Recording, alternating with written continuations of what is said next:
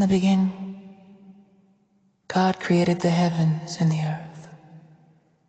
The earth was without form and void, and darkness was over the face of the deep. And the Spirit of God was hovering over the face of the waters. And God said, "Let there be light." And there was light. And God saw that the light good. And God separated the light from the darkness. God called the light day. And the darkness he called night. And there was evening and there was morning, the first day. And God said, "Let there be an expanse in the midst of the waters.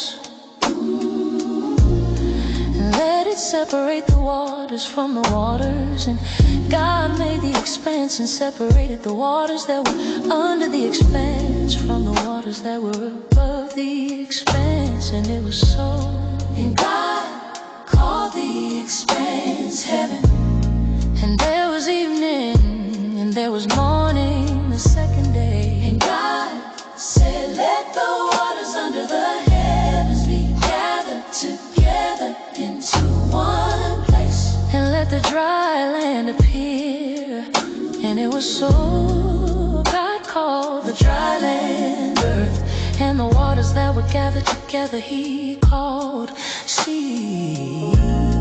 And God saw that it was good. And God said, "Let the earth sprout vegetation, plants yielding seed according to their own kinds, and trees bearing fruit in which is their seed, each according to its kind on the earth." And it was so. The earth brought forth vegetation, plants yielding seed according to their own kinds, and trees bearing fruit in which is their seed, each according to its kind. And God saw that it was good. And there was evening and there was morning, the third day. And God said, "Let there be lights in the expanse of the heavens to separate the day from the night. And let them be for signs and for seasons and for days and years. And let them be lights in the expanse of the heavens to give light upon the earth." And God made the two great lights, the greater light to rule the day and the lesser light to rule the night and the stars. And God set them in the expanse of the heavens to give light on the earth, to rule over the day and over the night, and to separate the light from the darkness. And God saw that it was good. And there was evening and there was morning, the fourth day. And God said, "Let the water swarm with swarms of living creatures, and let birds fly above the earth across the expanse of the heavens." So God created the great sea creatures and every living creature that moves, with which the waters swarm according to their kinds, and every winged bird according to its kind. And God saw that it was good. And God blessed them, saying, "Be fruitful and multiply, and fill the waters in the seas, and let birds multiply on the earth." And there was evening and there was morning, the fifth day. And God said, "Let the earth bring forth living creatures according to their kinds, and livestock and creeping things and beasts of the earth according to their kinds." And it was so. And God made the beasts of the earth according to their kinds, and the livestock according to their kinds, and everything that creeps on the ground according to its kind. And God saw that it was good. And God said, "Let us make man in our image, after our likeness." and let them have dominion over the fish of the sea, and over the birds of the heavens, and over the livestock, and over all the earth, and over every creeping thing that creeps on the earth. So God created man in his own image. In the image of God he created him. Male and female he created them. And God blessed them. And God said to them, "Be fruitful and multiply and fill the earth and subdue it, and have dominion over the fish of the sea, and over the birds of the heavens, and over every living thing that moves on the earth." And God said, "Behold, I have given you every plant yielding seed that is on the face of all the earth, and every tree with seed in its fruit. You shall have them for food. And to every beast of the earth, and to every bird of the heavens, and to everything that creeps on the earth, everything that has the breath of life, I have given every green plant for food." And it was so. And God saw everything that he had made, and behold, it was very good. And there was evening, and there was morning, the sixth day. Thus the heavens and the earth were finished, and all the host of them. On the seventh day God finished his work that he had done, and he rested on the seventh day from all his work that he had done. So God blessed the seventh day and made it holy, because on it God rested from all his work that he had done in creation. These are the generations of the heavens and the earth when they were created, in the day that the Lord God made the earth and the heavens. When no bush of the field was yet in the land, and no small plant of the field had yet sprung up, for the Lord God had not caused it to rain on the land, and there was no man to work the ground. And a mist was going up from the land, and was watering the whole face of the ground. Then the Lord God formed the man of dust from the ground, and breathed into his nostrils the breath of life, and the man became a living creature. And the Lord God planted a garden in Eden in the east, and there he put the man whom he had formed. Out of the ground the Lord God made to spring up every tree that is pleasant to the sight and good for food. The tree of life was in the midst of the garden, and the tree of the knowledge of good and evil. A river flowed out of Eden to water the garden, and there it divided and became 4 rivers. The name of the first is the Pison. It is the one that flowed around the whole land of Havilah, where there is gold, and the gold of that land is good. Bdellium and onyx stone are there. The name of the second river is the Gihon. It is the one that flowed around the whole land of Cush.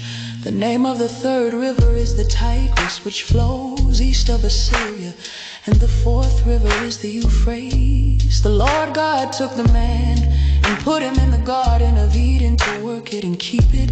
And the Lord God commanded the man, saying, "You may surely eat of every tree of the garden, but of the tree of the knowledge of good and evil you shall not eat, for in the day that you eat of it, you shall surely die."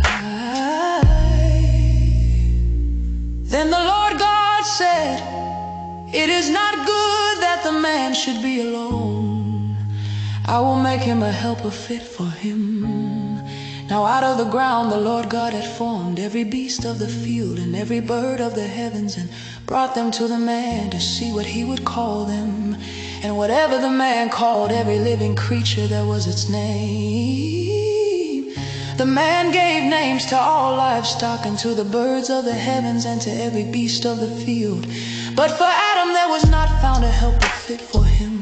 So the Lord God caused a deep sleep to fall upon the man, and while he slept took one of his ribs and closed up its place with flesh. And the rib that the Lord God had taken from the man he made into a woman and brought her to the man. Then the man said, "This at last is bone of my bones and flesh of my flesh. She shall be called woman because she was taken out of man. Therefore a man shall leave his father and his mother and hold fast to his wife, and they shall become one flesh. And the man and his wife were both naked and were not ashamed. Was more crafty than any other beast of the field that the Lord God had made. He said to the woman, "Did God actually say, 'You shall not eat of any tree in the garden'?" And the woman said to the serpent, "We may eat of the fruit of the trees in the garden. But God said, 'You shall not eat of the fruit of the tree that is in the midst of the garden, neither shall you touch it, lest you die.' But the serpent said to the woman, 'You will not surely die. For God knows that when you eat of it, your eyes will be open, and you will be like God, knowing good and evil.'" So when the woman saw that the tree was good for food, and that it was a delight to the eyes, and that the tree was to be desired to make one wise, she took of its fruit and ate, and she also gave some to her husband who was with her, and he ate. Then the eyes of both were opened, and they knew that they were naked, and they sewed fig leaves together and made themselves loincloths. And they heard the sound of the Lord God walking in the garden in the cool of the day, and the man and his wife hid themselves from the presence of the Lord God among the trees of the garden. But the Lord God called to the man and said to him, "Where are you?" And he said, "I heard the sound of you in the garden, and I was afraid because I was naked, and I hid myself." He said, "Who told you that you were naked? Have you eaten of the tree of which I commanded you not to eat?"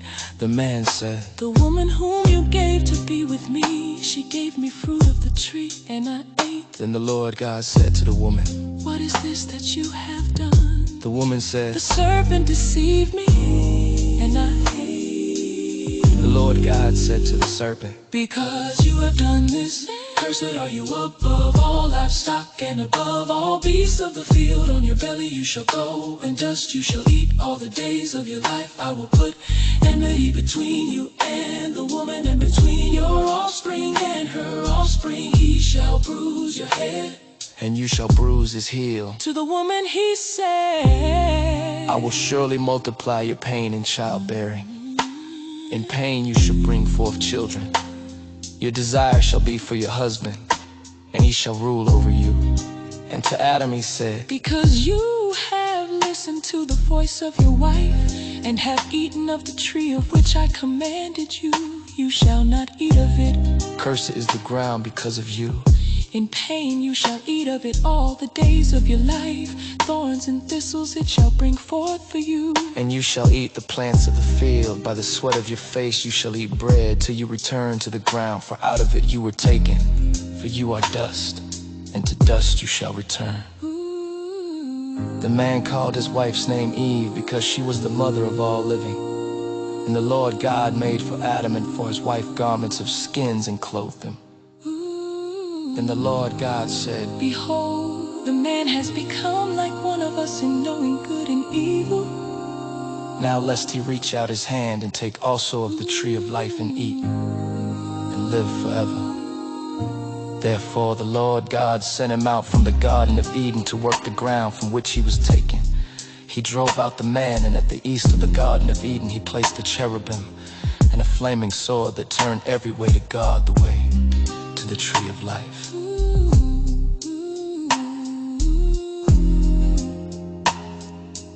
Adam knew Eve, his wife, and she conceived and bore Cain, saying, "I have gotten a man with the help of the Lord." And again she bore his brother Abel. Now Abel was a keeper of sheep, and Cain a worker of the ground. In the course of time Cain brought to the Lord an offering of the fruit of the ground. And Abel also brought of the firstborn of his flock and of their fat portions. And the Lord had regard for Abel and his offering, but for Cain and his offering he had no regard. So Cain was very angry, and his face fell. The Lord said to Cain, "Why are you angry? And why has your face fallen? If you do well, will you not be accepted? And if you do not do well, sin is crouching at the door. Its desire is for you, but you must rule over it." Cain spoke to Abel his brother, and when they were in the field, Cain rose up against his brother Abel and killed him. Then the Lord said to Cain, "Where is Abel your brother?" He said, "I do not know. Am I my brother's keeper?" And the Lord said, "What have you done? The voice of your brother's blood is crying to me from the ground. And now you are cursed from the ground, which has opened its mouth to receive your brother's blood from your hand. When you work the ground, it shall no longer yield to you its strength. You shall be a fugitive and no wanderer on the earth." Cain said to the Lord, "My punishment is greater than I can bear. Behold, you have driven me today away from the ground, and from your face I shall be hidden. I shall be a fugitive and a wanderer, and whoever finds me will kill me." Then the Lord said to him, "Not so. If anyone kills Cain, vengeance shall be taken on him sevenfold." And the Lord put a mark on Cain, lest any who found him should attack him. And Cain went away from the presence of the Lord and settled in the land of Nod, east of Eden. And Cain knew his wife, and she conceived and bore Enoch. When he built a city, he called the name of the city after the name of his son. Enoch to Enoch was born Red, and Irad fathered Mehujael, and Mehujael fathered Methuselah, and Methuselah fathered Lamech. Lamech took two wives. The name of the one was Ada, and the name of the other Zillah. Ada bore Jabal. He was the father of those who dwell in tents and have livestock. His brother's name was Jubal. He was the father of all those who play the lyre and pipe. Zillah also bore Tubal-Cain. He was the forger of all instruments of bronze and iron. The sister of Tubal-Cain was Tamar. Lamech said to his wives, Ada and Zillah, "Hear my voice, you wives of Lamech. Listen to what I say. I have killed a man for wounding me, a young man for striking me. If Cain's revenge is sevenfold, then Lamech is 77-fold." Adam knew his wife again, and she bore a son and called his name Seth. For she said, "God has appointed for me another offspring instead of Abel, for Cain killed him."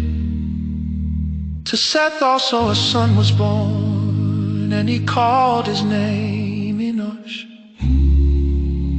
At that time people began to call upon the name of the Lord. This is the book of the generations of Adam.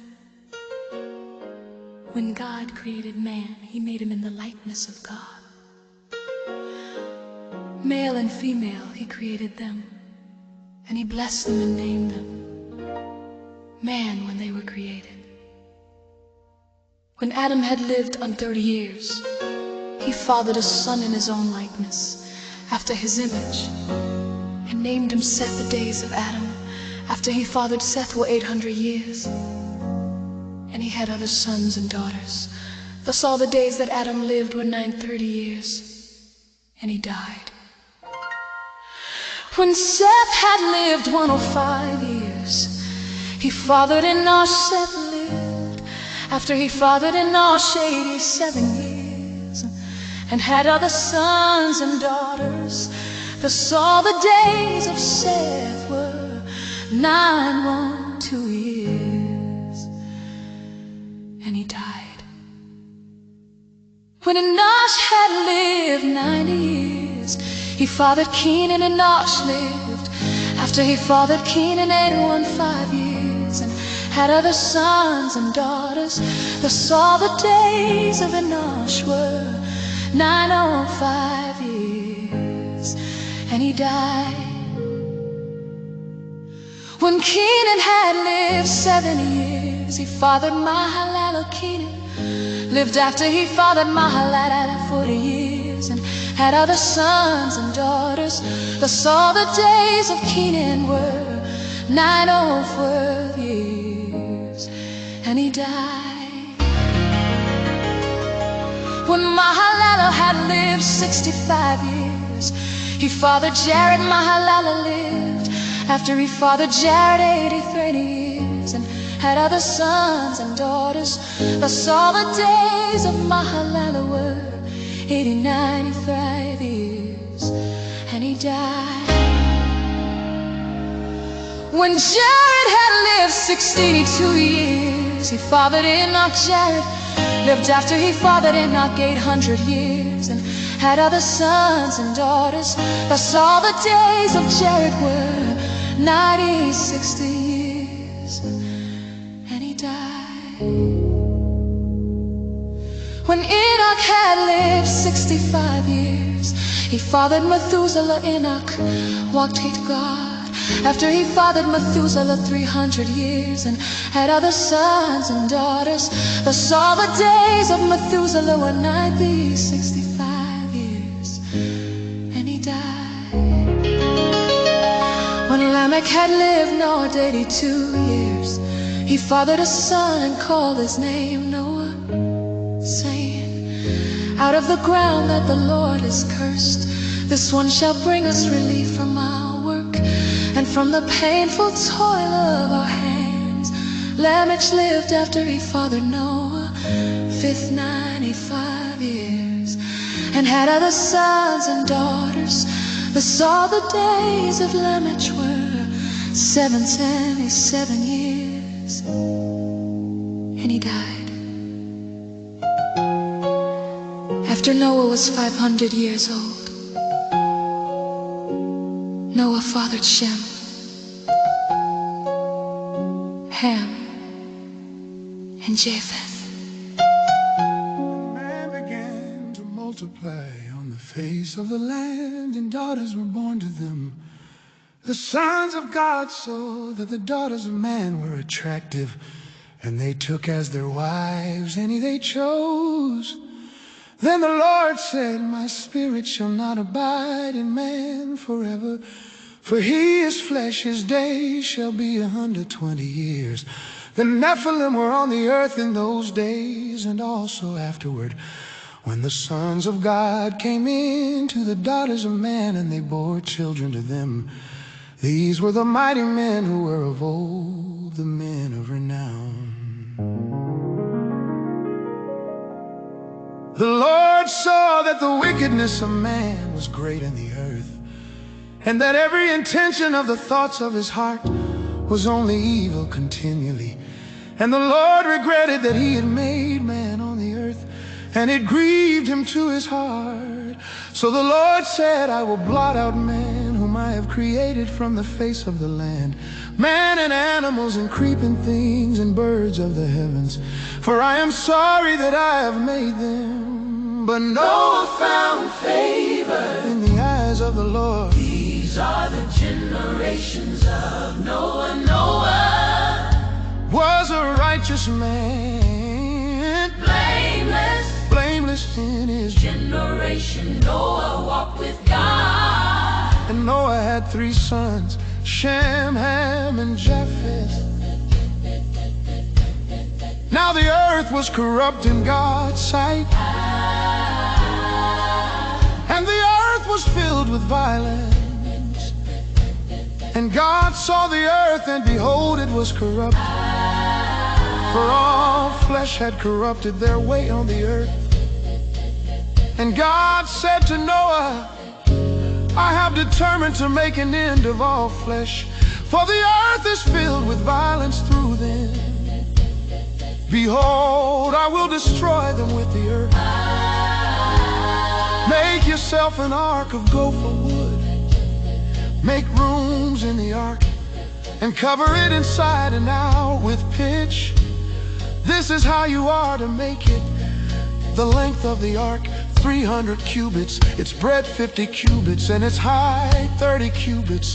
Make a roof for the ark, and finish it to a cubit above, and set the door of the ark in its side.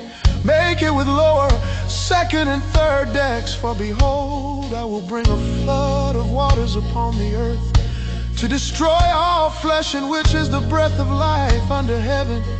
Everything that is on the earth shall die. But I will establish my covenant with you, and you shall come into the ark, you, your sons, your wife, and your sons' wives with you. And of every living thing of all flesh you shall bring two of every sort into the ark, to keep them alive with you. They shall be male and female, of the birds according to their kinds, and of the animals according to their kinds, of every creeping thing of the ground according to its kind. Two of every sort shall come into you, to keep them alive. Also take with you every sort of food that is eaten, and store it up. It shall serve as food for you and for them. Noah did this. He did all that God commanded him. Then the Lord said to Noah, go into the ark, you and all your household, for I have seen that you are righteous before me in this generation. Take with you 7 pairs of all clean animals, the male and his mate, and a pair of the animals that are not clean, the male and his mate, and 7 pairs of the birds of the heavens also, male and female, to keep their offspring alive on the face of all the earth. For in 7 days I will send rain on the earth, 40 days and 40 nights. And every living thing that I have made, I will blot out from the face of the ground. And Noah did all that the Lord had commanded him. Noah was 600 years old when the flood of waters came upon the earth. And Noah and his sons and his wife and his sons' wives with him went into the ark to escape the waters of the flood. Of clean animals and of animals that are not clean, and of birds and of everything that creeps on the ground. Male and female went into the ark with Noah, as God had commanded Noah.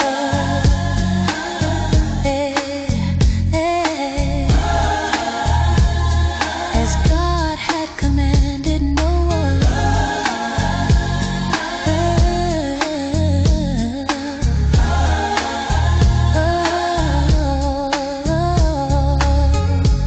And after 7 days the waters of the flood came upon the earth.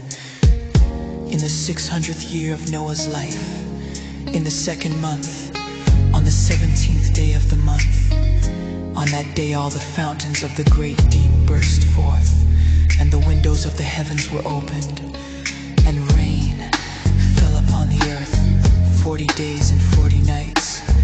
On the very same day, Noah and his sons, Shem, Ham, and Japheth, and Noah's wife, and the 3 wives of his sons with him into the ark, they and every beast according to its kind, and all the livestock according to their kinds, and every creeping thing that creeps on the earth according to its kind. And every bird according to its kind, every winged creature according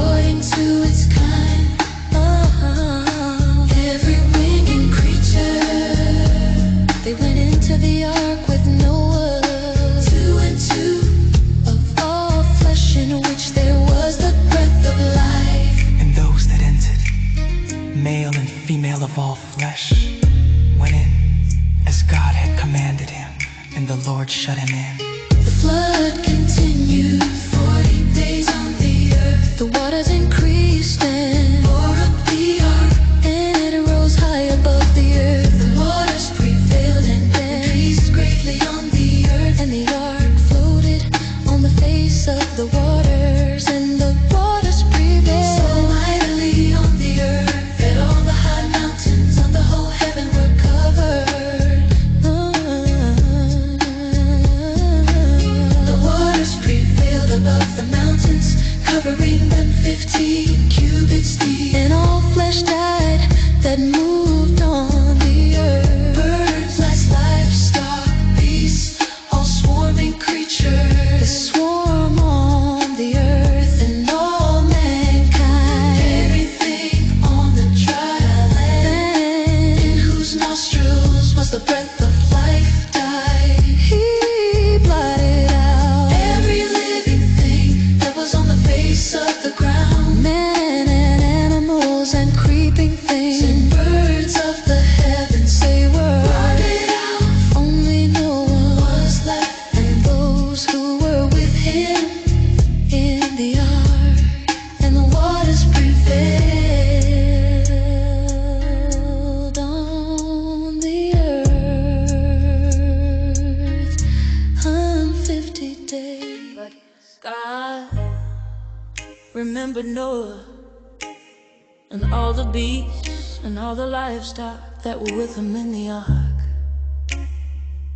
And God made a wind blow over the earth, and the waters subsided.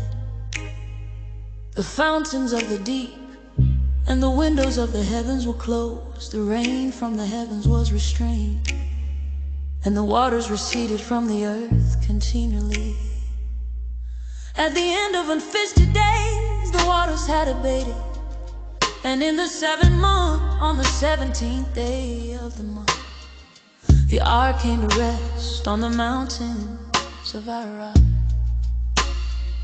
And the waters continued to abate until the 10th month. In the 10th month, on the 1st day of the month, the tops of the mountains were seen.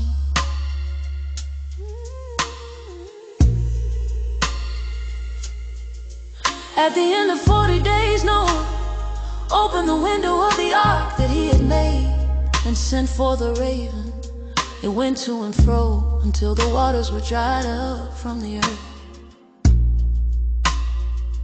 Then he sent forth a dove from him to see if the waters had subsided from the face of the ground. But the dove found no place to set her foot, and she returned to him to the ark, for the waters were still on the face of the whole earth. So he put out his hand and took her and brought her into the ark with him. He waited another 7 days, and again he sent forth the dove out of the ark. And the dove came back to him in the evening, and behold, in her mouth was a freshly plucked olive leaf. So Noah knew that the waters had subsided from the earth. Then he waited another 7 days and sent forth the dove, and she did not return to him anymore.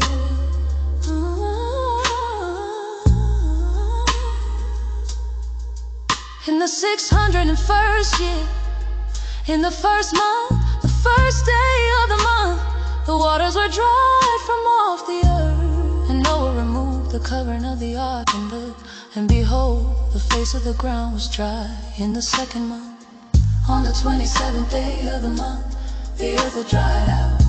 Then God said to Noah, "Go out from the ark, you and your wife and your sons' wives with you. Bring out with you every living thing that is with you of all flesh, birds and animals and every creeping thing that creeps on the earth, that they may swarm on the earth and be fruitful and multiply on the earth." So Noah went out, and his sons and his wife and his sons' wives with him. Every beast, every creeping thing, and every bird, everything that moves on the earth went out by families from the ark. Then Noah built an altar to the Lord, and took some of every clean animal and some of every clean bird, and offered burnt offerings on the altar. And when the Lord smelled the pleasing aroma, the Lord said in his heart, I will never again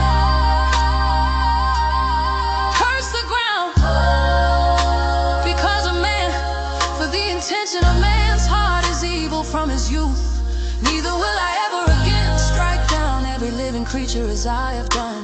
While the earth remains seed time and harvest, cold and heat, summer and winter, day and night shall not cease.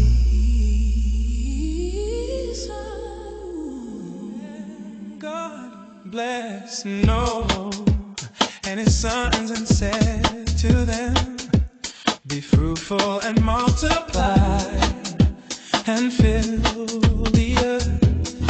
The fear of you and the dread of you shall be upon every beast of the earth, and upon every bird of the heavens, upon everything that creeps on the ground, and all the fish of the sea. Into your hand they are delivered. Every moving thing that lives shall be food for you. And as I gave you the green plants, I give you everything. But you shall not eat flesh with its life, that is its blood. And for your lifeblood I will require a reckoning. From every beast I will require it, and from man, from his fellow man, I will require a reckoning for the life of man. Whoever sheds the blood of man, by man shall his blood be shed. For God made man his own image, and you be fruitful and multiply. Increase greatly on the earth and multiply in it. Then God said to Noah and to his sons with him, behold, I establish my covenant with you and your offspring after you, and with every living creature that is with you, the birds, the livestock, and every beast of the earth with you. As many as came out of the ark, it is for every beast of the earth. I establish my covenant with you, that never again shall all flesh be cut off by the waters of the flood, and never again shall there be a flood to destroy the earth. And God said, this is a sign of the covenant that I make between me and you and every living creature that is with you. For all future generations I have set my bow in the cloud, and it shall be a sign of the covenant between me and the earth. When I bring clouds over the earth and the bow is seen in the clouds, I will remember my covenant that is between me and you and every living creature of all flesh. And the water shall never again become a flood to destroy all flesh. When the bow is in the clouds, I will see it and remember the everlasting covenant between God and every living creature of all flesh that is on the earth. God said to Noah, this is the sign of the covenant that I have established between me and all flesh that is on the earth. The sons of Noah who went out from the ark were Shem, Ham, and Japheth. These three were the sons of Noah, and from these the people of the whole earth were dispersed.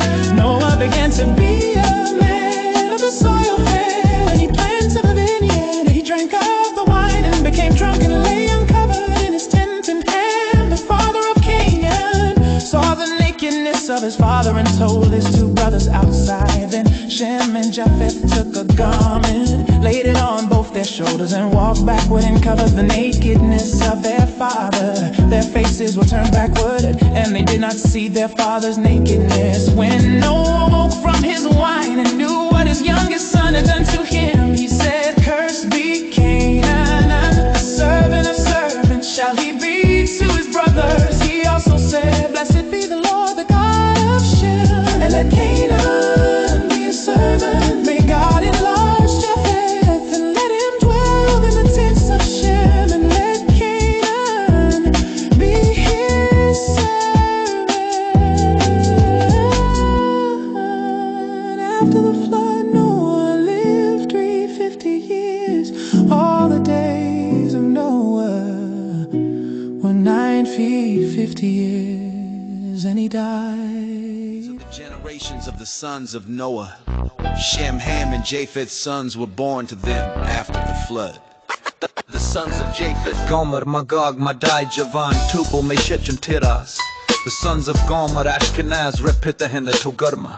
From these the coastland people spread in their lands, each with his own language by their clans and their nations. Cush, Egypt, Put, and Canaan. Seba, Havilah, Sabtah, Rama, and Sabtakah. Sheba and Dedan, Cush father Nimrod. He was the first on earth to be a mighty man. He was a mighty hunter before the Lord. Therefore it is said like Nimrod, a mighty hunter before the Lord. The beginning of his kingdom was Babel, Erech, Akkad, and Calneh in the land of Shinar. From that land he went into Assyria and built Nineveh, Rehoboth, Ir, Kala, and Rezon between Nineveh and Kala. That is the great city Egypt fathered, Ludum, Anamim, Lehabim, Naphtuhim, Pathrusim, Casluhim, from whom the Philistines came, and Caphtorim. Canaan fathered Sidon, his firstborn, and Heth and the Jebusites, the Amorites, the Girgashites, the Hivites, the Arkites, the Sinites, the Arvadites, the Zemarites, and the Hamathites. Afterward the clans of the Canaanites dispersed, and the territory of the Canaanites extended from Sidon in the direction of Gerar as far as Gaza, and in the direction of Sodom, Gomorrah, Admah, and Zeboim as far as Lasha. These are the sons of Ham by their clans, their languages, their lands, and their nations. To Shem also, the father of all the children of Eber, the elder brother of Japheth, children were born. Elam, Ashar, Arpakshad, Lod, and Aram, Uz, Hul, Gether, and Mash, Arpakshad, fathered Shelah. And Shelah fathered Eber. To Eber were born two sons. The name of the one was Peleg, for in his days the earth was divided, and his brother's name was Joktan. Joktan fathered Almedad, Shilap, Hazarmat, Jerah, Hadoram, Uzal, Dikla, Obal, Abimael, Shiba, Ophir, Havila, and Jobab. All these were the sons of Joktan. The territory in which they lived extended from Mesha in the direction of Sephar to the hill country of the east. These are the clans of the sons of Noah, according to their genealogies in their nations. And from these the nations spread abroad on the earth after the flood.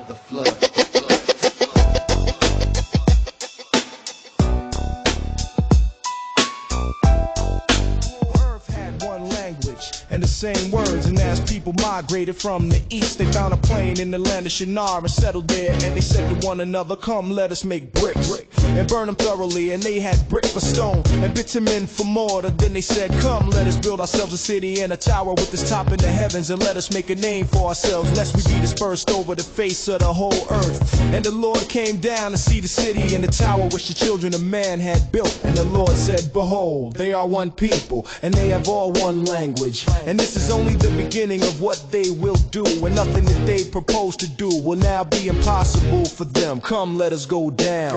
And they confused their language, so that they may not understand one another's speech. So the Lord dispersed them from there over the face of all the earth. They left off building the city, therefore its name was called Babel, because there the Lord confused the language of all the earth. And from there the Lord dispersed them over the face of all the earth. These are the generations of Shem. When Shem was 100 years old, he fathered Arpachshad 2 years after the flood. And Shem lived after he fathered Arpachshad 500 years and had other sons and daughters. When Arpachshad had lived 35 years, he fathered Shelah.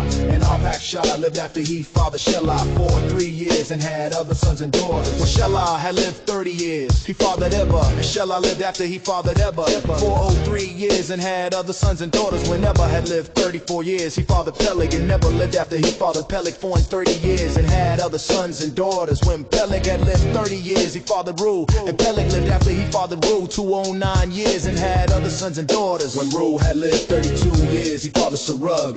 And Ru lived after he fathered Serug 207 years and had other sons and daughters. When Serug had lived 30 years, he fathered Nar. And Serug lived after he fathered Nar 200 years and had other sons and daughters. When Nar had lived 29 years, he fathered Terah. And Nar had after he fathered Terah 19 years and had other sons and daughters. When Terah had lived 70 years, he fathered Abram, Nar, and Haran. Now these are the generations of Terah. Terah fathered Abram, Nar, and Haran. And Haran fathered Lot. Died in the presence of his father Terah in the land of his kindred in Ur of the Chaldeans. And Abram and Nar took wives. The name of Abram's wife was Sarai, and the name of Nar's wife Milcah, the daughter of Haran, the father of Milcah and Iscah. Now Sarai was barren, she had no child. Terah took Abram his son and Lot the son of Haran, his grandson, and Sarai his daughter-in-law, his son Abram's wife. And they went forth together from Ur of the Chaldeans, go into the land of Canaan. But when they came to Haran, they settled there. The days of Terah were 205 years, and Terah died in Haran.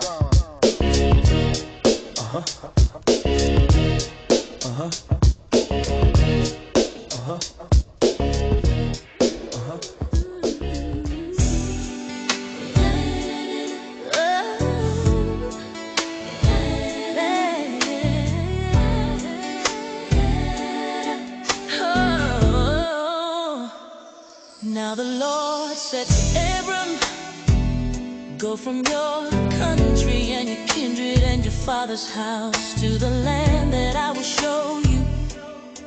And I will make you a great nation, and I will bless you and make your name great, so that you will be a blessing. I will bless those who bless you, and him who dishonors you I will curse, and in you all the families of the earth shall be blessed.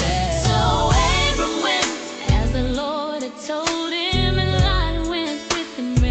Abram was 75 years old when he departed from Haran, and Abram took Sarai his wife, and Lot his brother's son, and all their possessions that they had gathered, and the people that they had acquired in Haran, and they set out to go to the land of Canaan.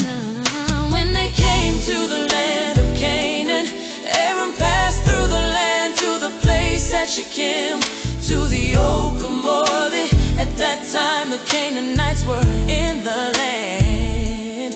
Then the Lord appeared to Abram and said, to your offspring I will give this land. So he built there an altar to the Lord who had appeared to him. From there he moved to the hill country on the east of Bethel, and pitched his tent with Bethel on the west and Ai on the east. And there he built an altar to the Lord and called upon the name of the Lord. And Abram journeyed on, still going towards the near. Now there was a famine in the land, so Abram went down to Egypt to sojourn there, for the famine was severe in the land. When he was about to enter Egypt, he said to Sarai his wife, I know that you are a woman beautiful in appearance, and when the Egyptians see you, they will say, this is his wife. Then they will kill me, but they will let you live. Say you are my sister, that it may go well with me because of you, and that my life may be spared for your sake. When Abram entered Egypt, the Egyptians saw that the woman was very beautiful, and when the princes of Pharaoh saw her, they praised her to Pharaoh, and the woman was taken into Pharaoh's house. And for her sake he dealt well with Abram, and he had sheep, oxen, male donkeys, male servants, female servants, female donkeys, and camels. But the Lord afflicted Pharaoh and his house with great plagues because of Sarai, Abram's wife. So Pharaoh called Abram and said, what is this you have done to me? Why did you not tell me that she was your wife? Why did you say she is my sister, so that I took her for my wife? Now then, here is your wife, take her and go.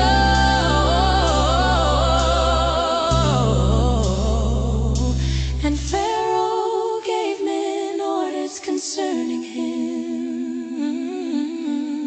and they sent him away with his wife and all that he had. Abram went up from Egypt, he and his wife and all that he had, and Lot with him into the Egypt. Now Abram was very rich in livestock, in silver and in gold, and he journeyed on from the Negev as far as Bethel, to the place where his tent had been at the beginning, between Bethel and Ai, to the place where he had made an altar at the first. And Abram called upon the name of the Lord, and Lot too went with Abram, also had flocks and herds and tents, so that the land could not support both of them dwelling together. For their possessions were so great that they could not dwell together. And there was strife between the herdsmen of Abram's livestock and the herdsmen of Lot's livestock. At that time the Canaanites and the Perizzites were dwelling in the land. Then Abram said to Lot, let there be no strife between you and me, and between your herdsmen and my herdsmen, for we are kinsmen. Is not the whole land before you? Separate yourself from me. If you take the left and then I will go to the right, or if you take the right and then I will go to the left. And Lot lifted up his eyes and saw that the Jordan Valley was well watered every way, like the garden of the Lord, like the land of Egypt in the direction of Zoar. This was before the Lord destroyed Sodom and Gomorrah. So Lot chose for himself all the Jordan Valley, and Lot journeyed east, thus they separated from each other.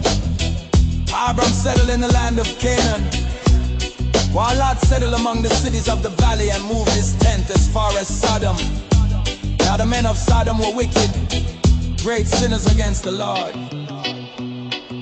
The Lord said to Abram, after Lot had separated from him, lift up your eyes and look from the place where you are, northward and southward and eastward and westward.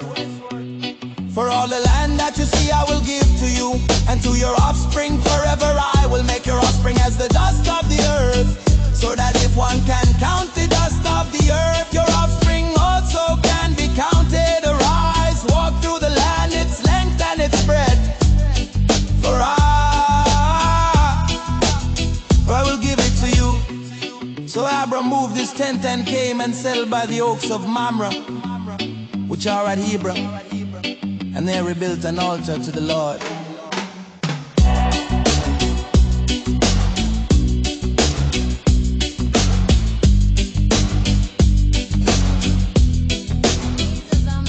King of Shinar, Ariok, king of Elasar, Chedorlaomer, king of Elam, and Tidal, king of Goim. These kings made war with Bera, king of Sodom, Bersha, king of Gomorrah, Shinab, king of Admah, Shemeba, king of Zeboim, and the king of Bela, that is Zor. And all these joined forces in the valley of Siddim, that is the Salt Sea. 12 years they had served Chedorlaomer, but in the 13th year they rebelled. In the 14th year, Chedorlaomer and the kings who were with him came and defeated the Rephaim and Ashtaroth, Karnim, the Zuzim and Ham, the Emim and Sheva, Kiriath, the Haim, and the Horites in the hill country of Seir, as far as El Paran on the border of the wilderness. Then they turned back and came to En Mishpat, that is Kadesh, and defeated all the country of the Amalekites and also the Amorites who were dwelling in Hazazon Tamar. Then the king of Sodom, the king of Gomorrah, the king of Admah, the king of Zeboim, and the king of Bela, the king of Bela, went out, and they joined battle in the valley of Siddim with Chedorlaomer, king of Elam, Tidal, king of Goim, Amraphel, king of Shinar, and Ariok, king of Elasar. 4 kings against 5. Now the valley of Siddim was full of bitumen pits, and as the kings of Sodom and Gomorrah fled, some fell into them, and the rest fled to the hill country. So the enemy took all the possessions of Sodom and Gomorrah and all their provisions and went their way. They also took Lot, the son of Abram's brother, who was dwelling in Sodom, and his possessions, and went their way. Then one who had escaped came and told Abram, the Hebrew, who was living by the oaks of Mamre, the Amorite brother of Eshcol and of Anna. These were allies of Abram. When Abram heard that his kinsman had been taken captive, he led forth his trained men born in his house, 318 of them, and went in pursuit as far as Dan. And he divided his forces against them by night, he and his servants, and defeated them and pursued them to Hobah, north of Damascus. Then he brought back all the possessions, and also brought back his kinsman Lot with his possessions, and the women and the people. After his return from the defeats of Chedorlaomer, and the kings who were with him, the king of Sodom went out to meet him at the valley of Shever, that is the king's valley, went out to meet him at the valley of Shever, that is king's valley, the king's valley. And Melchizedek, king of Salem, brought out bread and wine. He was priest of God Most High, and he blessed him and said, blessed be Abram by God Most High, possessor of heaven and earth, and blessed be God Most High, who has delivered delivered your enemies into your hand. And Abram gave him a tenth of everything. And the king of Sodom said to Abram, give me the persons, but take the goods for yourself. But Abram said to the king of Sodom, I have lifted my hand to the Lord, God most high, possessor of heaven and earth, that I would not take a thread or a sandal strap or anything that is yours, lest you should say, I have made Abram rich. I will take nothing but what the young men have eaten, and the share of the men who went with me. Let Aner, Eshcol, and Mamre take their share.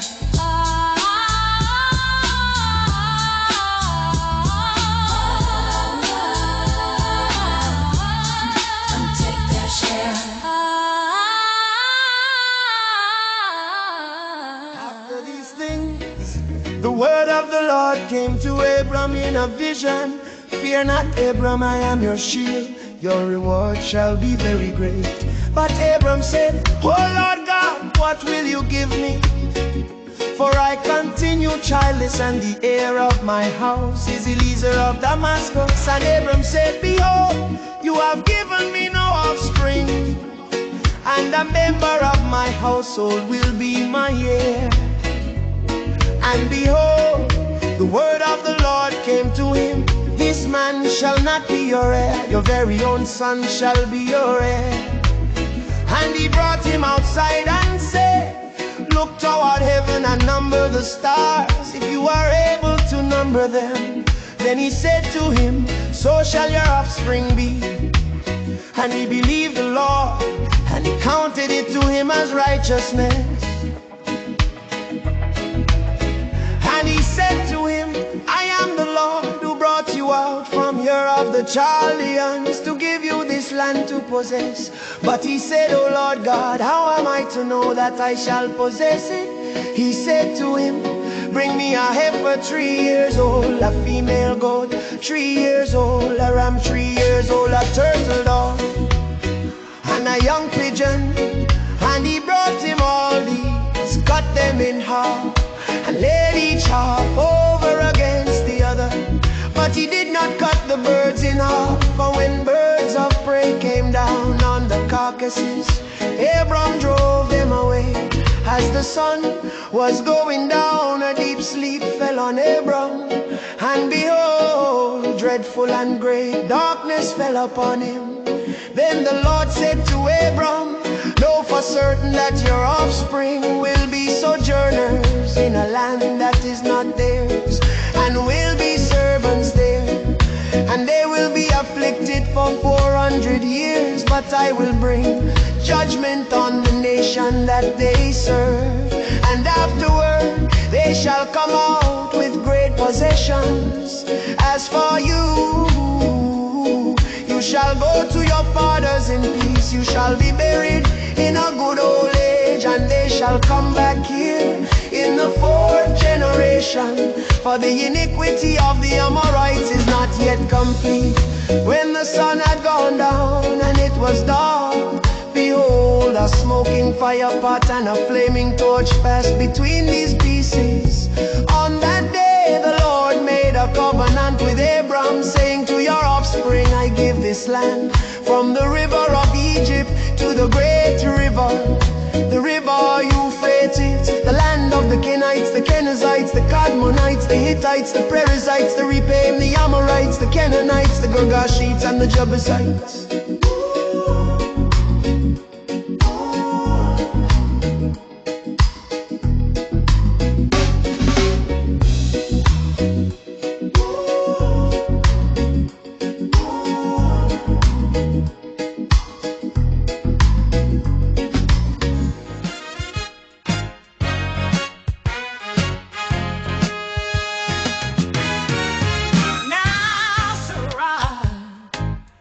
Abram's wife had borne him no children.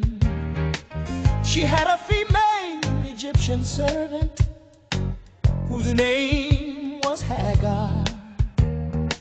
And Sarai said to Abram, behold now, The Lord has prevented me from bearing children. Go into my servant, it may be that I shall obtain children by her. And Abram listened to the voice of Sarai. So after Abram had lived 10 years in the land of Canaan, Sarai, Abram's wife, took Hagar the Egyptian, her servant, and gave her to Abram, her husband, as a wife. and he went into Hagar. And she conceived. And when she saw that she had conceived, she looked with contempt on her mistress. And Sarai said to Abram, may the wrong done to me be on you. I gave my servant to your embrace. And when she saw that she had conceived, she looked on me with contempt. May the Lord judge between you and me. But Abram said to Sarai, Behold, your servant is in your power. do to her as you please. Then Sarai dealt harshly with her, and she fled from her. The angel of the Lord found her by a spring of water in the wilderness, the spring on the way to Shur. And he said, Hagar, servant of Sarai, where have you come from and where are you going? She said, I am fleeing from my mistress Sarai. The angel of the Lord said to her, return to your mistress and submit to her. The angel of the Lord also said to her, I will surely multiply your offspring so that they cannot be numbered for multitude. And the angel of the Lord said to her, behold, you are pregnant and shall bear a son. You shall call his name Ishmael, because the Lord has listened to your affliction. He shall be a wild donkey of a man, his hand against everyone, and everyone's hand against him, and he shall dwell over against all his kinsmen. So she called the name of the Lord who spoke to her, you are a God of sin. For she said, truly here I have seen him who looks after me. Therefore the well was called Bir Lahai-Roi.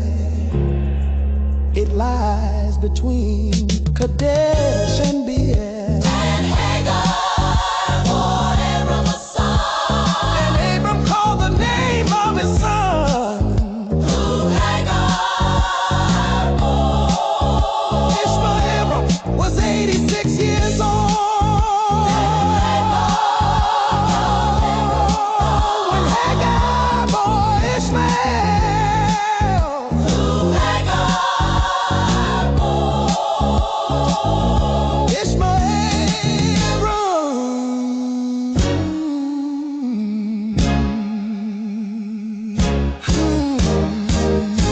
Abram was 99 years old. The Lord appeared to Abram and said to him, I am God Almighty. Walk before me and be blameless, that I may make my covenant between me and you, and may multiply you greatly. Then Abram fell on his face, and God said to him, behold, my covenant is with you, and you shall be the father of a multitude of nations. No longer shall your name be called Abram, but your name shall be Abraham, for I have made you the father of a multitude of nations. I will make you exceedingly fruitful, and I will make nations of you, and kings shall come from you. And I will establish my covenant between me and you, and your offspring after you, throughout their generations, for an everlasting covenant, to be God to you, and to your offspring after you.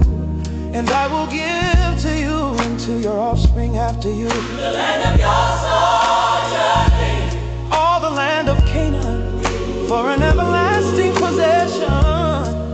And I will be their God. And God said, as for you, you shall keep my covenant, you and your offspring after you, and your offspring after you, throughout their generations. This is my covenant, which you shall keep between me and your offspring after you. Every male among you shall be circumcised. You shall be circumcised in the flesh of your foreskin, and it shall be a sign of the covenant between me and you. He who is 8 days old among you shall be circumcised. Every male throughout your generations, whether born in your house or bought with your money from any foreigner who is not of your offspring, both he who is born in your house and he who is bought with your money shall surely be circumcised. So shall my covenant be in your flesh, an everlasting covenant.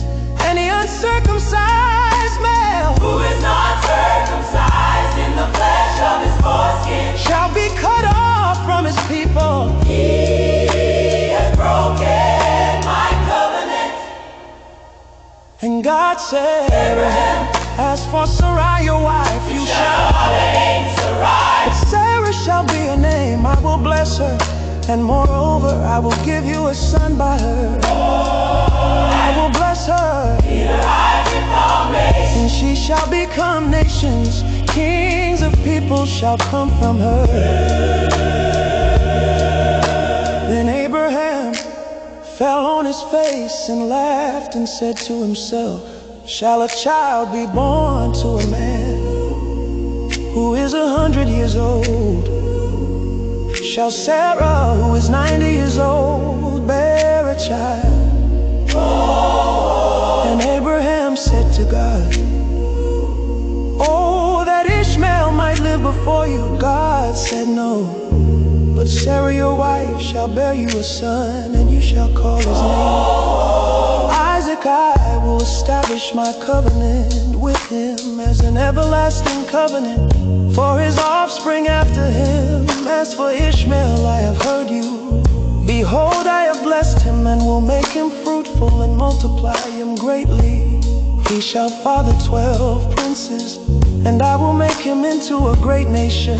But I will establish my covenant with Isaac, whom Sarah shall bear to you at this time next year. When he had finished talking with him, God went up from Abraham. Then Abraham took Ishmael his son, and all those born in his house or bought with his money, every male among the men of Abraham's house, and he circumcised the flesh of their foreskins that very day. As God had said to him, Abraham was 99 years old when he was circumcised in the flesh of his foreskin, and Ishmael his son was 13 years old when he was circumcised in the flesh of his foreskin. That very day Abraham and his son Ishmael were circumcised, and all the men of his house, those born in the house and those bought with money from a foreigner, were circumcised with him.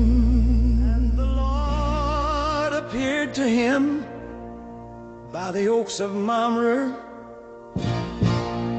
as he sat at the door of his tent in the heat of the day.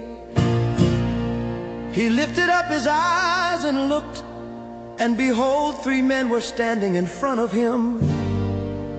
When he saw them, he ran from the tent door to meet them, and bowed himself to the earth and said, if I have found favor in your sight, do not pass by your servant. Let a little water be brought, and wash your feet, and rest yourselves under the tree, while I bring a morsel of bread, that you may refresh yourselves, and after that you may pass on, since you have come to your servant. So they said, do as you have said. And Abraham went quickly into the tent of Sarah and said, quick, 3 seahs of fine flour, knead it, and make cakes. And Abraham ran to the herd and took a calf, tender and good, and gave it to a young man who prepared it quickly.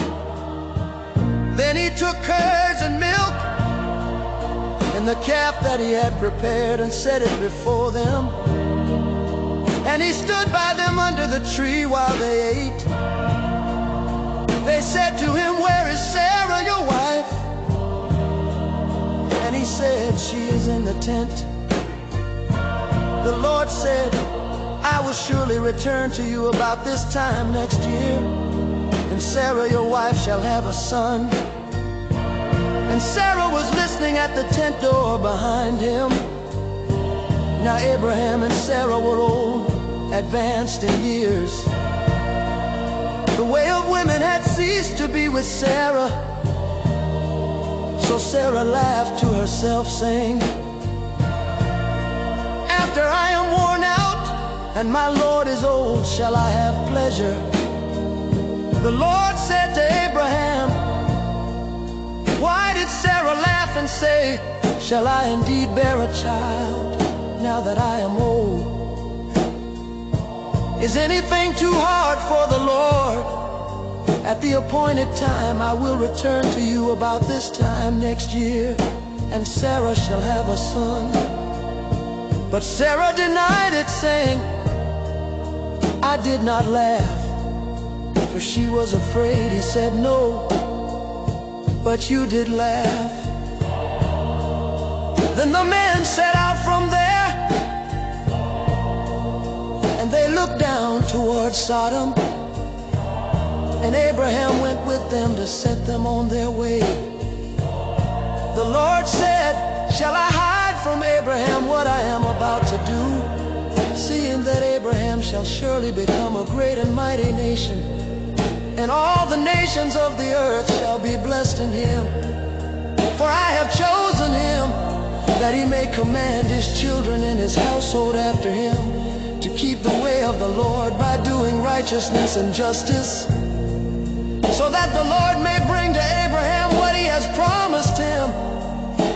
Then the Lord said, because the outcry against Sodom and Gomorrah is great, and their sin is very grave, I will go down to see whether they have done altogether according to the outcry that has come to me, and if not, I will know.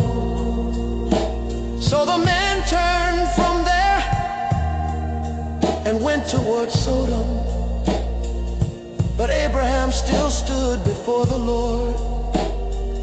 Then Abraham drew near and said, will you indeed sweep away the righteous with the wicked? Suppose there are 50 righteous within the city. Will you then sweep away the place and not spare it for the 50 righteous who are in it?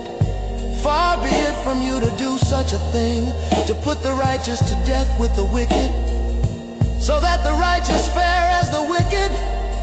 Far be that from you. Shall not the judge of all the earth do what is just? And the Lord said, if I find at Sodom 50 righteous in the city, I will spare the whole place for their sake. Abraham answered and said, behold, I've undertaken to speak to the Lord. I who am but dust and ashes. Suppose 5 of the 50 righteous are lacking. Will you destroy the whole city for lack of 5? And he said, I will not destroy it if I find 45 there. Again he spoke to him and said, suppose 40 are found there. He answered, for the sake of 40 I will not do it. Then he said, will speak. Suppose 30 are found there. He answered, I will not do it if I find 30 there. He said, behold, I have undertaken to speak to the Lord. Suppose 20 are found there. He answered, for the sake of 20 I will not destroy it. Then he said, oh, let not the Lord be angry, and I will speak again. But this once, suppose 10 are found there. He answered, for the sake of 10 I will not destroy it. And the Lord went his way when he had finished speaking to Abraham, and Abraham returned to his place. Two angels came to Sodom in the evening, and Lot was sitting in the gate of Sodom. When Lot saw them, he rose to meet them and bowed himself with his face to the earth and said, my lords, please turn aside to your servant's house and spend the night and wash your feet. Then you may rise up early and go on your way. They said, no, we will spend the night in the town square. But he pressed them strongly. So they turned aside to him and entered his house. And he made them a feast and baked unleavened bread, and they ate. But before they lay down, the men of the city, the men of Sodom, both young and old, all the people to the last man, surrounded the house. And they called to Lot, where are the men who came to you tonight? Bring them out to us, that we may know them. Lot went out to the men at the entrance, shut the door after him, and said, I beg you, my brothers, do not act so wickedly. Behold, I have 2 daughters who have not known any man. Let me bring them out to you and do to them as you please. Only do nothing to these men, for they have come under the shelter of my roof. But they said, stand back. And they said, this fellow came to sojourn, and he has become the judge. Now we will deal worse with you than with them. Then they pressed hard against the man Lot and drew near to break the door down. But the men reached out their hands and brought Lot into the house with them and shut the door. And they struck with blindness the men who were at the entrance of the house, both small and great, so that they wore themselves out groping for the door. Then the men said to Lot, have you anyone else here? Sons-in-law, sons, daughters, or anyone you have in the city? Bring them out of the place, for we are about to destroy this place. Because the outcry against its people has become great before the Lord, and the Lord has sent us to destroy it. So Lot went out and said to his sons-in-law who were to marry his daughters, up! Get out of this place, for the Lord is about to destroy the city. But he seemed to his sons-in-law to be jesting. As morning dawned, the angels urged Lot, saying, up! Take your wife and your 2 daughters who are here, lest you be swept away in the punishment of the city. But he lingered, so the men seized him and his wife and his 2 daughters by the hand, the Lord being merciful to him. And they brought him out and set him outside the city. And as they brought him out, one said, escape for your life.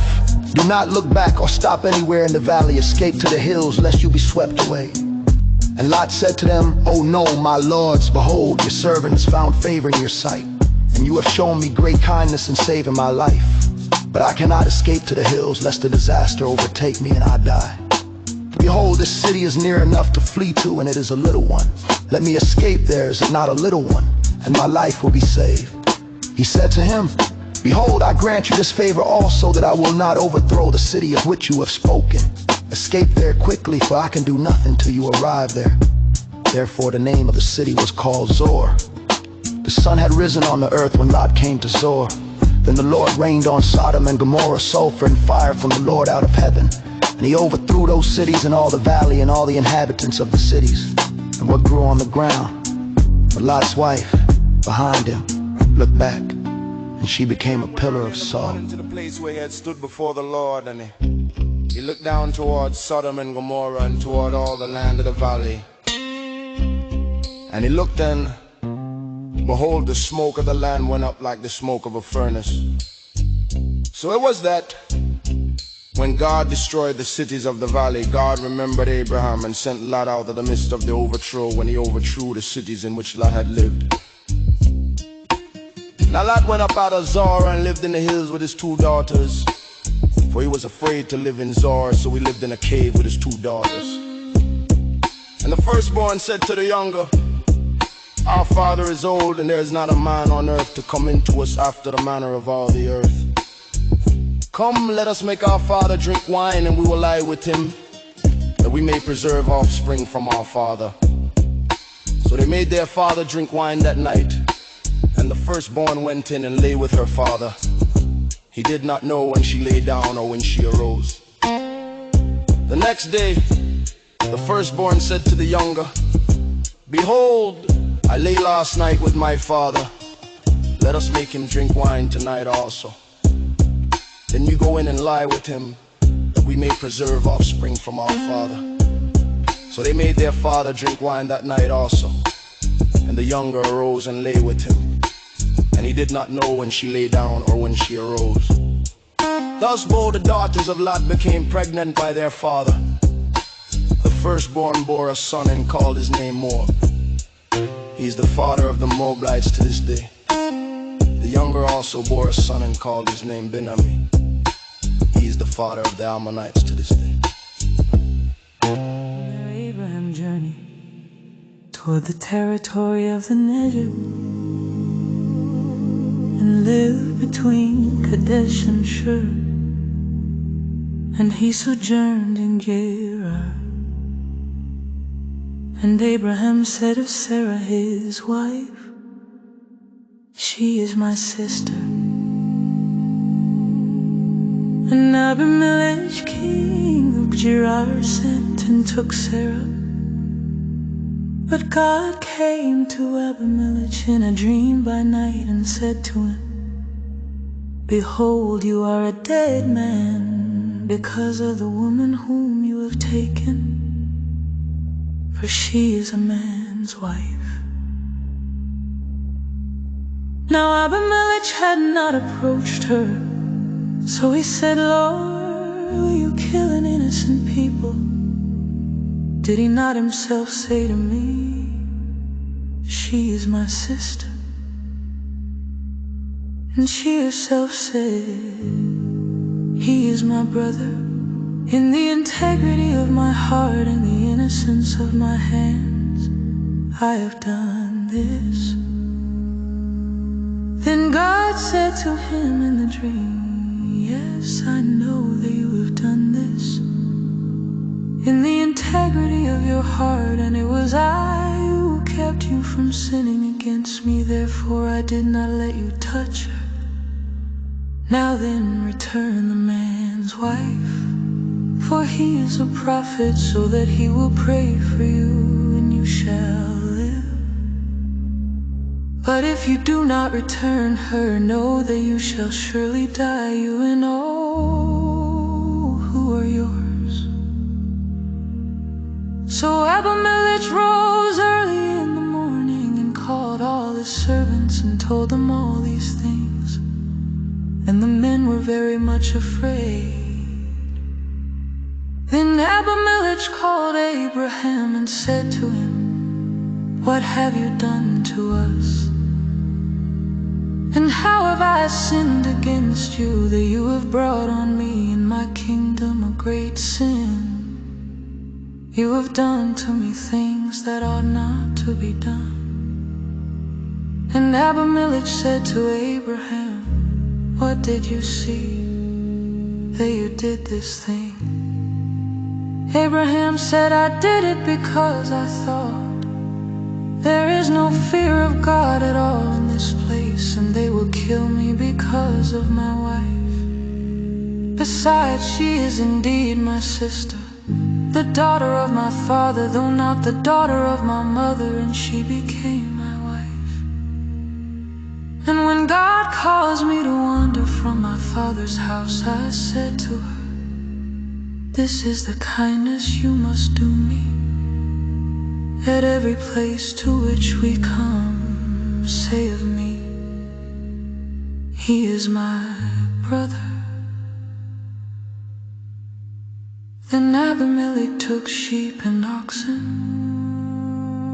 and male servants and female servants, and gave them to Abraham, and returned Sarah his wife to him. And Abimelech said, 'Behold, my land is before you. Dwell where it pleases you.' To Sarah he said, 'Behold, I have given your brother 1,000 pieces of silver, It is a sign of your innocence in the eyes of all who are with you, and before everyone you are vindicated. Then Abraham prayed to God, and God healed Abimelech and also healed his wife and female slaves, so that they bore children. For the Lord had closed all the wombs of the house of Abimelech because of Sarah, Abraham's wife. Lord visited Sarah as he had said, and the Lord did to Sarah as he had promised. And Sarah conceived and bore Abraham a son in his old age at the time of which God had spoken to him. Abraham called the name of his son who was born to him, whom Sarah bore him, Isaac. And Abraham circumcised his son Isaac when he was 8 days old, as God had commanded him. Abraham was 100 years old when his son Isaac was born to him. And Sarah said, God has made laughter for me. Everyone who hears will laugh over me. And she said, who would have said to Abraham that Sarah would nurse children? Yet I have borne him a son in his old age. And the child grew and was weaned, and Abraham made a great feast on the day that Isaac was weaned. But Sarah saw the son of Hagar the Egyptian, whom she had borne to Abraham, laughing. So she said to Abraham, cast out this slave woman with the son, for the son of this slave woman shall not be heir with my son Isaac.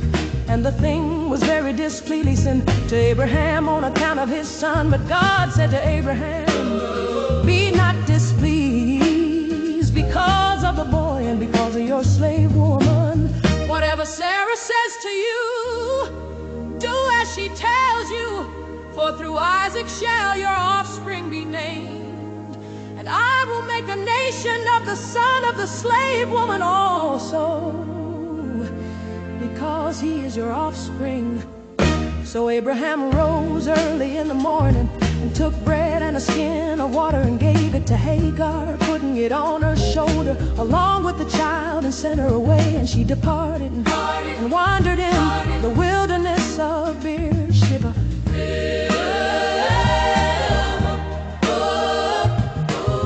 When the water in the skin was gone, she put the child under one of the bushes. Then she went and sat down opposite him, a good way off, about the distance of a bow shot. But she said, let me not look on the death of the child. And then as she sat opposite him, she lifted up her voice and wept. And God heard the voice of the boy, and the angel of God called to Hagar from heaven and said to her, what troubles you, Hagar? Fear not, for God has heard the voice of the boy where he is up. Lift up the boy and hold him fast with your hand, for I will make him into a great nation. Then God opened her eyes, and she saw a well of water, and she went and filled the skin with water and gave the boy a drink. And God was with the boy, and he grew up. He lived in the wilderness and became an expert with the bow. He lived in the wilderness a parent, and his mother took a wife for him from the land of Egypt. At that time Abimelech and Phicol, the commander of his army, said to Abraham, God is with you in all that you do. Now therefore swear to me here by God that you will not deal falsely with me, or with my descendants, or with my posterity, but as I have dealt kindly with you, so you will deal with me and with the land where you have sojourned. And Abraham said, I will swear. When Abraham reproved about a well of water that Abimelech's servants had seized. Abimelech said, I do not know who has done this thing. You did not tell me, and I have not heard of it until today. So Abraham took sheep and oxen and gave them to Abimelech, and the two men made a covenant. Abraham set 7 new lambs of the flock apart. And Abimelech said to Abraham, what is the meaning of these 7 new lambs that you have set apart? He said, these 7 new lambs you will take from my hand, that this may be a witness for me that I dug this well. Therefore that place was called Beersheba, because they're both of them swore an oath. So they made a covenant at Beersheba. Then Abimelech and Phicol, commander of his army, rose up and returned to the land of the Philistine. Abraham planted a tamarisk tree in Beersheba and called there on the name of the Lord, the everlasting God. And Abraham sojourned many days in the land of the Philistines.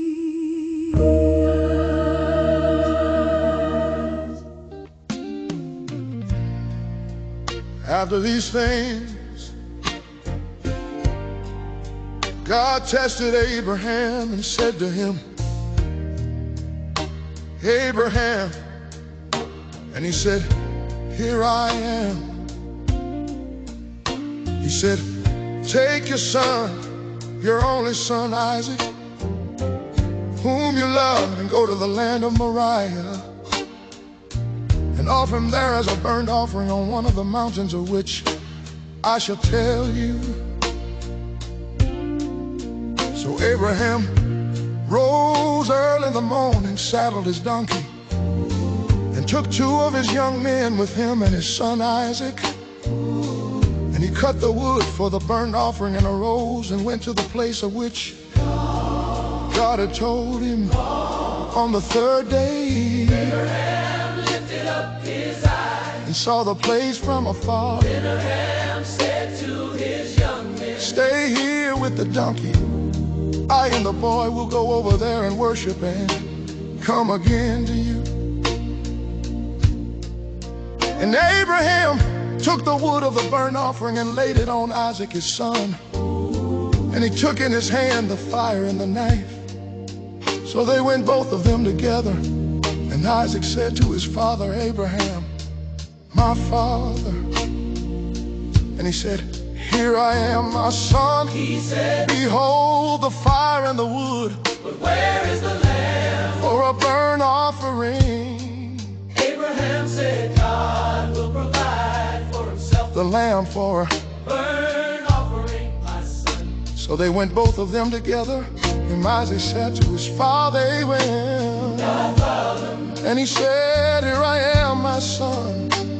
He said, behold the fire and the wood, but where is the lamb for burnt offering? Abraham said, God will provide for himself the lamb for a burnt offering, my son. So they went both of them together, and Isaac said to his father Abraham, my father. And he saved his son Abraham, built the altar there, and laid the wood in order, and bound Isaac his son, and laid him on the altar on top of the wood. Then Abraham reached out his hand and took the knife to slaughter his son. But the angel of the Lord called to him from heaven and said, Abraham, Abraham, Abraham, Abraham, Abraham, Abraham. And he said, here I am. He said, do not lay your hand on the boy or do anything to him. For now I know that you fear God, seeing you have not withheld your son, your only son, from me. And Abraham lifted up his eyes and looked, and behold, behind him was a ram caught in a thicket by his horns. And Abraham went and took the ram and offered it up as a burnt offering instead of his son. So Abraham called the name of that place, the Lord will provide. The Lord will provide, as it is said to this day. On the mount of the Lord it shall be provided. And the angel of the Lord called to Abraham a second time from heaven and said, by myself I have sworn, declares the Lord, because you have done this and have not withheld your son, your only son, I will surely bless you, and I will surely multiply your offspring as the stars of heaven and as the sand that is on the seashore. And your offspring shall possess the gate of his enemies, and in your offspring shall all the nations of the earth be blessed, because you have obeyed my voice. So Abraham returned to his young men, and they arose and went together to Beersheba. And Abraham lived at Beersheba. Now after these things it was told to Abraham, behold, Milcah also has borne children to your brother. No, was his firstborn. Was his brother. Kemuel, the father of Aram, Chest, Hazel, Pildash, Jidlaph, and Bethuel. These 8 Milcah bore to Nar, Abraham's brother. Moreover, his concubine, whose name was Ramah, bore Teba, Gaham, Tahash, and Makkah.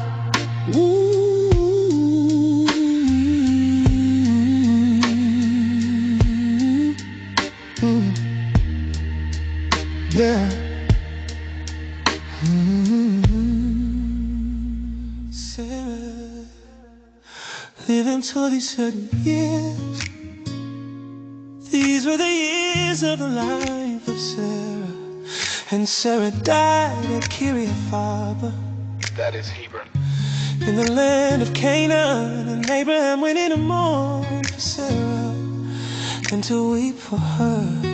And Abraham rose up from before his dead and said to the Hittites, I am a sojourner and foreigner among you. give me property among you for a burying place, that I may bury my dead out of my sight. The Hittites answered Abraham, hear us, my Lord, you are a prince of God among us.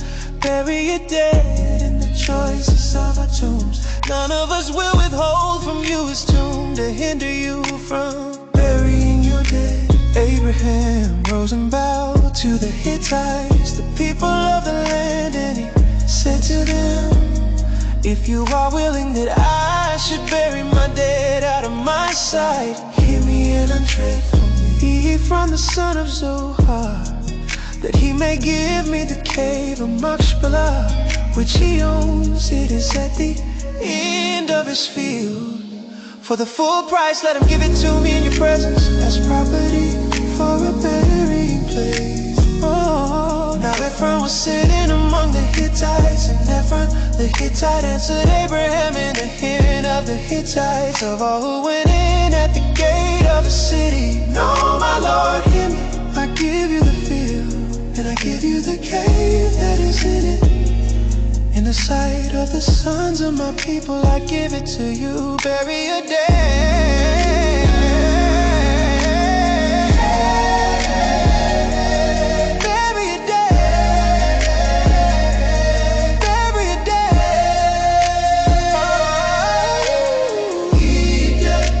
Then Abraham bowed down for the people of the land, and he said to Ephron, the hearing of the people of the land, but if you will, I give the price of the field, accept it from me, that I may bury my dead there. Ephron answered Abraham, my Lord, listen to me, a piece of land worth 400 shekels of silver, what is that between you and me? There, listen to Ephron. And Abraham weighed out for Ephron, the silver that he had in the hearing of the Hittites. 400 shekels of silver according to the weights current among the merchants. So the field of Ephron in Machpelah, which was to the east of Mamre, the field with the cave that was in it, and all the trees that were in the field throughout its whole area, was made over to Abraham as a possession in the presence of the Hittites, before all who went in at the gate of the city. After this, Abraham buried Sarah his wife in the cave of the field of Machpelah, east of Mamre. Feet and the cave that is in it were made over to Abraham as property for a burying place by the Hittites. Oh, bury a dead, bury a dead, bury a dead. Abraham was old, well advanced in years, and the Lord had blessed Abraham in all things. And Abraham said to his servant, the oldest of his household, who had charge of all that he had, put your hand under my thigh, that I may make you swear by the Lord, the God of heaven and God of the earth, that you will not take a wife for my son from the daughters of the Canaanites among whom I dwell, but will go to my country and to my kindred and take a wife for my son Isaac. The servant said to him, perhaps the woman may not be willing to follow me to this land. Must I then take your son back to the land from which you came? Abraham said to him, see to it that you do not take my son back there. The Lord, the God of heaven, who took me from my father's house and from the land of my kindred, and who spoke to me and swore to me, to your offspring I will give this land. He will send his angel before you, and you shall take a wife for my son from there. But if the woman is not willing to follow you, then you will be free from this oath of mine. Only you must not take my son back there. So the servant put his hand under the thigh of Abraham his master, and swore to him concerning this matter. Then the servant took 10 of his master's camels and departed, taking all sorts of choice gifts from his master. And he arose and went to Mesopotamia, to the city of Nod. And he made the camels kneel down outside the city by the well of water at the time of evening, the time when women go out to draw water. And he said, oh Lord, God of my master Abraham, please grant me success today and show steadfast love to my master Abraham. Behold, I am standing by the spring of water, and the daughters of the men of the city are coming out to draw water. Let the young woman to whom I shall say, please let down your jar that I may drink, and who shall say, drink and I will water your camels. Let her be the one whom you have appointed for your servant Isaac by this. I shall know that you have shown steadfast love to my master. Before he had finished speaking, behold, Rebekah, who was born to Bethuel, the son of Milcah, the wife of Nahor, Abraham's brother, came out with a water jar on her shoulder. The young woman was very attractive in appearance, a maiden whom no man had known. She went down to the spring and filled a jar and came up. Then the servant ran to meet her and said, please give me a little water to drink from your jar. She said, drink, my lord. And she quickly let down a jar upon her hand and gave him a drink. When she had finished giving him a drink, she said, I will draw water for your camels also until they have finished drinking. So she quickly emptied her jar into the trough and ran again to the well to draw water. And she drew for all his camels. The man gazed at her in silence to learn whether the Lord had prospered his journey or not. When the camels had finished drinking, the man took a gold ring weighing 1/2 shekel, and 2 bracelets for arms weighing 10 gold shekels, and said, please tell me whose daughter you are. Is there room in your father's house for us to spend the night? She said to him, I am the daughter of Bethuel, the son of Milcah, whom she bore to Nahor. She added, we have plenty of both straw and fodder and room to spend the night. The man bowed his head and worshipped the Lord and said, blessed be the Lord, the God of my master Abraham, who has not forsaken his steadfast love and his faithfulness toward my master. As for me, the Lord has led me in the way to the house of my master's kinsman. Then the young woman ran and told her mother's household about these things. Rebekah had a brother whose name was Laban. Laban ran out toward the man to the spring as soon as he saw the ring and the bracelets on his sister's arms, and heard the words of Rebekah his sister. Thus the man spoke to me. He went to the man, and behold, he was standing by the camels at the spring. He said, come in, oh blessed of the Lord, why do you stand outside? For I have prepared the house and a place for the camels. So the man came to the house and unharnessed the camels and gave straw and fodder to the camels, and there was water to wash his feet and the feet of the men who were with him. Then food was set before him to eat, but he said, I will not eat it until I've said what I have to say. They said, speak on.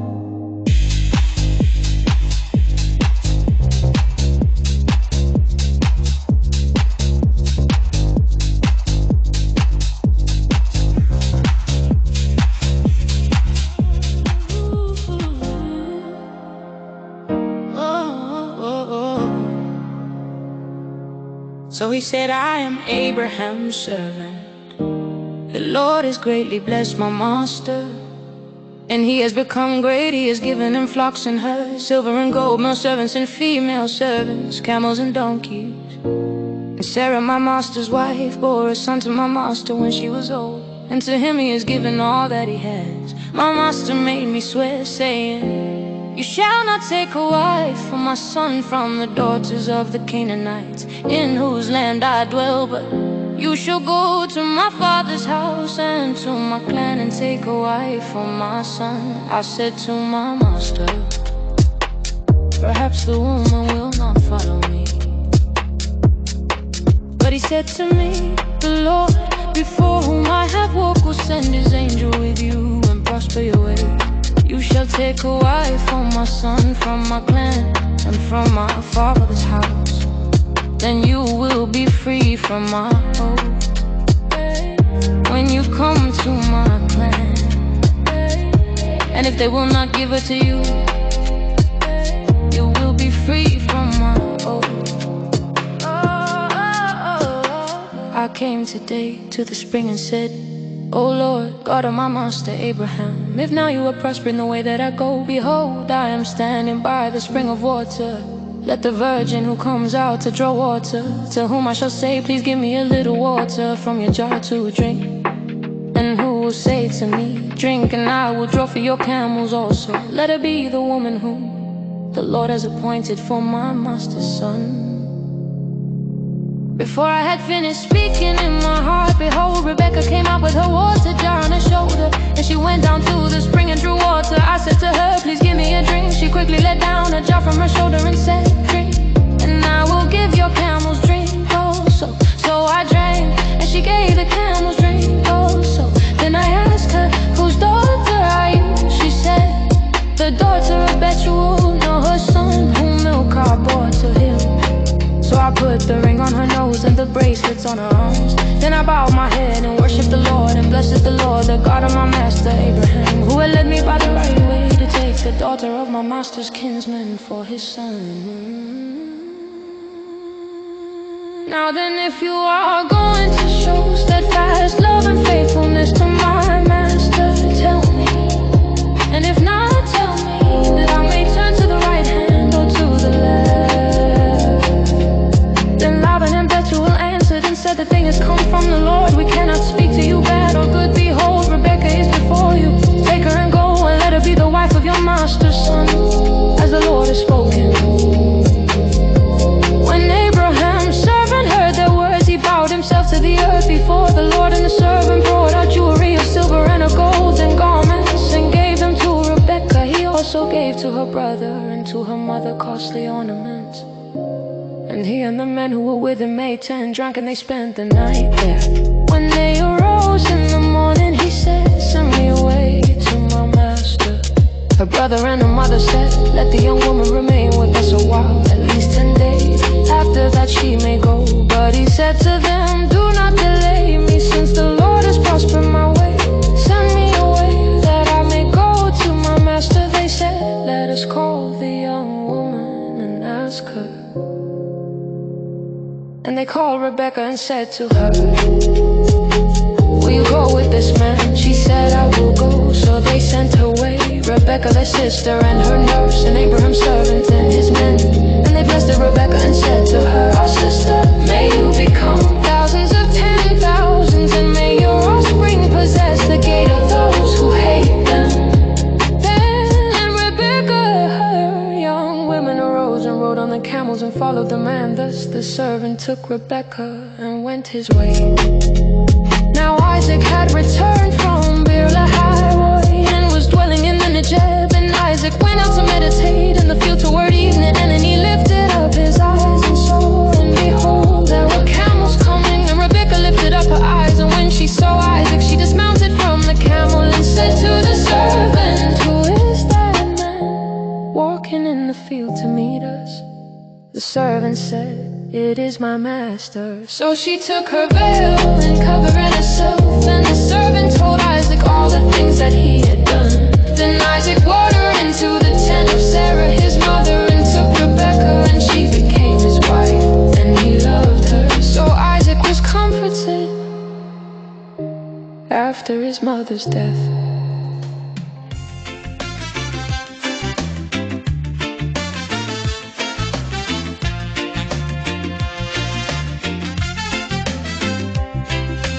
Abraham took another wife, whose name was Keturah. She bore him Zimran, Jokshan, Medan, Midian, Ishbak, and Shua. Jokshan fathered Sheba and Dedan. The sons of Dedan were Ashurim, Letushim, and Lemuel. The sons of Midian were Ephah, Hanok, Abidah, and Eldad. All these were the children of Keturah. Abraham gave all he had to Isaac, but to the sons of his concubines Abraham gave gifts, and while he was still living, he sent them away from his son Isaac, eastward to the east country.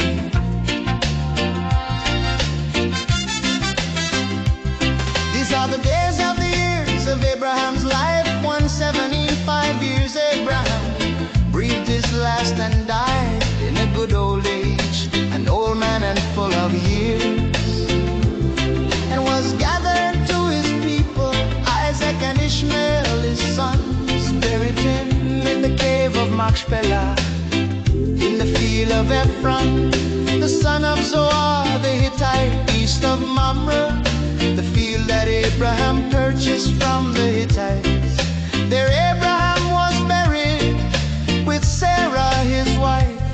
After the death of Abraham, God blessed Isaac his son, and Isaac settled at Beer Lahai Roi. These are the generations of Ishmael, Abraham's son, whom Hagar the Egyptian, Sarah's servant, bore to Abraham. These are the names of the sons of Ishmael, named in the order of their birth. Nebaioth, the firstborn of Ishmael, and Kedar, Adbeel, Mibsam, Mishma, Duma, Massa, Hadad, Tema, Jitur, Naphish, and Kedema. These are the sons of Ishmael, and these are their names, by their villages and by their encampments, 12 princes according to their tribes. These are the years of the life of Ishmael.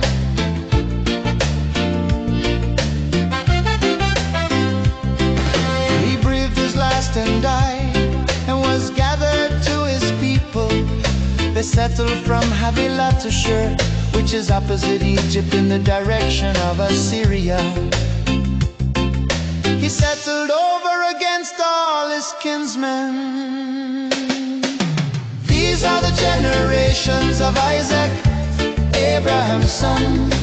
Abraham fathered Isaac, and Isaac was 40 years old when he took Rebekah, the daughter of Bethuel, the Aramean of Paddan Aram, the sister of Laban the Aramean, to be his wife. And Isaac prayed to the Lord for his wife, because she was barren, and the Lord granted his prayer, and Rebekah his wife conceived.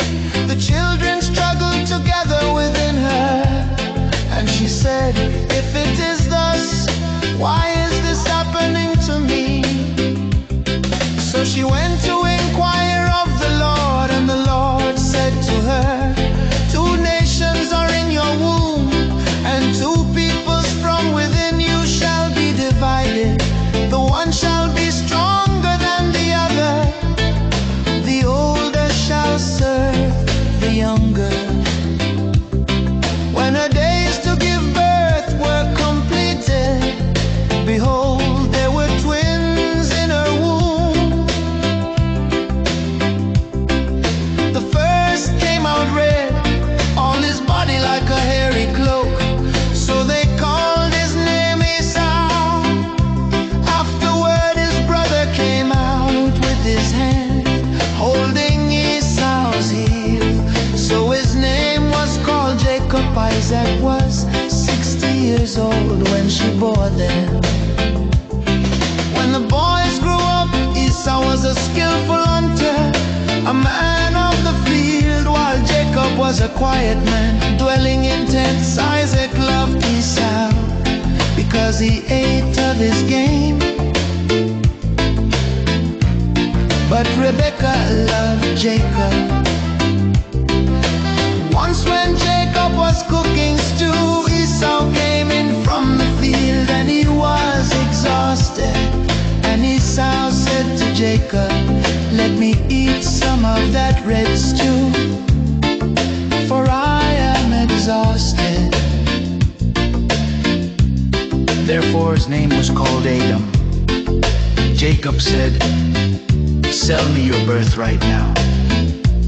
Esau said, I am about to die. Of what use is a birthright to me? Jacob said, swear to me now. So he swore to him and sold his birthright to Jacob. Then Jacob gave Esau bread and lentil stew, and he ate and drank and rose and went his way. Thus Esau despised his birthright.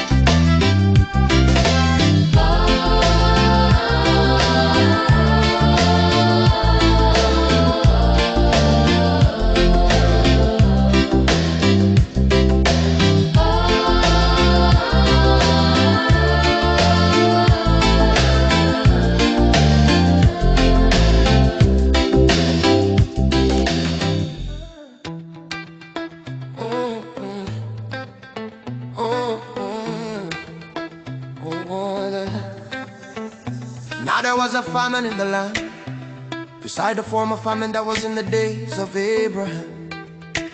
And Isaac went to Gerar to Abimelech, king of the Philistines. And the Lord appeared to him and said, do not go down to Egypt, dwell in the land of which I shall tell you.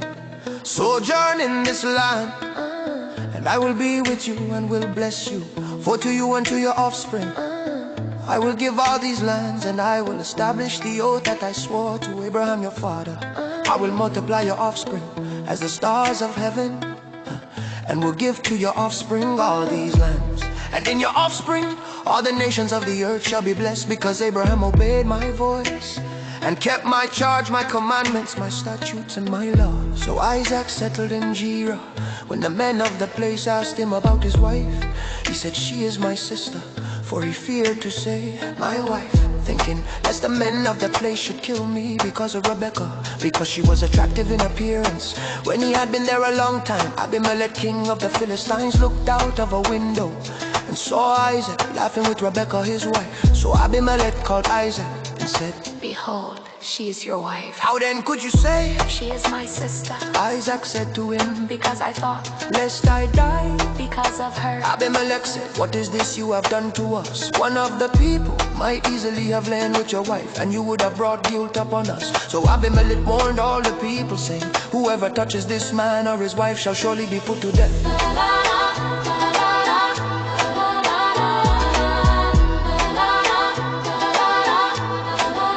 And Isaac sowed in that land and reaped in the same year 100-fold. The Lord blessed him, and the man became rich and gained more and more, until he became very wealthy.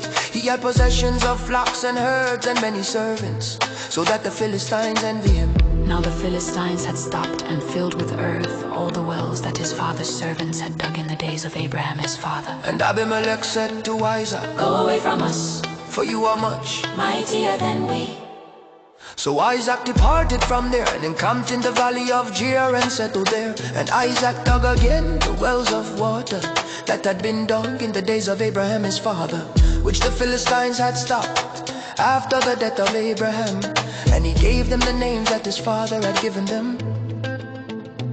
But when Isaac's servants dug in the valley and found there a well of spring water, the herdsmen of Gerar quarreled with Isaac's herdsmen, saying, The water is ours. So he called the name of the well Esek, because they contended with him. Then they dug another well, and they quarreled over that also. So he called its name Sitnah.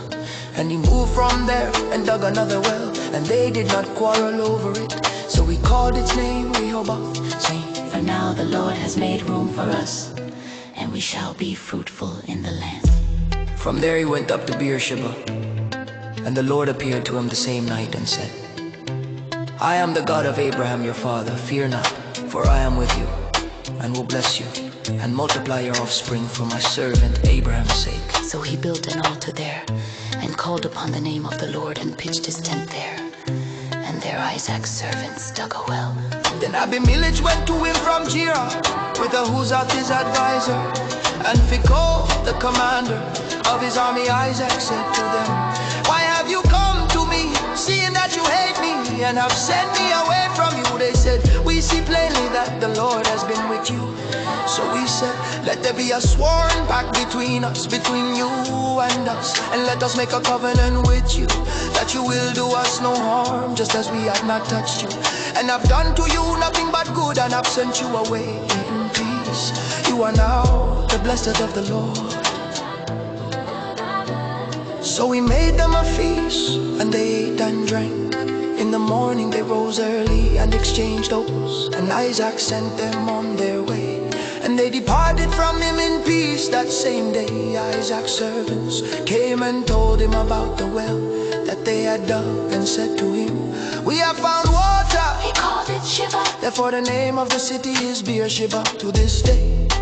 When Esau was 40 years old, he took Judith the daughter of Beeri the Hittite, and Basemath the daughter of Elon the Hittite, to be his wives, and they made life bitter for Isaac and Rebekah.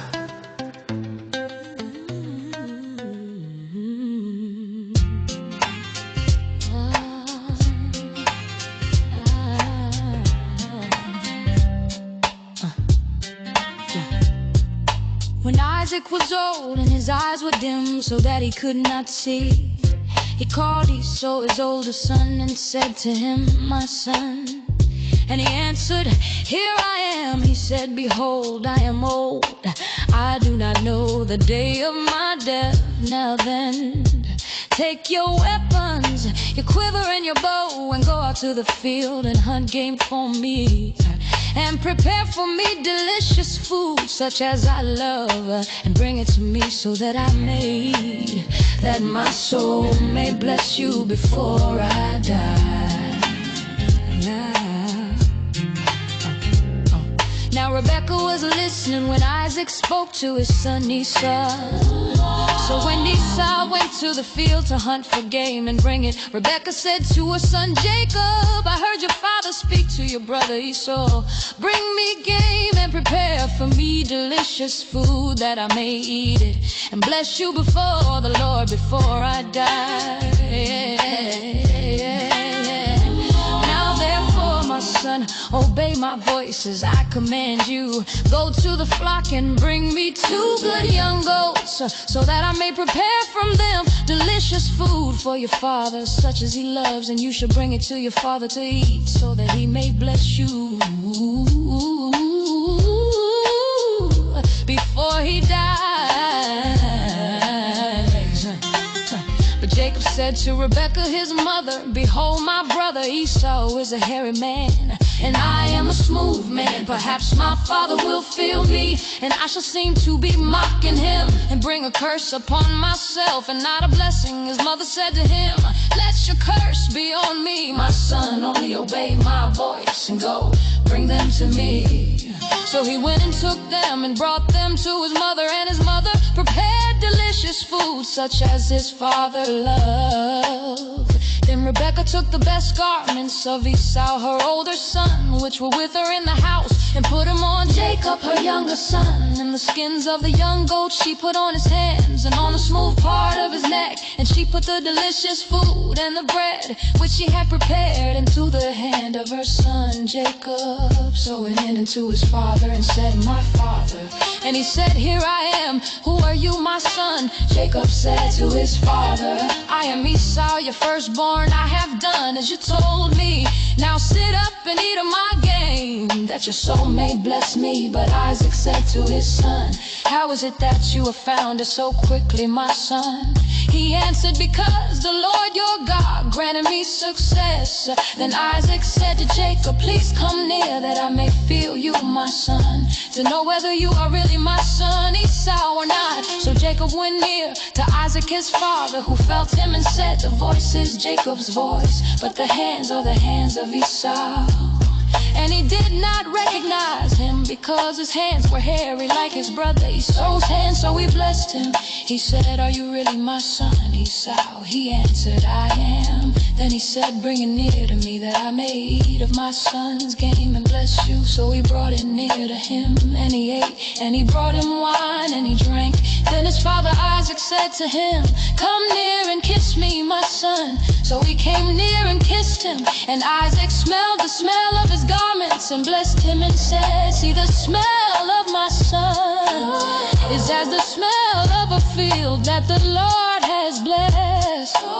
May God give you of the dew of heaven and of the fatness of the earth, and plenty of grain and wine. Let people serve you and nations bow down to you. Be Lord over your brothers, and may your mother's sons bow down to you. Cursed be everyone who curses you, and blessed be everyone who blesses you.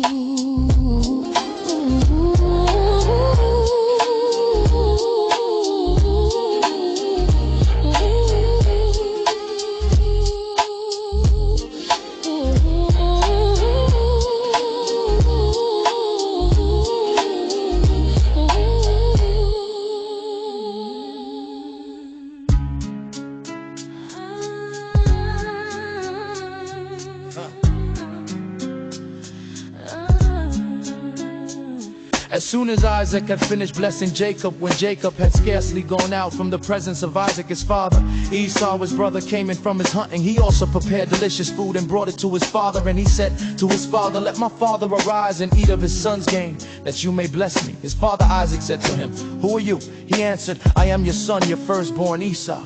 Then Isaac trembled very violently and said, who was it then that hunted game and brought it to me? And I ate it all before you came, and I have blessed him. Yes, and he shall be blessed.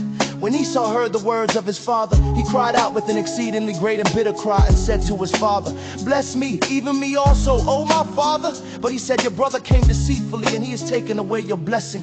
Esau said, is he not rightly named Jacob? For he has cheated me these 2 times. He took away my birthright, and behold, now he has taken away my blessing.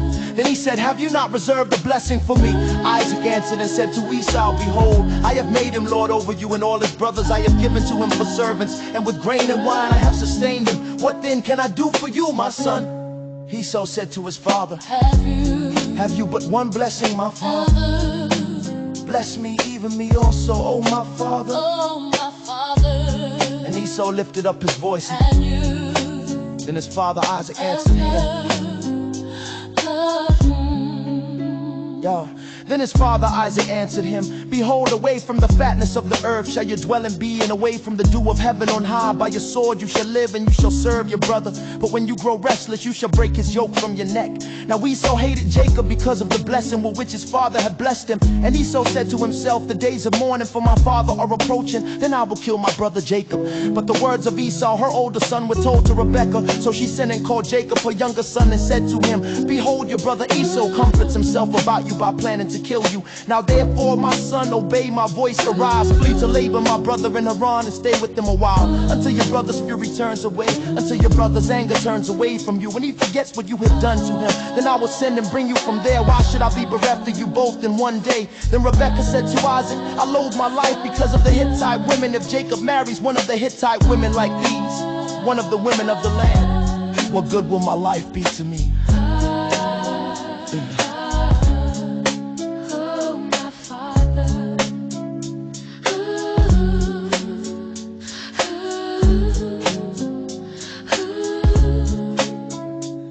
Then Isaac called Jacob and blessed him and directed him. You must not take a wife from the Canaanite women. Arise, go to Paddan Aram, to the house of Bethuel, your mother's father, and take as your wife from there one of the daughters of Laban, your mother's brother. God Almighty bless you and make you fruitful and multiply you, that you may become a company of peoples. May he give the blessing of Abraham to you and to your offspring with you, that you may take possession of the land of your sojournings that God gave to Abraham.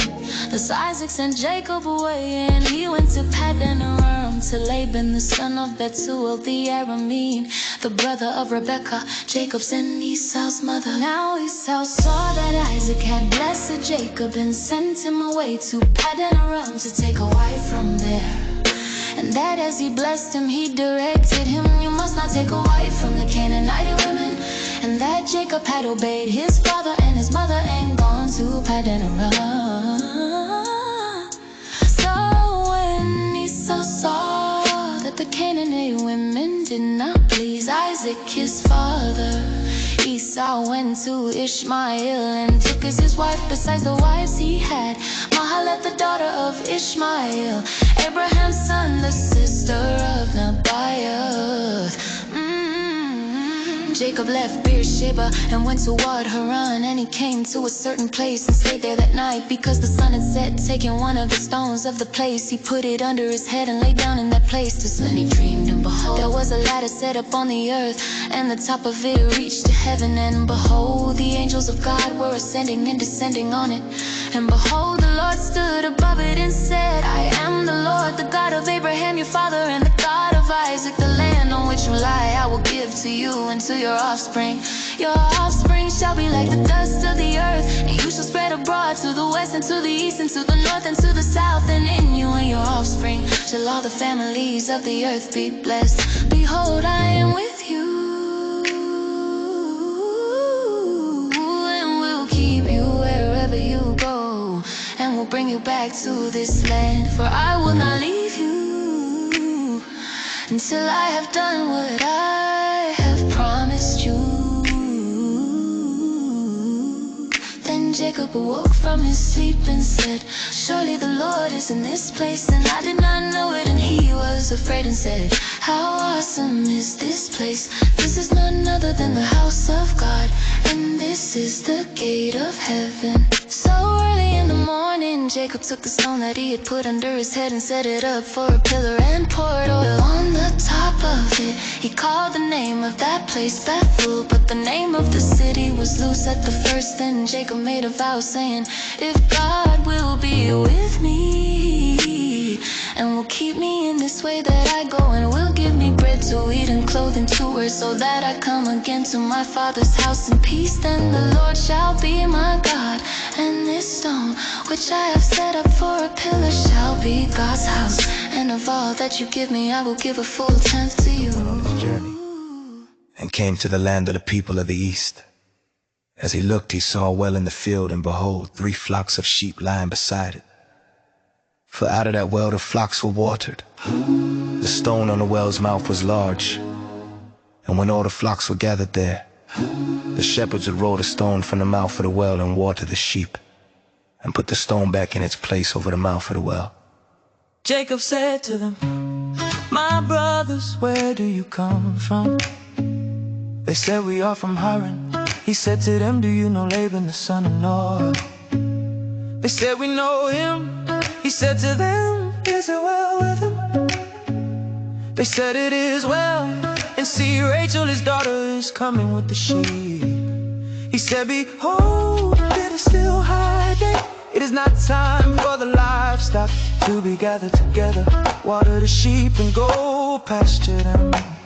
But they say, "We cannot until all the flocks are gathered together." And the stone is rolled from the mouth of the well. Then we water the sheep. While he was still speaking with him, Rachel came with her father's sheep, for she was a shepherdess.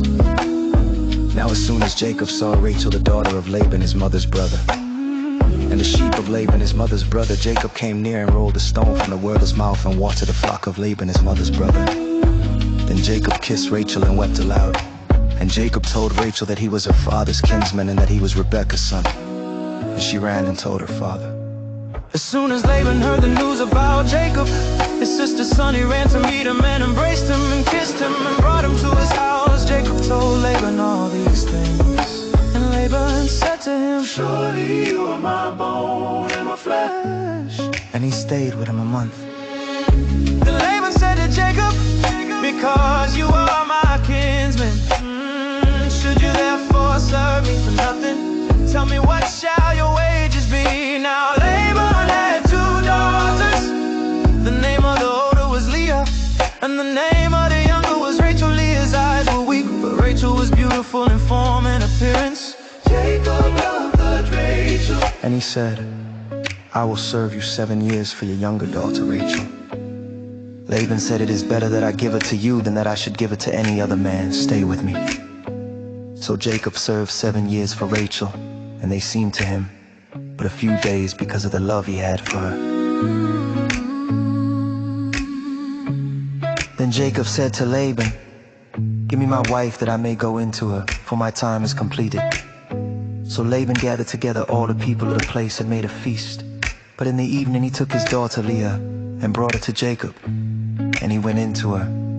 Laban gave his female servant Zilpah to his daughter Leah to be her servant. And in the morning, behold, it was Leah. Laban gave his female servant Zilpah to his daughter Leah to be her servant. So Jacob went into Rachel also, and he loved Rachel more than Leah. Served Laban for another 7 years. When the Lord saw that Leah was hated, he opened her womb, but Rachel was barren. And Leah conceived and bore a son. And she called his name Reuben, for she said, "Because the Lord has looked upon my affliction, for now my husband will love me." She conceived again and bore a son, and said, "Because the Lord has heard that I am hated, he has given me this son also." And she called his name Simeon. Again she conceived and bore a son, and said, "Now this time my husband will be attached to me, because I have borne him 3 sons." Therefore his name was called Levi. And she conceived again and bore a son, and said, "This time I will praise the Lord." Therefore she called his name Judah. Then she ceased bearing.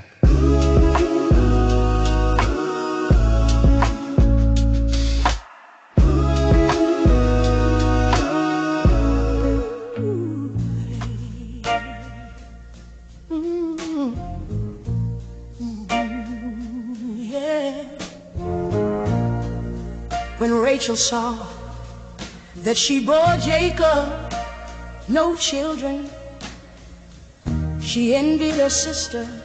She said to Jacob, "Give me children or I shall die."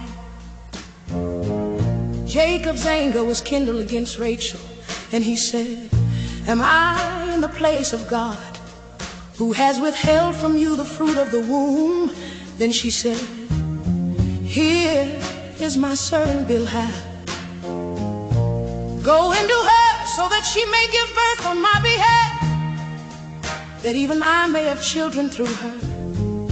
So she gave him a servant Bilhah as a wife, and Jacob went into her, and Bilhah conceived and bore Jacob a son.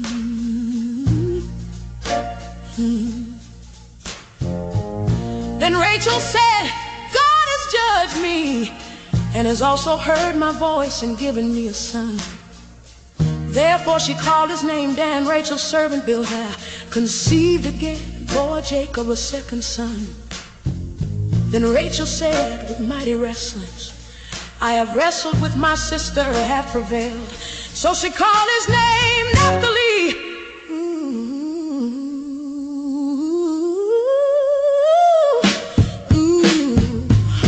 When Leah saw that she had ceased bearing children, she took her servant Zilpah and gave her to Jacob as a wife. Then Leah's servant Zilpah bore Jacob a son, and Leah said, good fortune has come. So she called his name Gad. Leah's servant Zilpah bore Jacob a second son, and Leah said, happy am I, for women have called me happy. So she called his name Asher.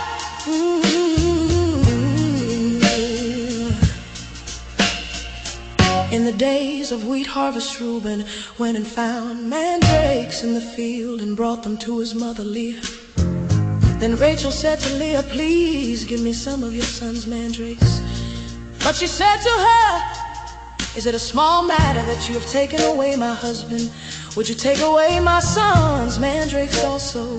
Rachel said, then he may lie with you tonight in exchange for your son's mandrakes.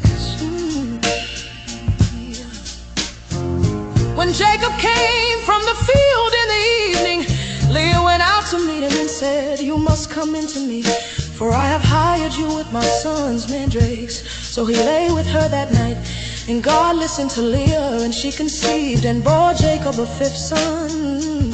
Leah said, God has given me my wages because I gave my servant to my husband. So she called his name Issachar.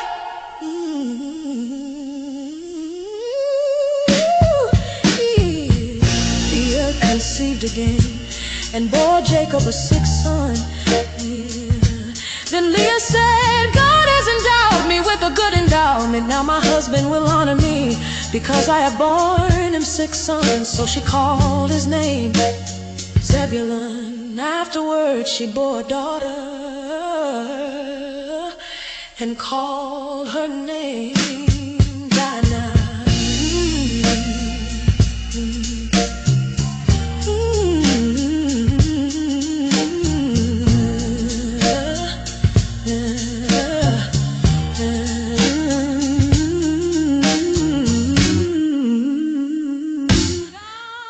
Remembered Rachel, and God listened to her and opened her womb. She conceived and bore a son and said, God has taken away my reproach. And she called his name Joseph, saying, may the Lord add to me another son. As soon as Rachel had born Joseph, Jacob said to Laban, send me away that I may go to my own home and country. Give me my wives and my children, for whom I have served you, that I may go, for you know the service that I have given you. But Laban said to him, if I have found favor in your sight, I have learned by divination that the Lord has blessed me because of you. Name your wages, and I will give it. Jacob said to him, you yourself know how I have served you, and how your livestock has fared with me. For you had little before I came, and it has increased abundantly.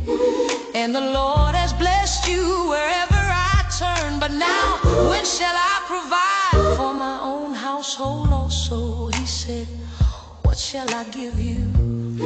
Jacob said, you shall not give me anything. If you will do this for me, I will again pass pasture your flock and keep it. Let me pass through all your flock today, removing from it every speckled and spotted sheep, and every black lamb, and the spotted and speckled among the goats.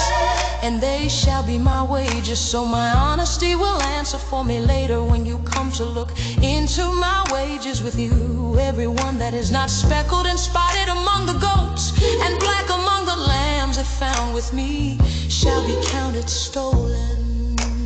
Laban said, good, let it be as you have said. But that day Laban removed the male goats that were striped and spotted, and all the female goats that were speckled and spotted, every one that had white on it, and every lamb that was black, and put them in the charge of his sons. He set a distance of 3 days' journey between himself and Jacob, and Jacob pastured the rest of Laban's flock. Then Jacob took fresh sticks of poplar and almond and plane trees, and peeled white streaks in them, exposing the white of the sticks. He set the sticks that he had peeled in front of the flocks in the troughs, that is, the watering places where the flocks came to drink. And since they bred when they came to drink, the flocks bred in front of the sticks. And so the flocks brought forth striped, speckled and spotted. And Jacob separated the lambs and set the faces of the flocks toward the striped, and all the black in the flock of Laban he put his own droves apart, and did not put them with Laban's flock. Whenever the stronger of the flock were breeding, Jacob would lay the sticks in the troughs before the eyes of the flock, that they might breed among the sticks. But for the feebler of the flock he would not lay them there. So the feebler would be Laban's, and the stronger Jacob's. Thus the man increased greatly, and had large flocks, female servants and male servants, and camels and donkeys.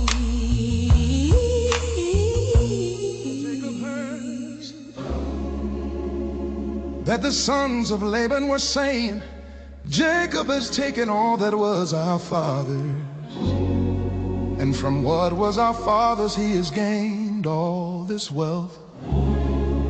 And Jacob saw that Laban did not regard him with favor as before. Then the Lord said to Jacob, return to the land of your fathers and to your kindred, and I will be with you. So Jacob sent and called Rachel and Leah into the field where his flock was, and said to them, I see that your father does not regard me with favor as he did before, but the God of my father has been with me. You know that I have served your father with all my strength, yet your father has cheated me and changed my wages 10 times. But God did not permit him to harm me. If he said, the spotted shall be your wages, then all the flock bore spotted. And if he said, the striped shall be your wages, then all the flock bore striped. Thus God has taken away the livestock of your father and given them to me. In the breeding season of the flock I lifted up my eyes and saw in a dream that the goats that mated with the flock were striped, spotted and mottled. Then the angel of God said to me in the dream, Jacob, and I said, here I am. And he said, lift up your eyes and see all the goats that mate with the flock are striped, spotted and mottled. For I have seen all that Laban is doing to you. I am the God of Bethel, where you anointed a pillar and made a vow to me. Now arise, go out from this land and return to the land of your kindred. Then Rachel and Leah answered and said to him, is there any portion or inheritance left to us in our father's house? Are we not regarded by him as foreigners? For he has sold us, and he has indeed devoured our money. All the wealth that God has taken away from our father belongs to us and to our children. Now then, whatever God has just said to you, do. So Jacob arose and set his sons and his wives on camels.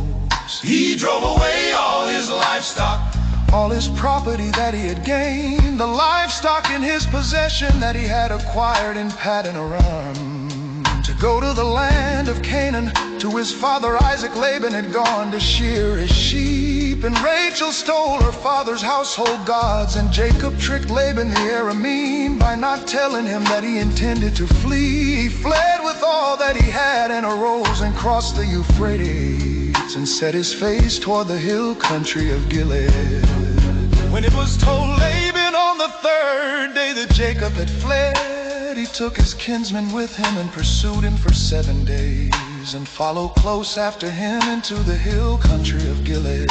But God came to Laban the Aramean in a dream by night and said to him, be careful not to say anything to Jacob, either good or bad. And Laban overtook Jacob.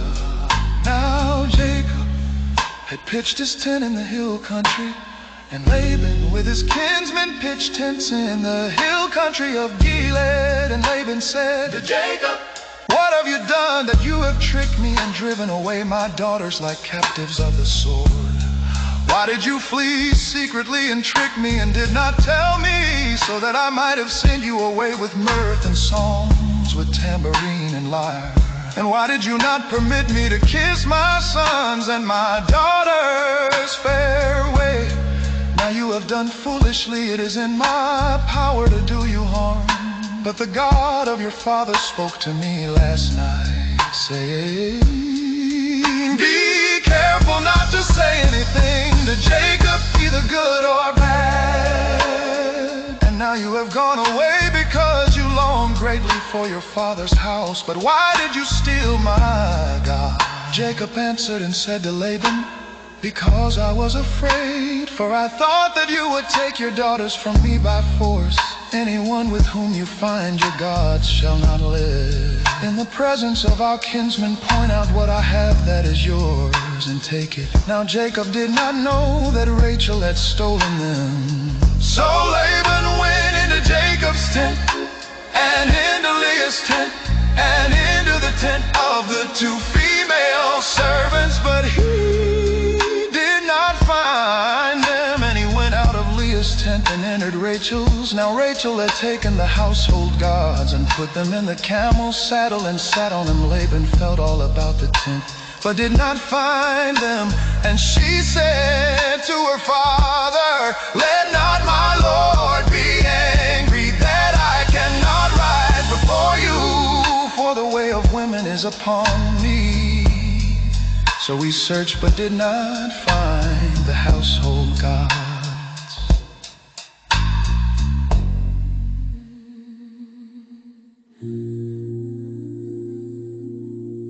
Jacob lived in the land of his father's sojournings, in the land of Canaan. These are the generations of Jacob.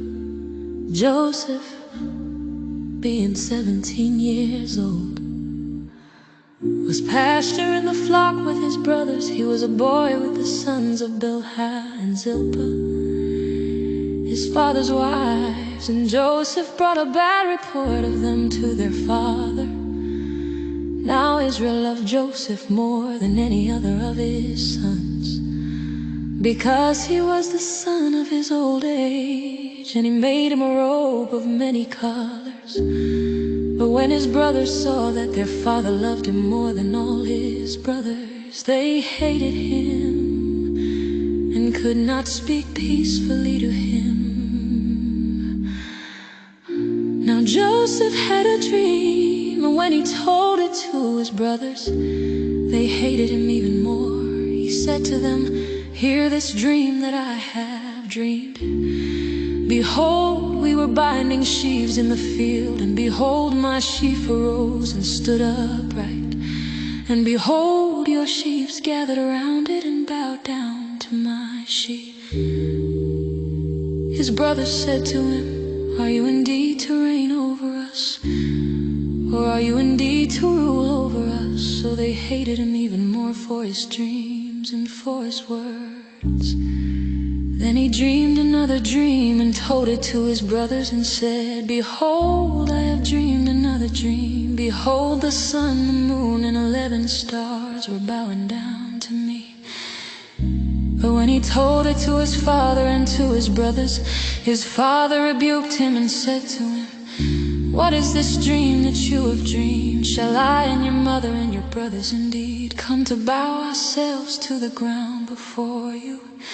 And his brothers were jealous of him, but his father kept the saying in mind. Now his brothers went to pasture their father's flock near Shechem, and Israel said to Joseph, are not your brothers pasturing the flock at Shechem? Come, I will send you to them. And he said to him, here I am. So he said to him, go now, see if it is well with your brothers and well with the flock, and bring me word. So he sent him from the valley of Hebron.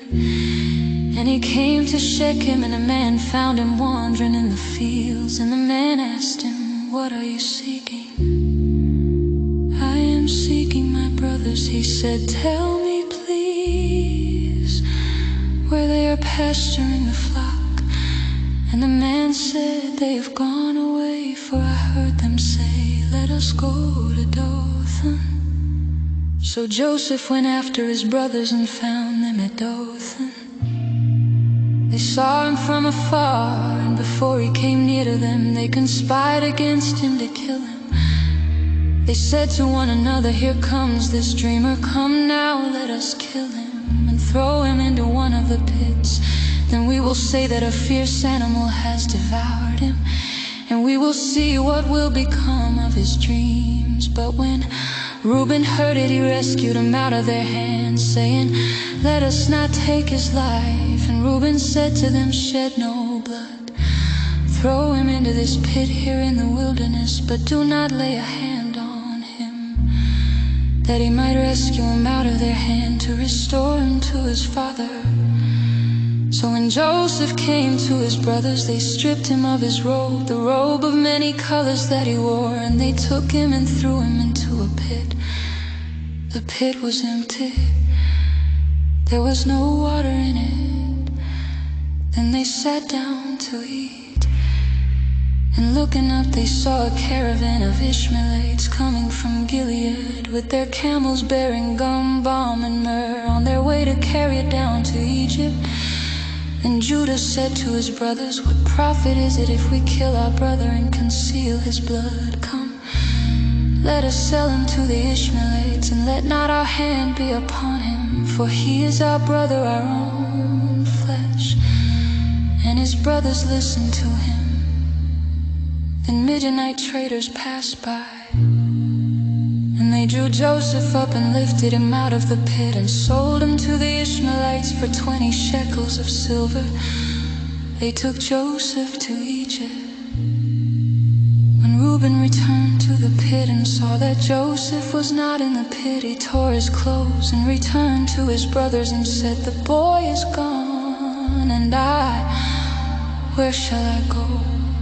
Then they took Joseph's robe and slaughtered a goat and dipped the robe in the blood. And they sent the robe of many colors and brought it to their father and said, this we have found. Please identify whether it is your son's robe or not. And he identified it and said, it is my son's robe. A fierce animal has devoured him. Joseph is without doubt torn to pieces.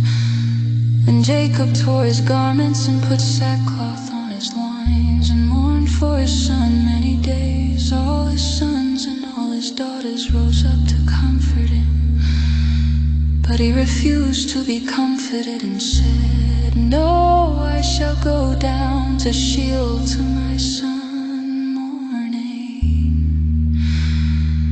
Thus his father wept for him. Meanwhile, the Midianites had sold him in Egypt to Potiphar, an officer of Pharaoh, the captain of the guard.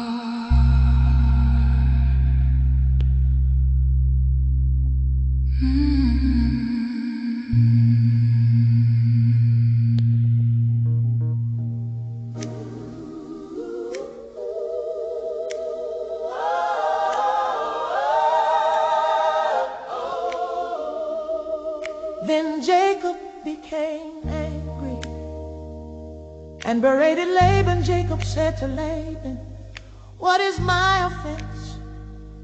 What is my sin? That you have hotly pursued me, for you have felt through all my goods.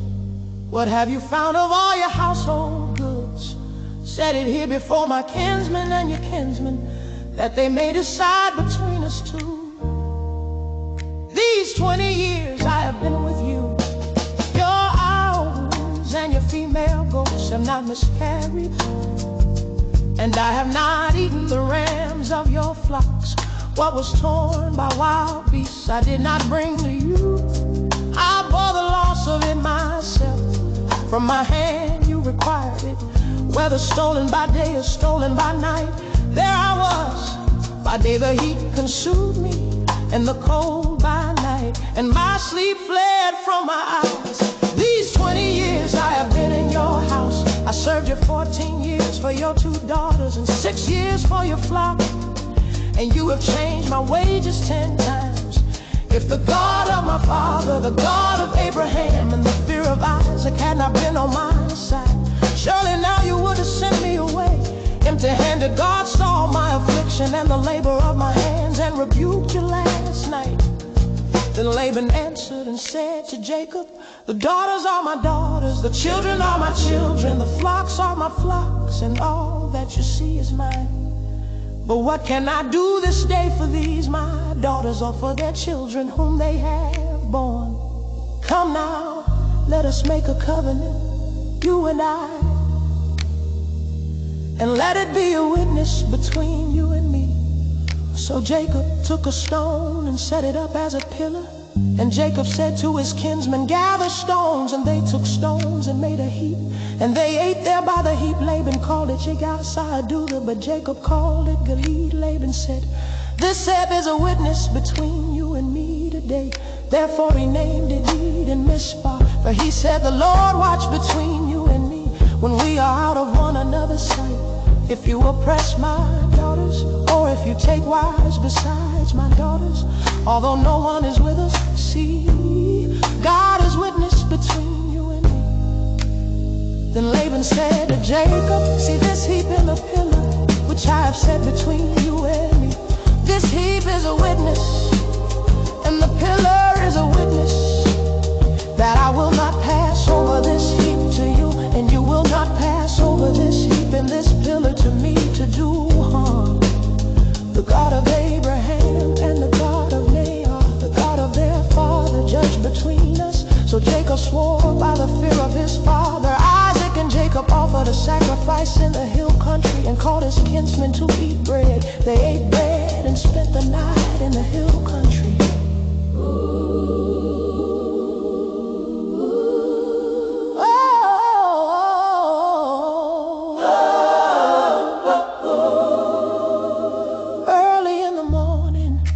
Laban arose and kissed his grandchildren and his daughters and blessed them. Then Laban departed and returned home.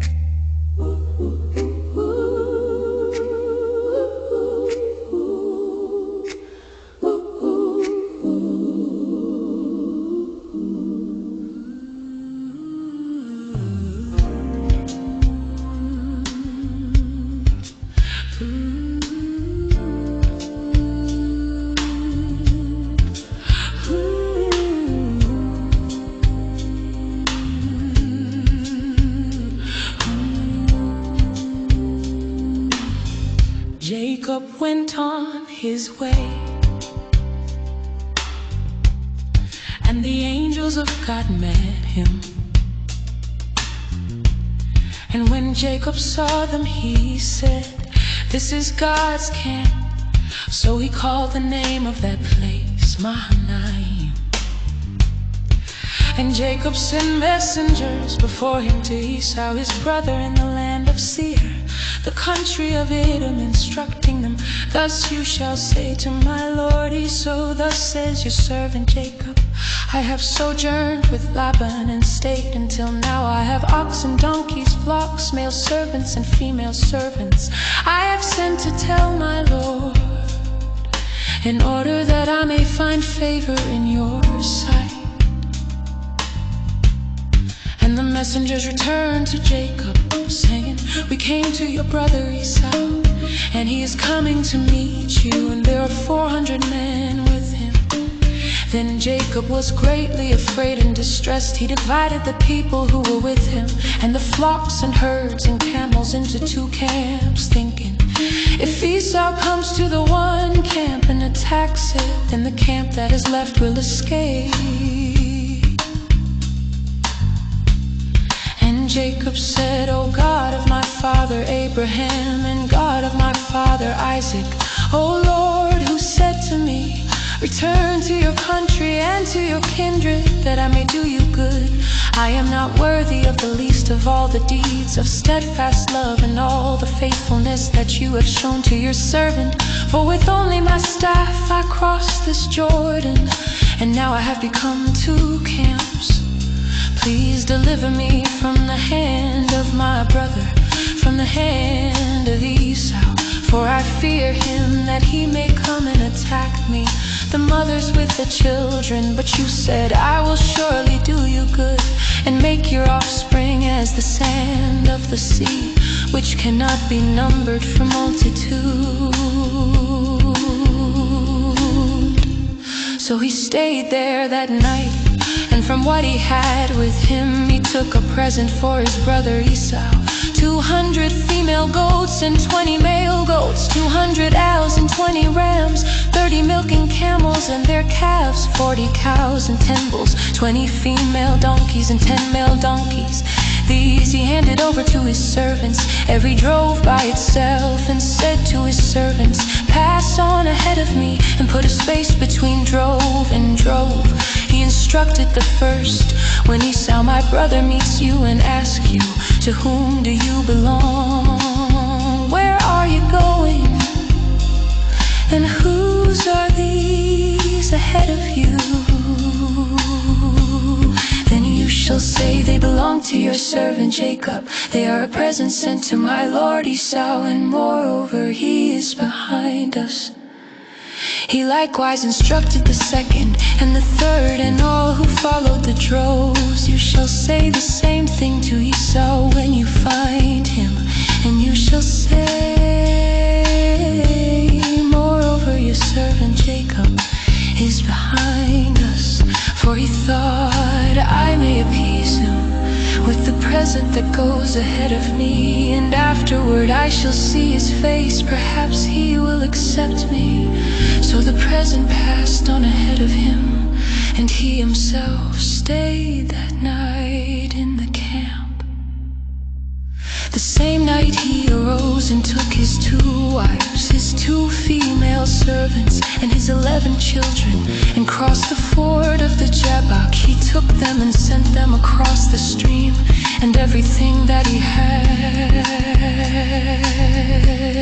And Jacob was left alone, and a man wrestled with him until the breaking of the day, when the man saw that he did not prevail against Jacob. He touched his hip socket, and Jacob's hip was put out of joint as he wrestled with him.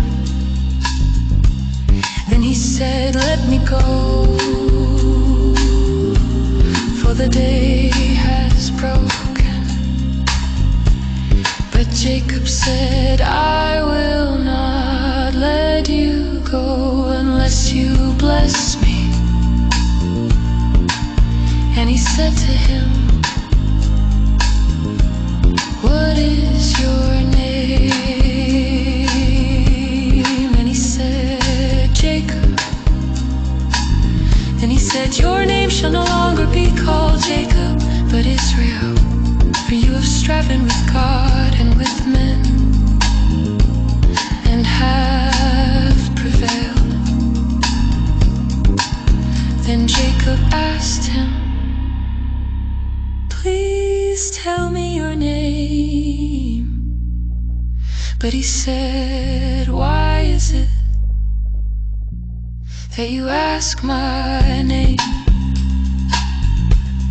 And there he blessed him. So Jacob called the name of the place Peniel, saying, for I have seen God face to face, yet my life has been delivered. The sun rose upon him as he passed Peniel, limping because of his hip. Therefore to this day the people of Israel do not eat the sinew of the thigh that is on the hip socket, because he touched the socket of Jacob's hip on the sinew of the thigh.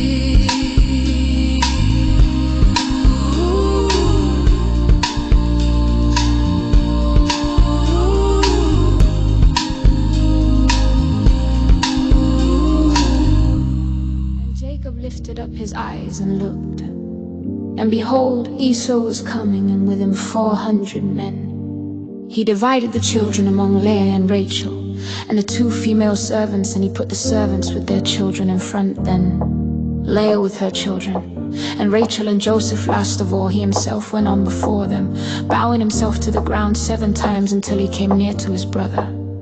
But Esau ran to meet him and embraced him and fell on his neck and kissed him, and they wept. And when Esau lifted up his eyes and saw the women and children, he said, "Who are these with you?" Jacob said, "The children whom God has graciously given your servant." Then the servants drew near, they and their children, and bowed down. Leah likewise and her children drew near and bowed down. And last Joseph and Rachel drew near, and they bowed down. Esau said, "What do you mean by all this company that I met?" Jacob answered, "To find favor in the sight of my Lord." But Esau said, "I have enough, my brother. Keep what you have for yourself." Jacob said, "No, please, if I have found favor in your sight, then accept my present from my hand, for I have seen your face, which is like seeing the face of God, and you have accepted me. Please accept my blessing that is brought to you, because God has dealt graciously with me, and because I have enough." Thus he urged him, and he took it.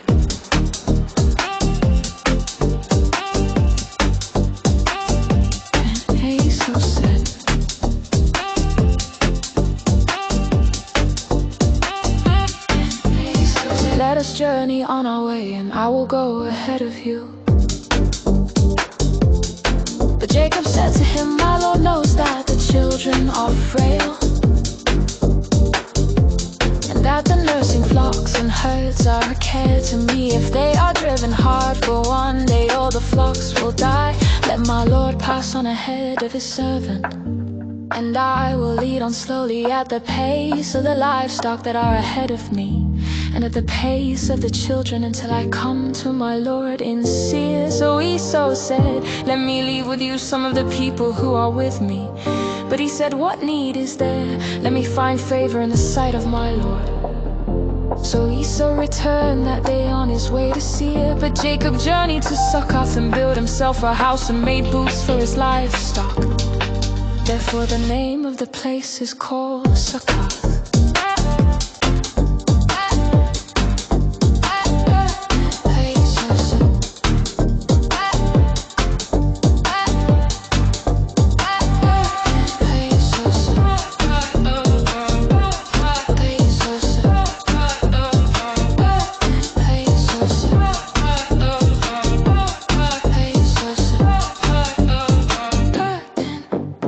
Jacob came safely to the city of Shechem, which is in the land of Canaan, on his way from Panorama, and he camped before the city. And from the sons of Hamor, Shechem's father, he bought for 100 pieces of money the piece of land on which he had pitched his tent. There he erected an altar and called it El Israel. Anna, the daughter of Leah, whom she had born to Jacob, went out to see the women of the land. And when she come, the son of Hamor, the Havite, the prince of the land, saw her, he seized her and lay with her and humiliated her. And his soul was drawn to Dinah, the daughter of Jacob. He loved the young woman and spoke tenderly to her. So Shechem spoke to his father Hamor, saying, "Get me this girl for my wife."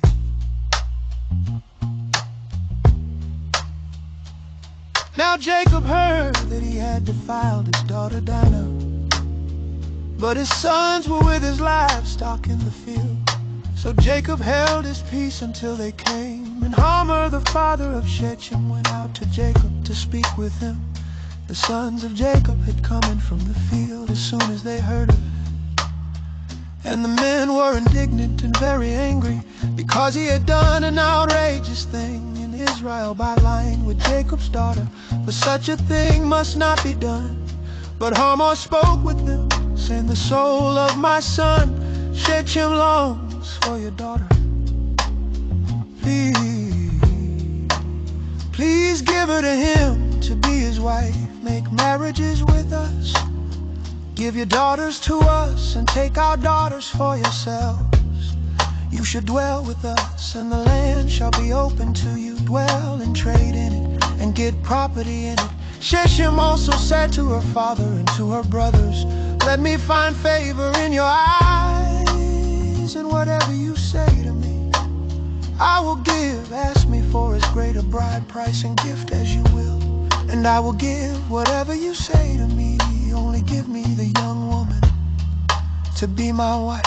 The sons of Jacob answered Shechem and his father Hamor deceitfully, because he had defiled their sister Dinah. They said to them, we cannot do this thing, to give our sister to one who is uncircumcised, for that would be a disgrace to us. Only on this condition will we agree with you, that you will become as we are by every male among you being circumcised. Then we will give our daughters to you, and we will take your daughters to ourselves, and we will dwell with you and become one people. But if you will not listen to us and be circumcised, then we will take our daughter and we will be gone. Their words pleased Hamor and Hamor's son Shechem, and the young man did not delay to do the thing, because he delighted in Jacob's daughter. Now he was the most honored of all his father's house. So Hamor and his son Shechem came to the gate of their city, and spoke to the men of their city, saying, these men are at peace with us. Let them dwell in the land and trade in it, for behold, the land is large enough for them. Let us take their daughters as wives, and let us give them our daughters. Only on this condition will the men agree to dwell with us, to become one people. When every male among us is circumcised, as they are circumcised, will not their livestock, their property, and all their beasts be ours? Only let us agree with them, and they will dwell with us. And all who went out of the gate of his city listened to Hamor and his son Shechem, and every male was circumcised. All who went out of the gate of his city. On the third day, when they were sore, two of the sons of Jacob, Simeon and Levi, Dinah's brothers, took their swords and came against the city while it felt secure, and killed all the males. They killed Hamor and his son Shechem with the sword, and took Dinah out of Shechem's house and went away. The sons of Jacob came upon the slain and plundered the city, because they had defiled their sister. They took their flocks and their herds, their donkeys, and whatever was in the city and in the field, all their wealth, all their little ones and their wives, all that was in the houses they captured and plundered. Then Jacob said to Simeon and Levi, you have brought trouble on me by making me stink to the inhabitants of the land, the Canaanites and the Perizzites. My numbers are few, and if they gather themselves against me and attack me, I shall be destroyed, both I and my household. But they said, should he treat our sister like a prostitute?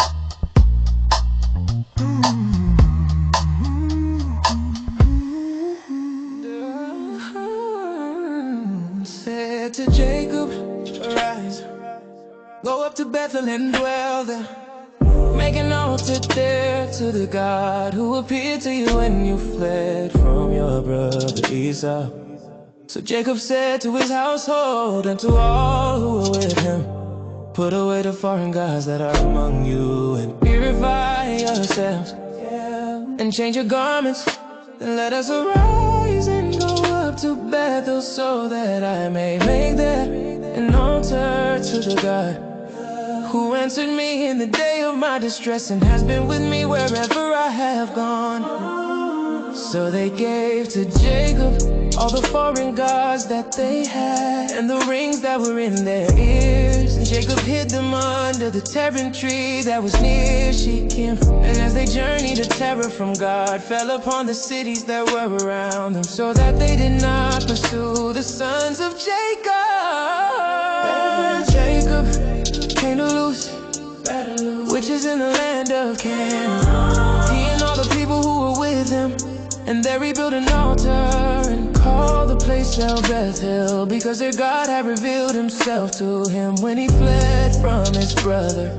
And Deborah, Rebecca's nurse, died, and she was buried under an oak below Bethel, so he called his name Elon-Bagur. God appeared to Jacob again when he came from Paddan Aram and blessed him. And God said to him, your name is Jacob, no longer shall your name be called Jacob, but Israel shall be your name. So he called his name Israel. And God said to him, I am God Almighty, be fruitful and multiply. A nation and a company of nations shall come from you, and kings shall come from your own body. The land that I gave to Abraham and Isaac, I will give to you, and I will give the land to your offspring after you. Then God went up from him in the place where he had spoken with him, and Jacob set up a pillar in the place where he had spoken with him, a pillar of stone. He poured out a drink offering on it and poured oil on it. So Jacob called the name of the place where God had spoken with him Bethel. Then they journeyed from Bethel, and they were still some distance from Ephrath. Rachel went into labor, and she had hard labor. And when her labor was at its hardest, the midwife said to her, do not fear, for you have another son. And as her soul was departing, for she was dying, she called his name Benoni, but his father called him Benjamin. So Rachel died, and she was buried on the way to Ephrath, that is Bethlehem. And Jacob set up a pillar over her tomb. It is the pillar of Rachel's tomb, which is at her to this day. Israel journeyed on and pitched his tent beyond the tower of Vitter. While Israel lived in that land, Reuben went and lay with Bilhah, his father's concubine, and Israel heard of it.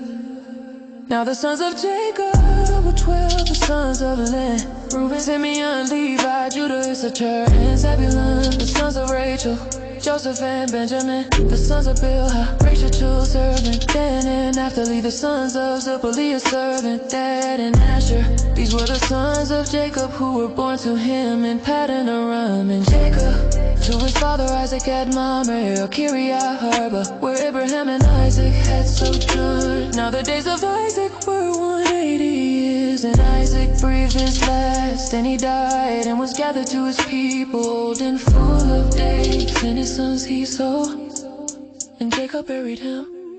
These are the generations that Esau, that is Edom. Esau took his wives from the Canaanites. Ada, the daughter of Elon the Hittite, Oholibama, the daughter Anna, the daughter of Zibeon the Hivite, and Basemath, Ishmael's daughter, the sister of Nebaioth. And Ada bore to Esau, Eliphaz, Basemath bore Reuel, and Oholibama bore Jeshjallam and Korah. These are the sons of Esau who were born to him in the land of Canaan. Then Esau took his wives, his sons, his daughters, and all the members of his household, his livestock, all his beasts, and all his property that he had acquired in the land of Canaan. He went into a land away from his brother Jacob, for their possessions were too great for them to dwell together. The land of their sojournings could not support them because of their livestock. So Esau settled in the hill country of Seir.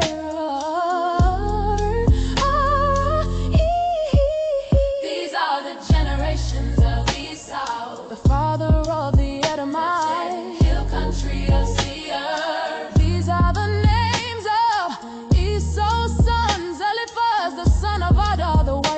Sariwell, the son of Basemath, the wife of Isaiah. The sons of Eliphaz were Teman, Omar, Zepho, Gatam, and Kenas.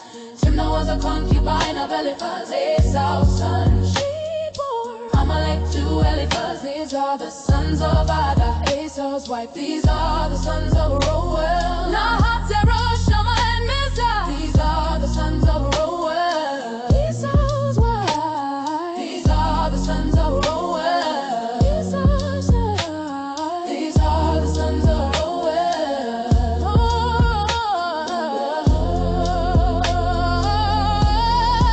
These are the chiefs of Oholibama, the daughter of Anna, the daughter of Zebulun. Esau's wife, Jalam and Korah. These are the chiefs of the lover, Esau's wife. The chiefs Teman, Omar, Zepho, Kenas, Korah, and Amamai. These are the chiefs of Eliphaz in the land of Edom.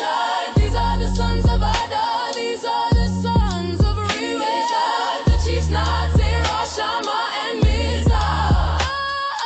These are the chiefs of Reuel in the land of Edom. These are the holy Mama, the daughter of Anna, the daughter of Zebulun. These are the chiefs born of Oholibama, the daughter of Anna. These are the chiefs of Oholibama,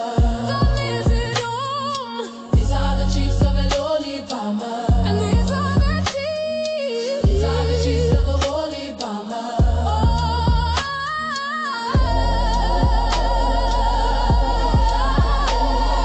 These are the chiefs of the Korinth, inhabitants of the land. Lotan, Shobal, Zibeon, and Adison, Ezer, and Dishan. These are the chiefs of the Horites, the sons of Seir in the land of Edom. The sons of Lotan were Hori and Heman.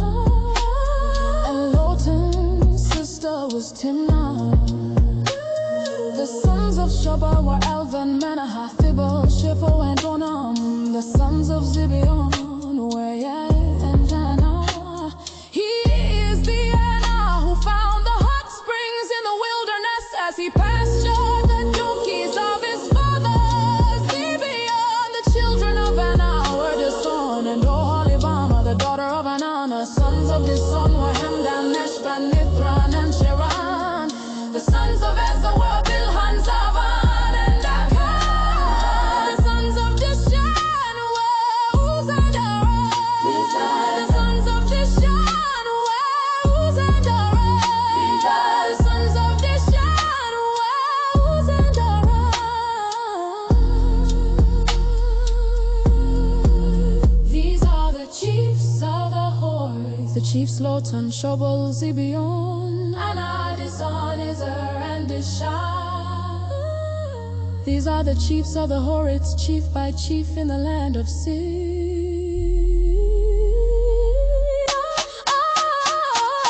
These are the kings who reigned in the land of Edom.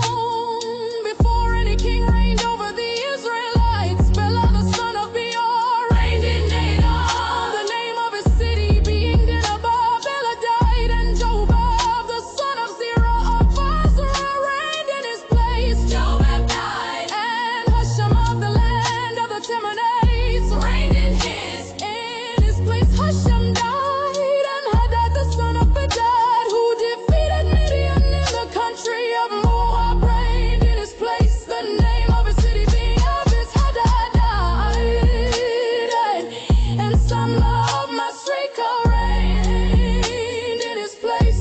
Samlah died, and Shaul of Rehoboth on the Euphrates reigned in his place. Shaulite and Belhanan the son of Achbor reigned in his place.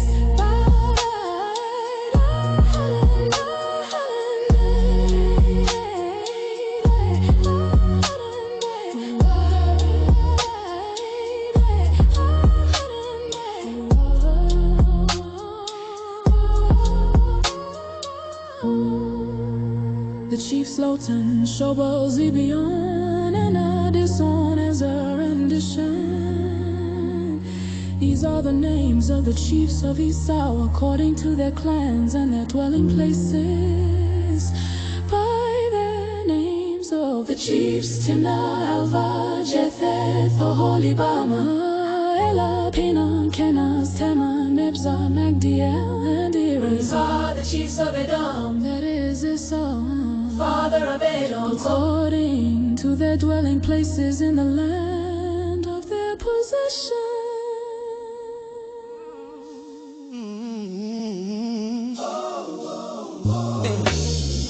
It happened at that time that Judah went down from his brother, turned aside to a certain Adullam, whose name was Hira. There Judah saw the daughter of a certain Canaanite, whose name was Shua. He took her and went into her, and she conceived and bore a son, and he called his name, and she conceived again, and he called his name, Onan.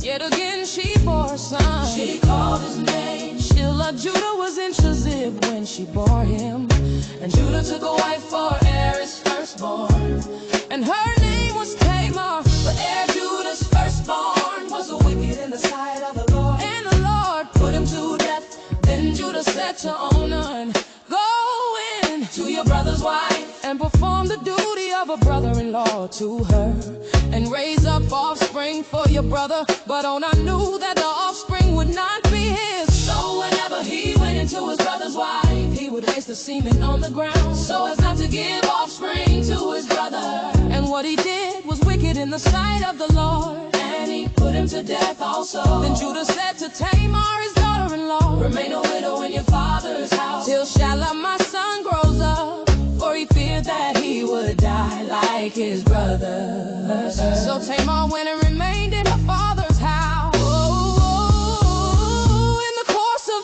In the course of time, the wife of Judah, Shua's daughter, died. When Judah was comforted, he went up to Timnah to his sheep shearers, he and his friend Ra the Adulami. And when Tamar was told, your father-in-law is going up to Timnah to shear his sheep, she took off her widow's garments and covered herself with a veil, wrapping herself up, and sat at the entrance to Enaim, which is on the road to Timnah. For she saw that Shelah was grown up, and she had not been given to him in marriage.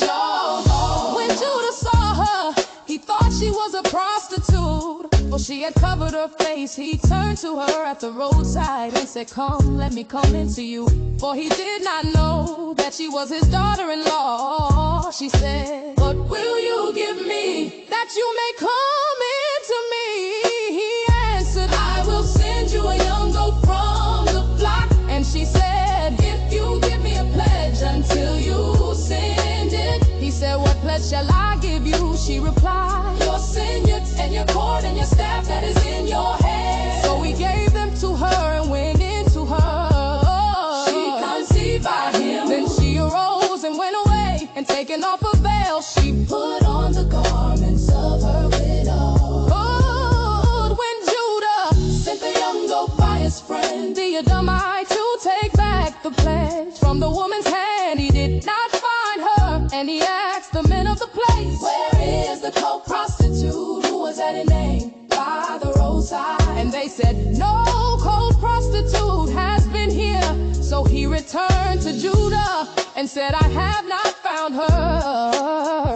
Also the men of the place said, oh, no co-prostitute has been here. And Judah replied, let her keep the things as her own, nor we shall be laughed at. You see, I sent this young goat, and you did not find her. About 3 months later, Judah was told, Tamar, your daughter-in-law, has been immoral. Moreover, she is pregnant by immorality. And Judah said, bring her out and let her be burned. As she was being brought out, she sent word to her father-in-law, by the man to whom these belong, I am pregnant. And she said, please identify whose these are, the senior and the cord and the staff. Then Judah identified them and said, she is more righteous than I, since I did not give her to my son Shelah, and he did not know her again. When the time of her labor came, there were twins in her womb, and when she was in labor, one put out a hand, and the midwife took her and tied a scarlet thread on his hand, saying, this one came out first. But as he drew back his hand, behold, his brother came out, and she said, what a breach you have made for yourself. Therefore his brother came out with the scarlet thread on his hand, and his name was called Zero. Oh, oh, oh, oh, oh, oh, oh, oh, oh, oh, oh. Joseph had been brought down to Egypt, and Potiphar, an officer of Pharaoh, the captain of the guard, an Egyptian had bought him from the Ishmaelites who had brought him down there. The Lord was with Joseph, and he became a successful man. And he was in the house of his Egyptian master. His master saw that the Lord was with him, and that the Lord caused all that he did to succeed in his hands. So Joseph found favor in his sight and attended him, and he made him overseer of his house and put him in charge of all that he had. From the time that he made him overseer in his house and over all that he had, the Lord blessed the Egyptian's house for Joseph's sake. The blessing of the Lord was on all that he had, in house and field. So he left all that he had in Joseph's charge, and because of him he had no concern about anything but the food he ate. Now Joseph was handsome in form and appearance, and after a time his master's wife cast her eyes on Joseph and said, lie with me. But he refused and said to his master's wife, behold, because of me my master has no concern about anything in the house, and he has put everything that he has in my charge. He is not greater in this house than I am, nor has he kept back anything from me except you, because you are his wife. How then can I do this great wickedness and sin against God? And although she spoke to Joseph day after day, he would not listen to her, to lie beside her or to be with her. But one day, when he went into the house to do his work, and none of the men of the house was there in the house, she caught him by his garment, saying, lie with me. But he left his garment in her hand and fled and got out of the house. And when she saw that he had left his garment in her hand and had fled out of the house, she called to the men of her household and said to them, see, he has brought among us a Hebrew to laugh at us. He came in to me to lie with me. And I cried out with a loud voice, and when he heard that, I lifted up my voice and cried out. He left his garment beside me and fled and got out of the house. Then she laid up his garment by her until his master came home, and she told him the same story, saying, the Hebrew servant whom you have brought among us came in to me to laugh at me. But as soon as I lifted up my voice and cried, he left his garment beside me and fled out of the house. As soon as his master heard the words that his wife spoke to him, this is the way your servant treated me, his anger was kindled. And Joseph's master took him and put him into the prison, the place where the king's prisoners were confined, and he was there in prison. But the Lord was with Joseph and showed him steadfast love and gave him favor in the sight of the keeper of the prison. And the keeper of the prison put Joseph in charge of all the prisoners who were in the prison. Whatever was done there, he was the one who did it. The keeper of the prison paid no attention to anything that was in Joseph's charge, because the Lord was with him. And whatever he did, the Lord made it succeed.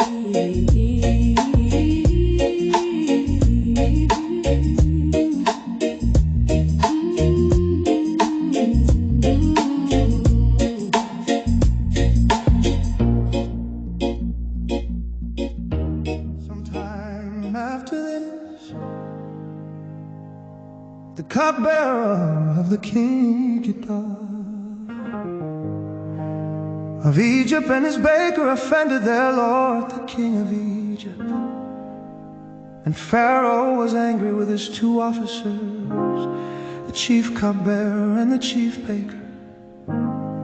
And he put them in custody in the house of the captain of the guard, in the prison where Joseph was confined. The captain of the guard appointed Joseph to be with them, and he attended them. They continued for some time in custody, and one night they both dreamed, the cupbearer and the baker of the king of Egypt, who were confined in the prison, each his own dream, and each dream with its own interpretation. When Joseph came to them in the morning, he saw that they were troubled. So he asked Pharaoh's officers who were with him in custody in his master's house, "Why are your faces downcast today?" They said to him, "We have had dreams, and there is no one to interpret them." And Joseph said to them, "Do not interpretations belong to God? Please tell them to me." So the chief cupbearer told his dream to Joseph and said to him, "In my dream there was a vine before me, and on the vine there were 3 branches. As soon as it budded, its blossoms shot forth, and the clusters ripened into grapes. Pharaoh's cup was in my hand, and I took the grapes and pressed them into Pharaoh's cup and placed the cup in Pharaoh's hand." Then Joseph said to him, "This is its interpretation. The 3 branches are 3 days. In 3 days Pharaoh will lift up your head and restore you to your office, and you shall place Pharaoh's cup in his hand as formerly when you were his cupbearer. Only remember me when it is well with you, and please do me the kindness to mention me to Pharaoh, and so get me out of this house. For I was indeed stolen out of the land of the Hebrews, and here also I have done nothing that they should put me into the pit." When the chief baker saw that the interpretation was favorable, he said to Joseph, "I also had a dream. There were 3 cake baskets on my head, and in the uppermost basket there were all sorts of baked food for Pharaoh. But the birds were eating it out of the basket on my head." And Joseph answered and said, "This is its interpretation. The 3 baskets are 3 days. In 3 days Pharaoh will lift up your head from you and hang you on a tree, and the birds will eat the flesh from you." On the 3rd day, which was Pharaoh's birthday, he made a feast for all his servants and lifted up the head of the chief cupbearer and the head of the chief baker among his servants. He restored the chief cupbearer to his position, and he placed the cup in Pharaoh's hand. But he hanged the chief baker as Joseph had interpreted to them. Yet the chief cupbearer did not remember Joseph, but forgot him.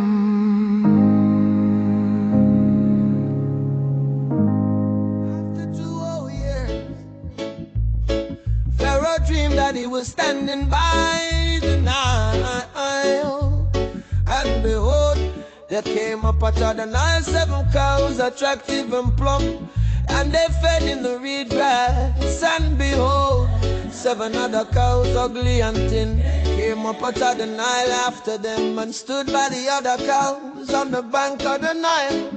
And the ugly thin cows ate up the 7 attractive plump cows. And Pharaoh awoke and he fell asleep and dreamed a second time. And behold, 7 ears of grain, plump and good, were growing on one stalk.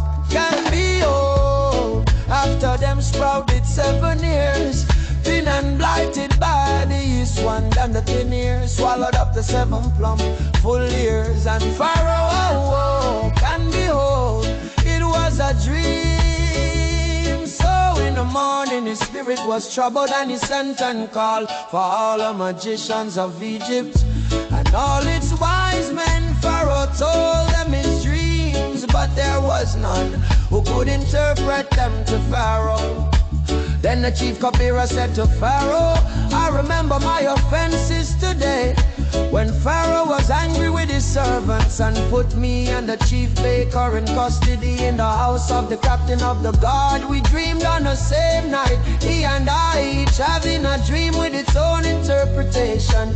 A young Hebrew was there with us, a servant of the captain of the guard. When we told him, he interpreted our dreams to us, giving an interpretation to each man according to his dream. And as he interpreted to us, so it came about, I was restored to my office and the baker was hanged.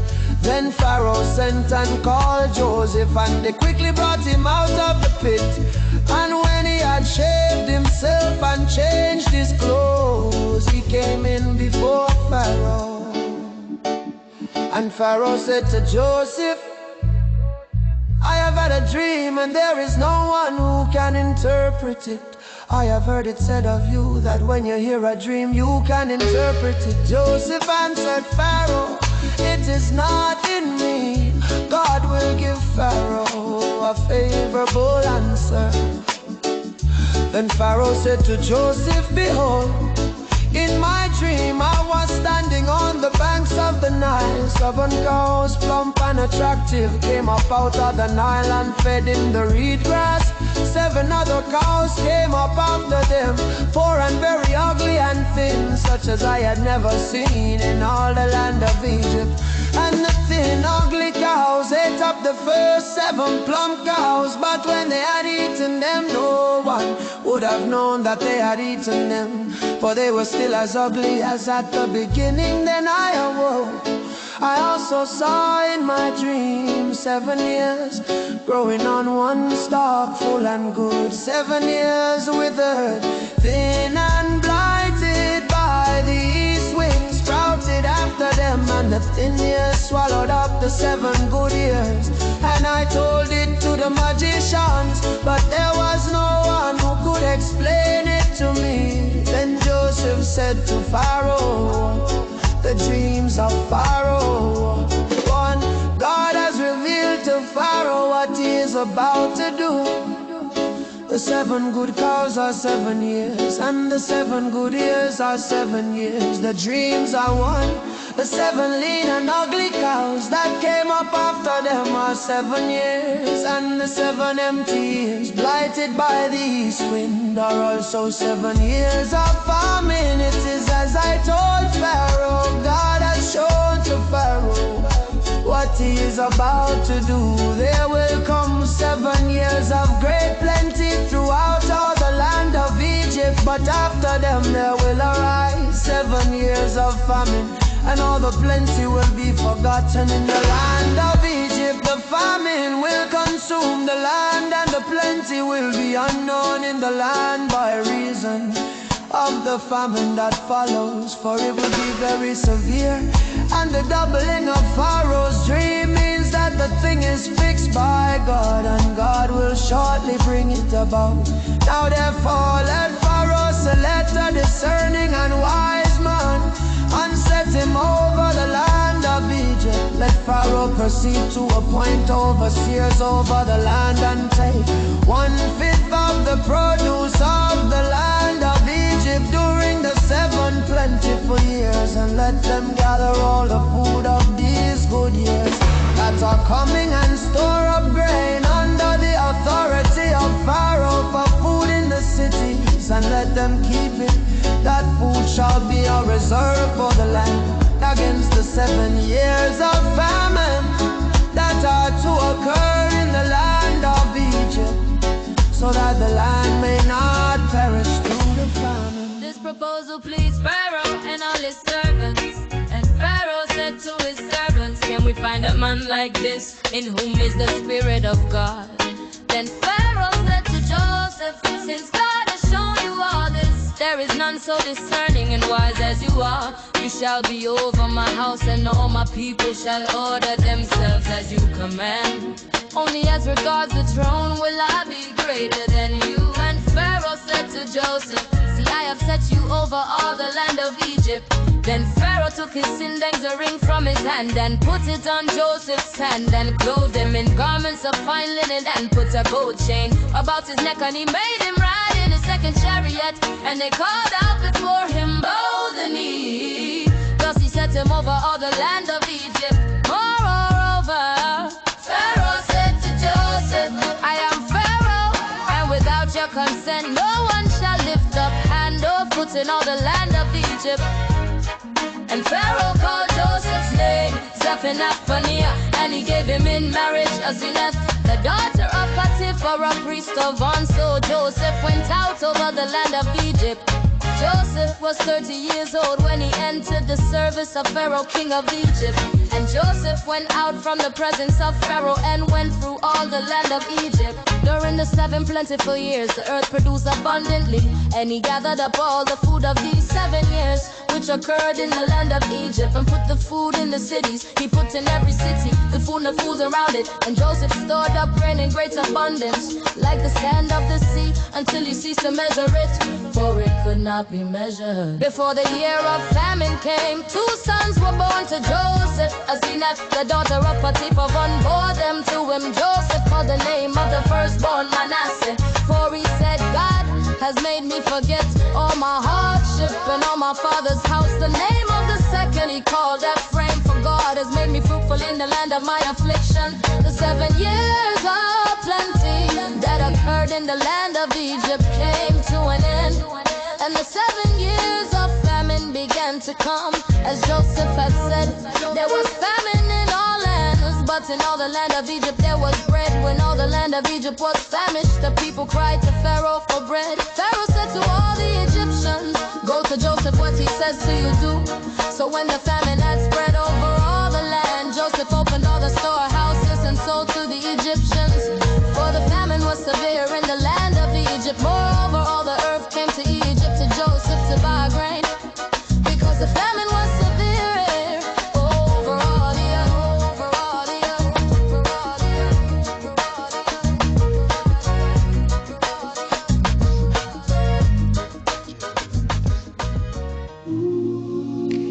earth. That there was grain for sale in Egypt. He said to his sons, why do you look at one another? And he said, behold, I have heard that there is grain for sale in Egypt.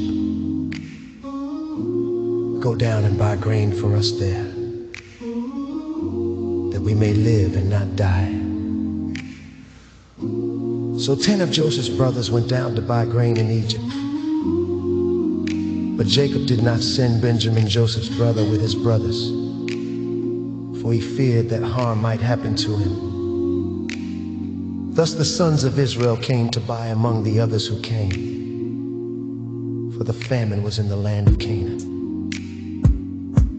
Now Joseph was governor over the land. He was the one who sold to all the people of the land.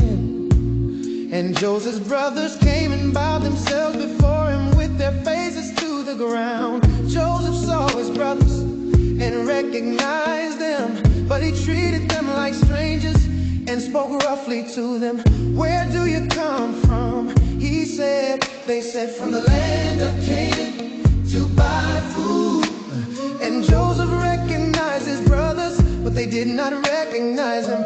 And Joseph remembered the dreams that he had dreamed of them. And he said to them, you are spies, you have come to see the nakedness of the land. They said to him, no, my Lord, your servants have come to buy food. We are all sons of one man. We are honest men.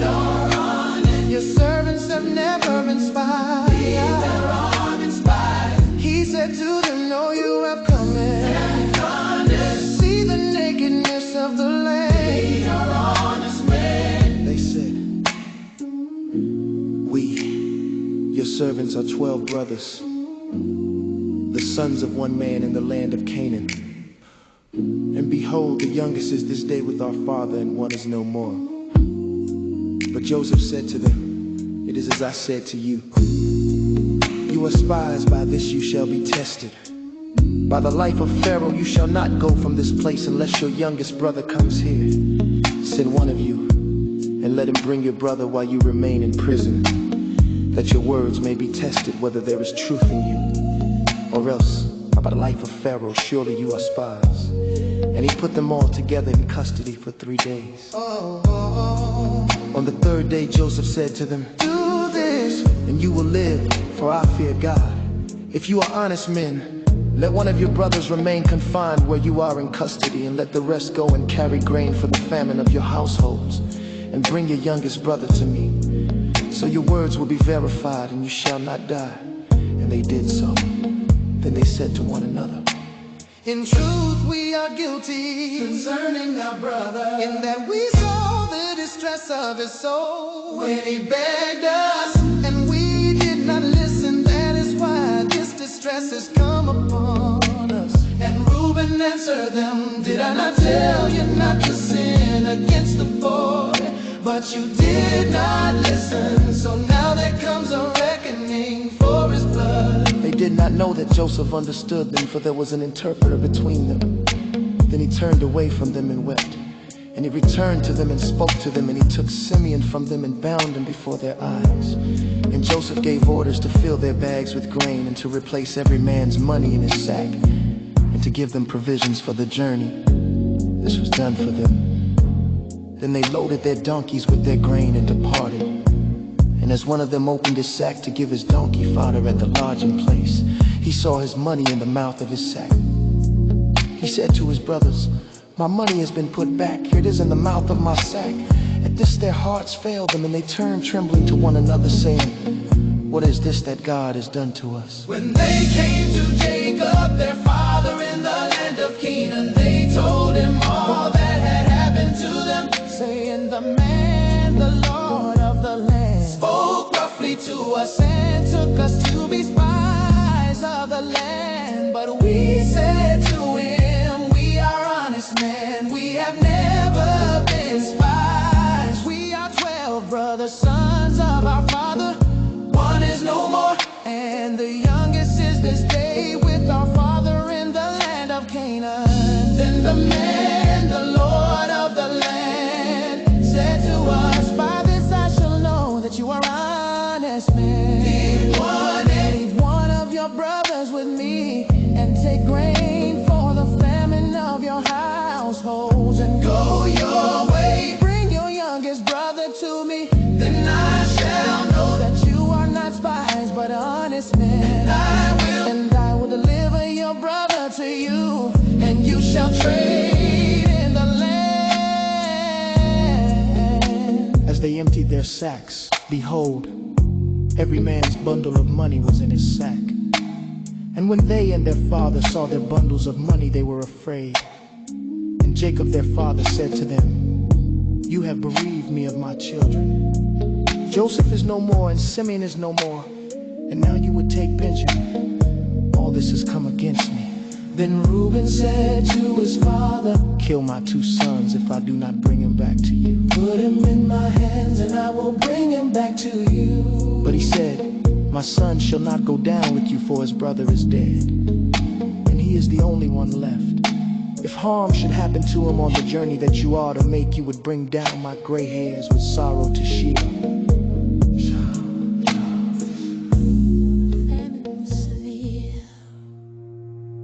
In the land,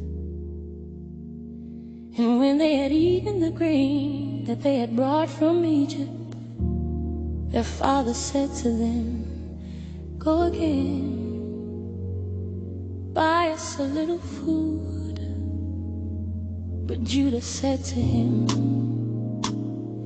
the man solemnly warned us, saying, you shall not see my face unless your brother is with you. If you will send our brother with us, we will go down and buy you food. But if you will not send him, we will not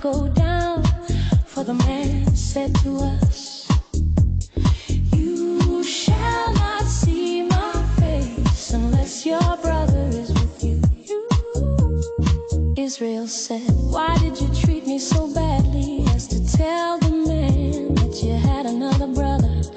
They replied, "The man questioned us carefully about ourselves and our kindred, saying, 'Is your father still alive?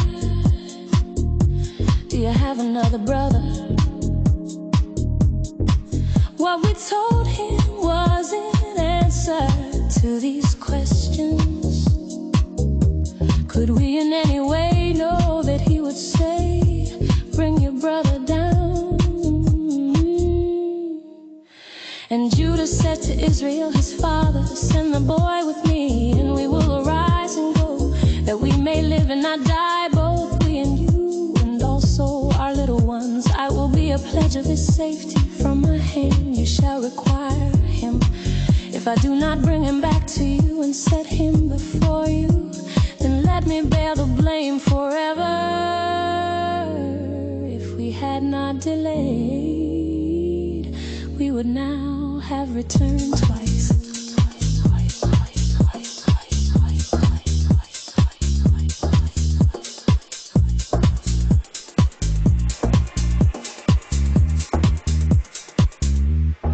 Then their father Israel said to them, "If it must be so, then do this.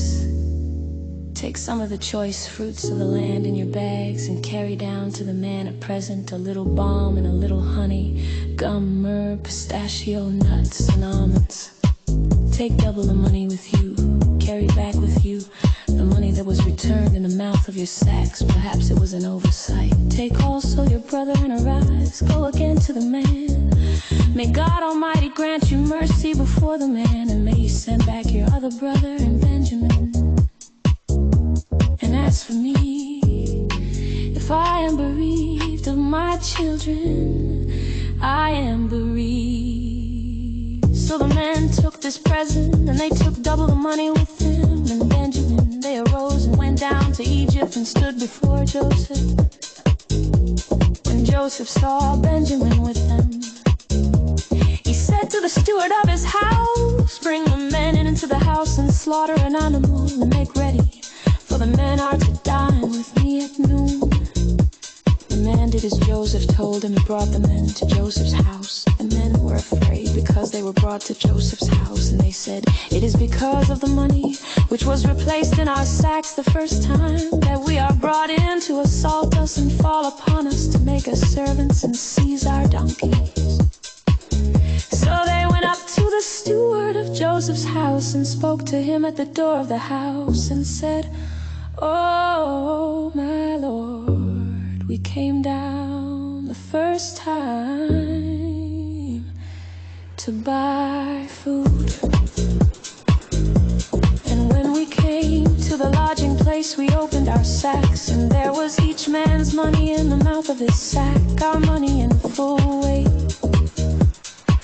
So we have brought it again with us, and we have brought other money down with us to buy food.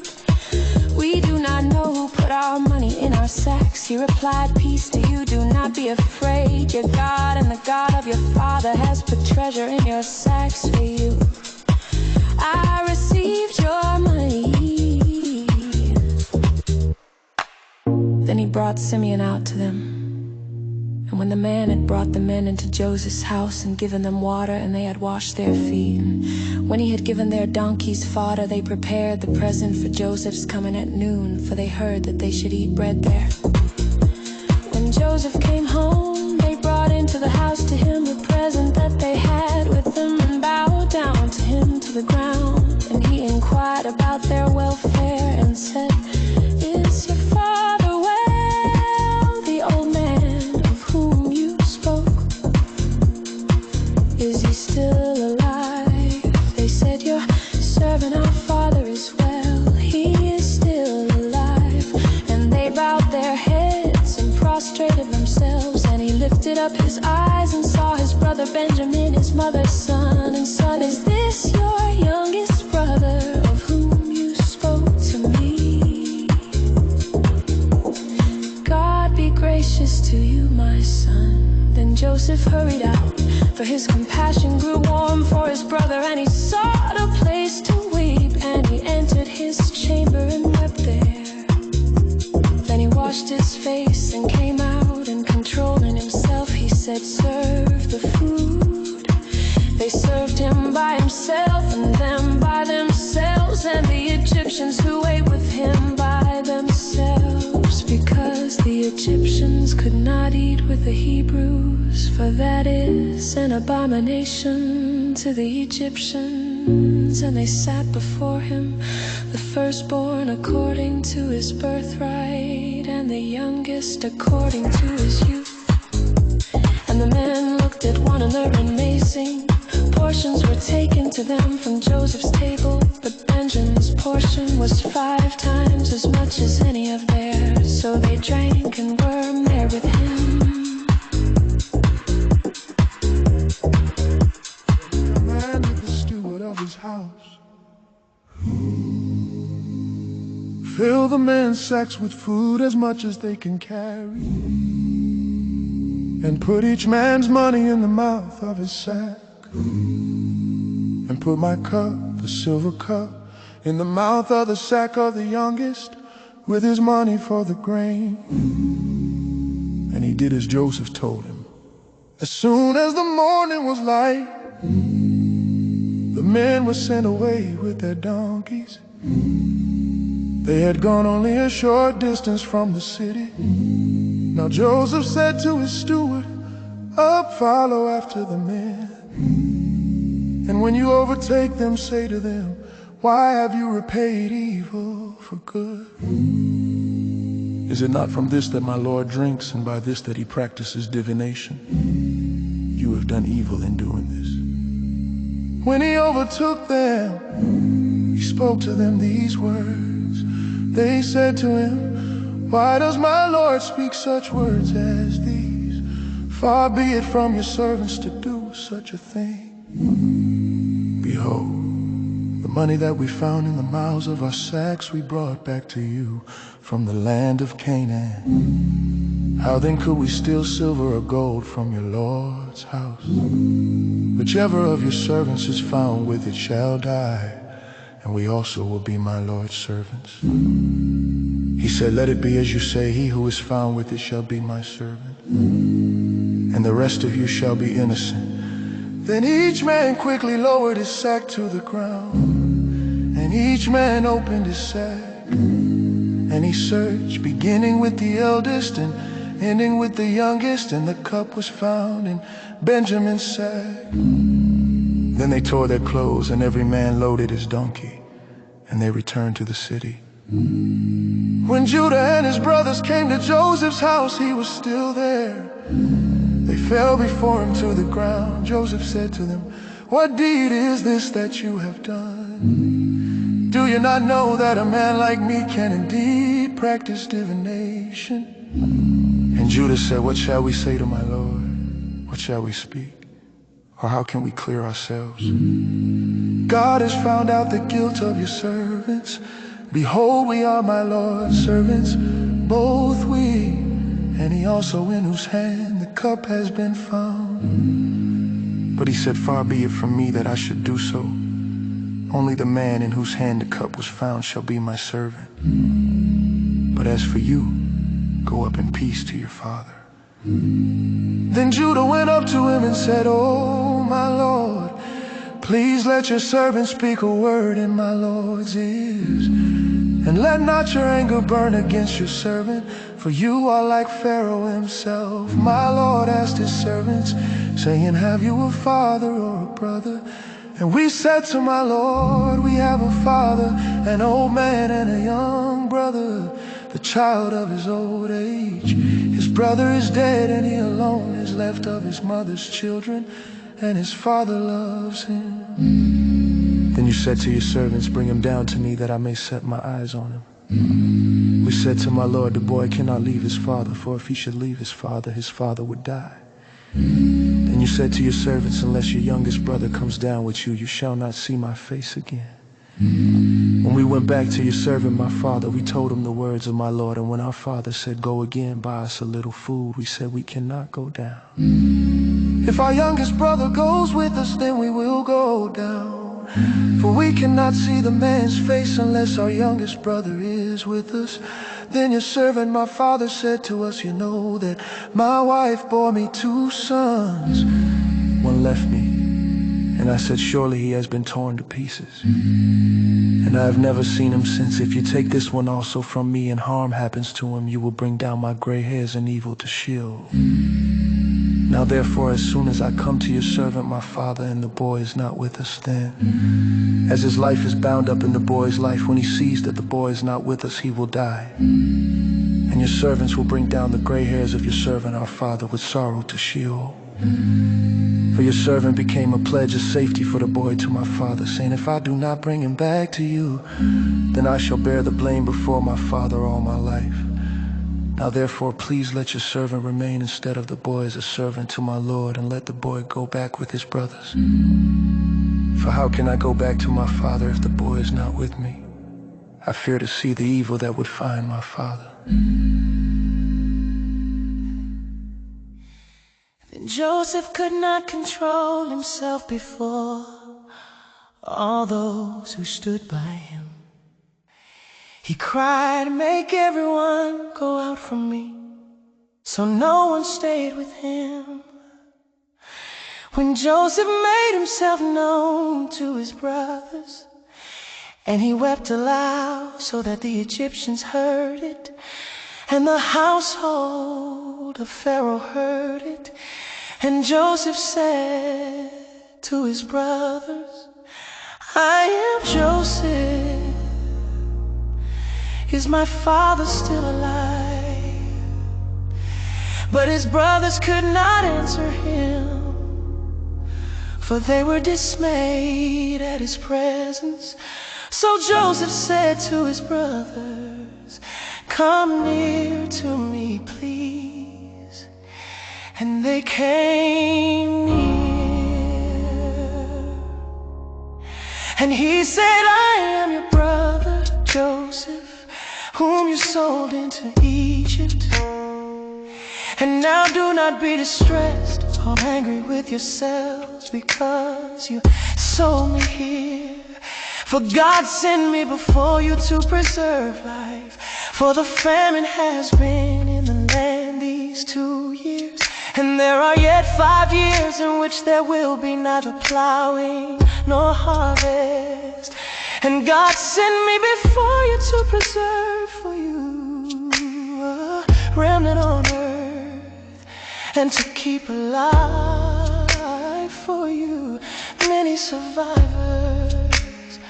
So it was not you who sent me here, but God, He has made me a father to Pharaoh, and Lord of all his house, and ruler over all the land of Egypt. Hurry and go up to my father and say to him, thus says your son Joseph, God has made me Lord of all Egypt. Come down to me, do not tarry. You shall dwell in the land of Goshen, and you shall be near me, you and your children and your children's children, and your flocks, your herds, and all that you have. There I will provide for you, for there are yet 5 years of famine to come, so that you and your household and all that you have do not come to poverty.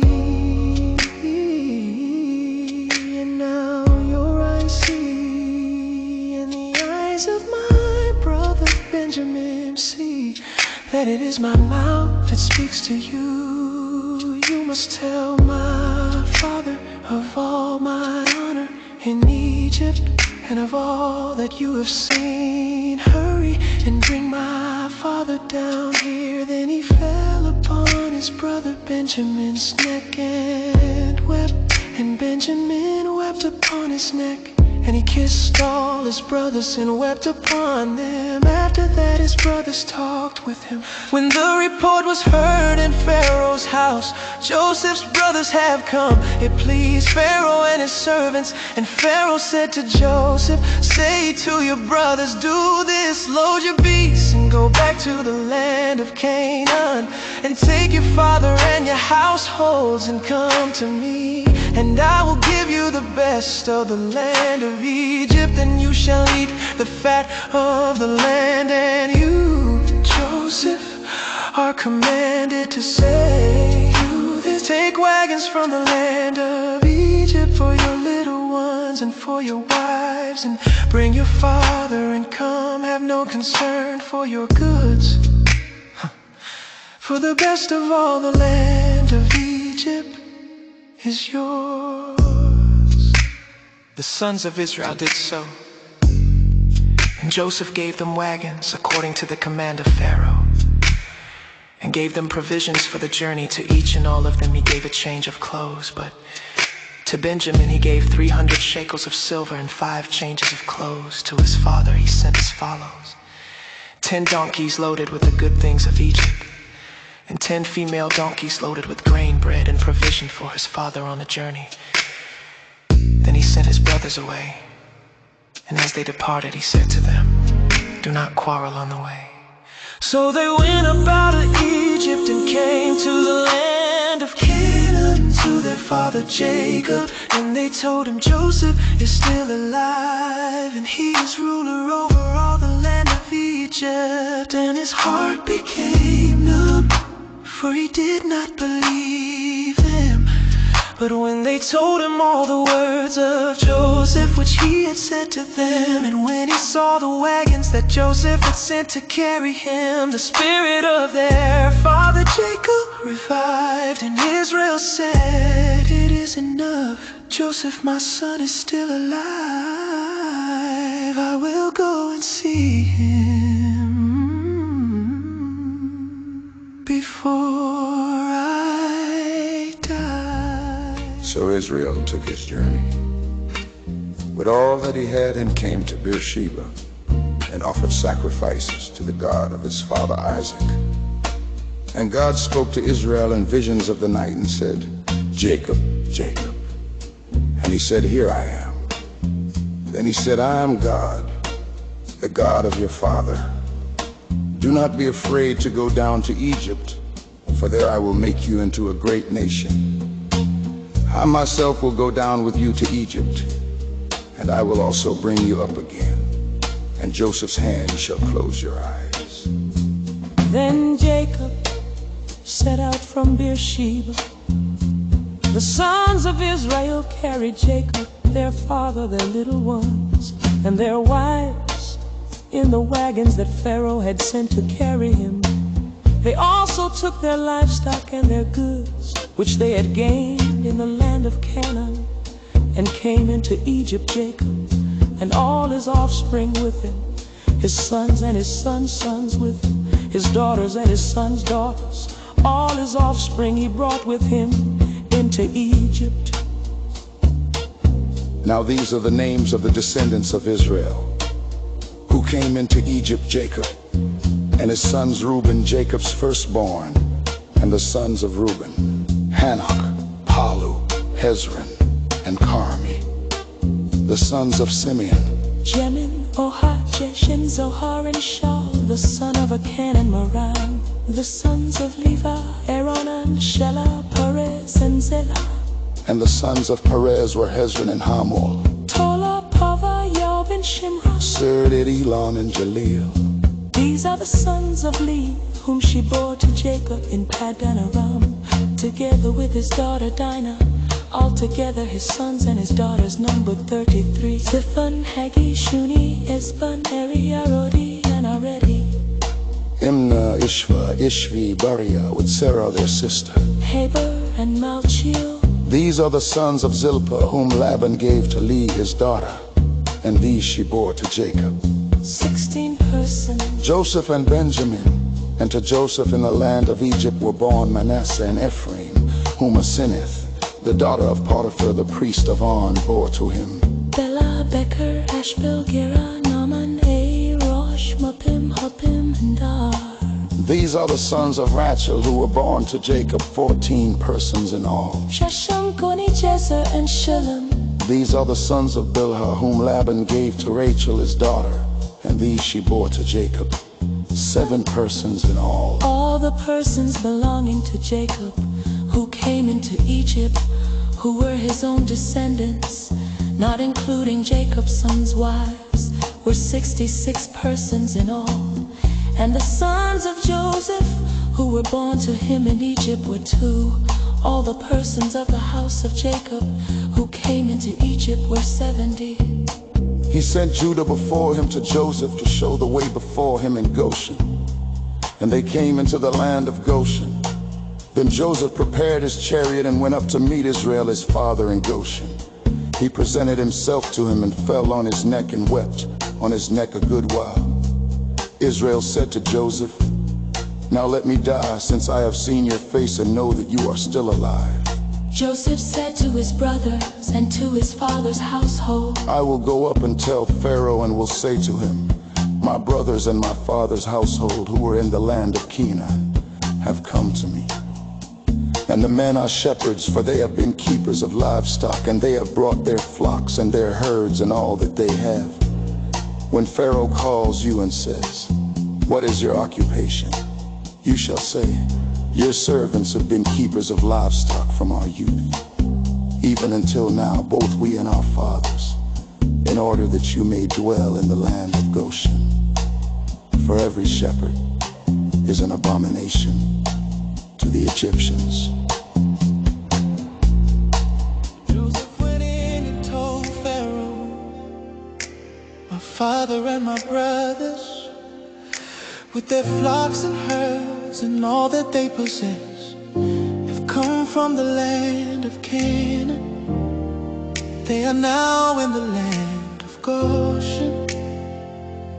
And from among his brothers he took 5 men and presented them to Pharaoh.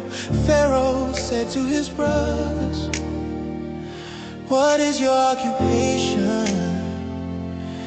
And they said to Pharaoh, "Your servants and shepherds, as our fathers were." They said to Pharaoh, "We have come to sojourn in the land, for there is no pasture for your servants' flocks, for the famine is severe in the land of Canaan. Now please let your servants dwell in the land of Goshen."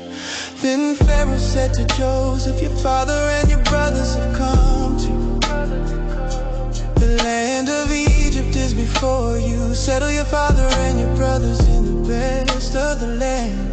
Let them settle in the land of Goshen. And if you know any able man among them, put him in charge of my livestock." Then Joseph brought in Jacob his father and stood him before Pharaoh. Then Jacob blessed Pharaoh, and Pharaoh said to Jacob, "How many are the days of the years of your life?" And Jacob said to Pharaoh, "The days of the years of my sojourning are 130 years.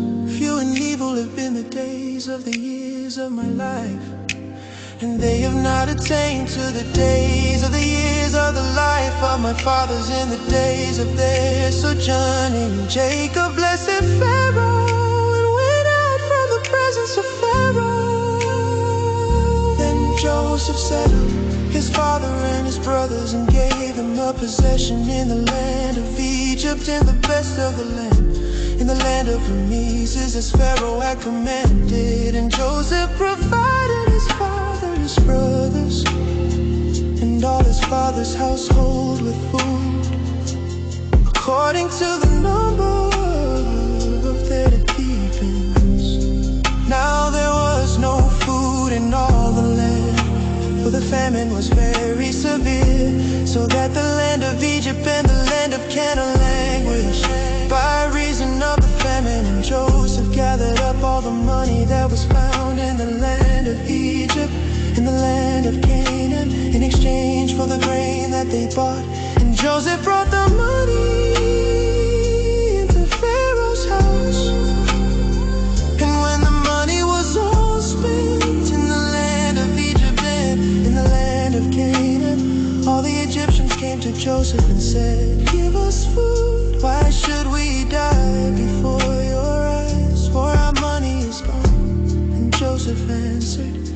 give you livestock, and I will give you food in exchange for your livestock if your money is gone.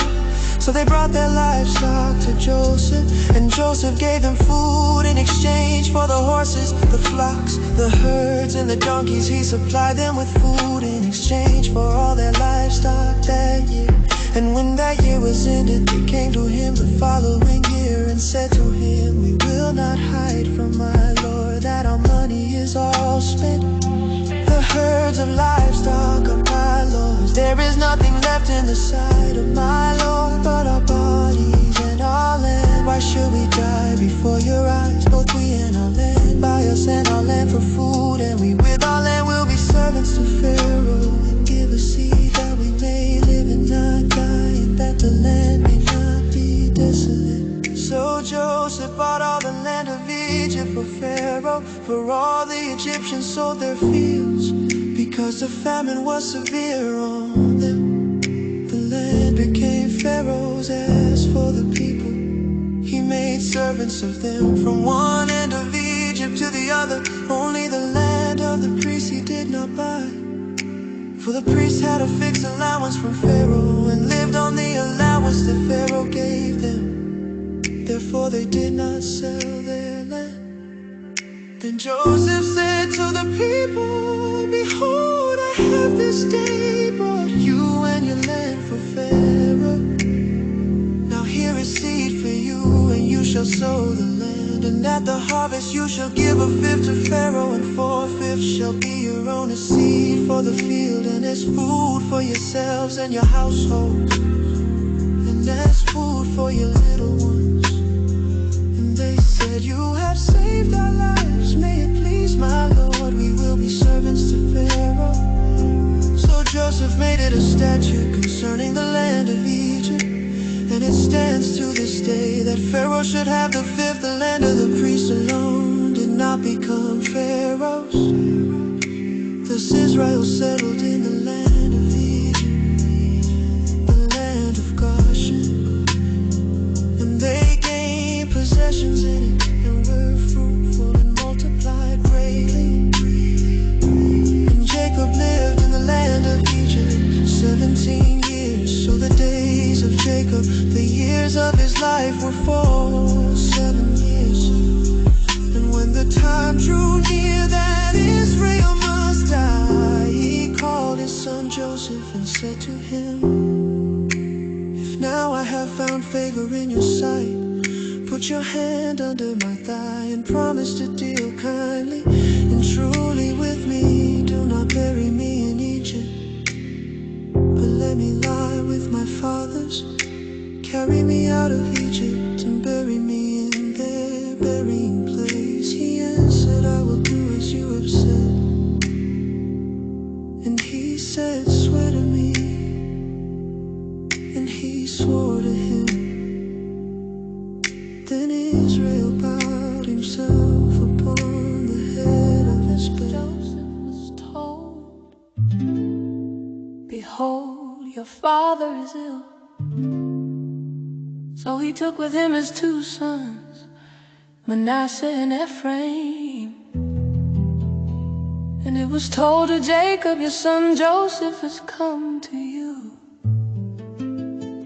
Then Israel summoned his strength and sat up in bed, and Jacob said to Joseph, God Almighty appeared to me at Luz in the land of Canaan, and blessed me, and said to me, behold, I will make you fruitful and multiply you, and I will make of you a company of peoples, and will give this land to your offspring after you for an everlasting possession. And now your 2 sons who were born to you in the land of Egypt before I came to you in Egypt are mine.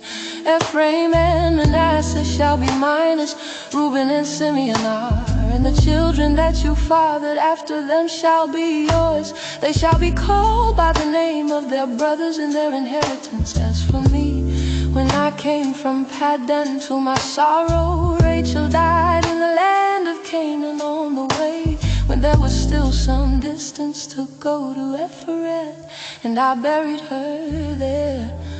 on the way to Ephraim, that is Bethlehem. When Israel saw Joseph's sons, he said, "Who are these?" Joseph said to his father, "They are my sons, whom God has given me here." And he said, "Bring them to me, please, that I may bless them." Now the eyes of Israel were dim with age, so that he could not see. So Joseph brought them near him, and he kissed them and embraced them. And Israel said to Joseph, "I never expected to see your face, and behold, God has let me see your offspring also." Then Joseph removed them from his knees, and he bowed himself with his face to the earth.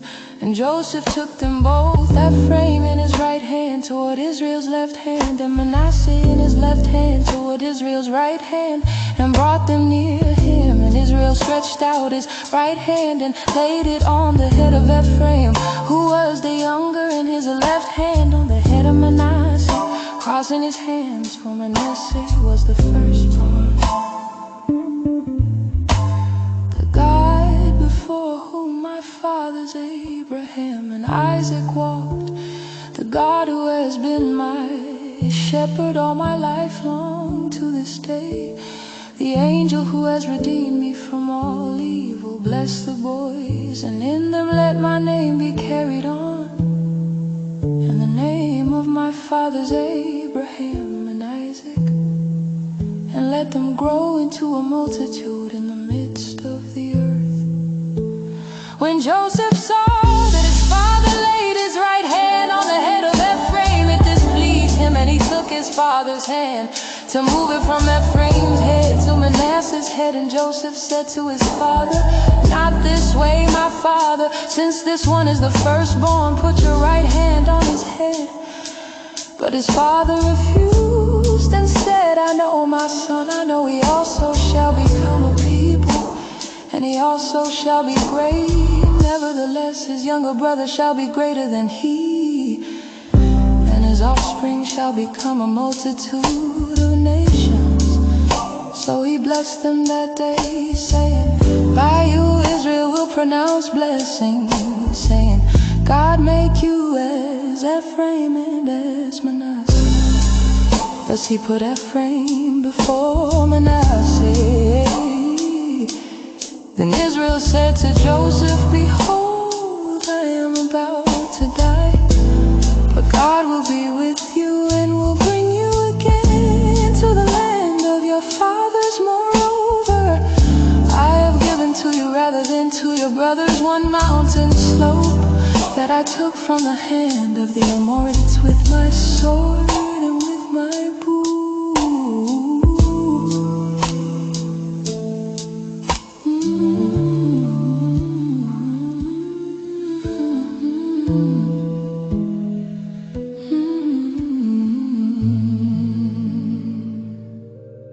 Then Jacob called his sons and said, "Gather yourselves together, that I may tell you what shall happen to you in days to come. Assemble and listen, O sons of Jacob. Listen to Israel, your father. Reuben, you are my firstborn, my might, and the first fruits of my strength, preeminent in dignity and preeminent in power. Unstable as water, you shall not have preeminence, because you went up to your father's bed. Then you defiled it, he went up to my couch. Simeon and Levi are brothers. Weapons of violence are their swords.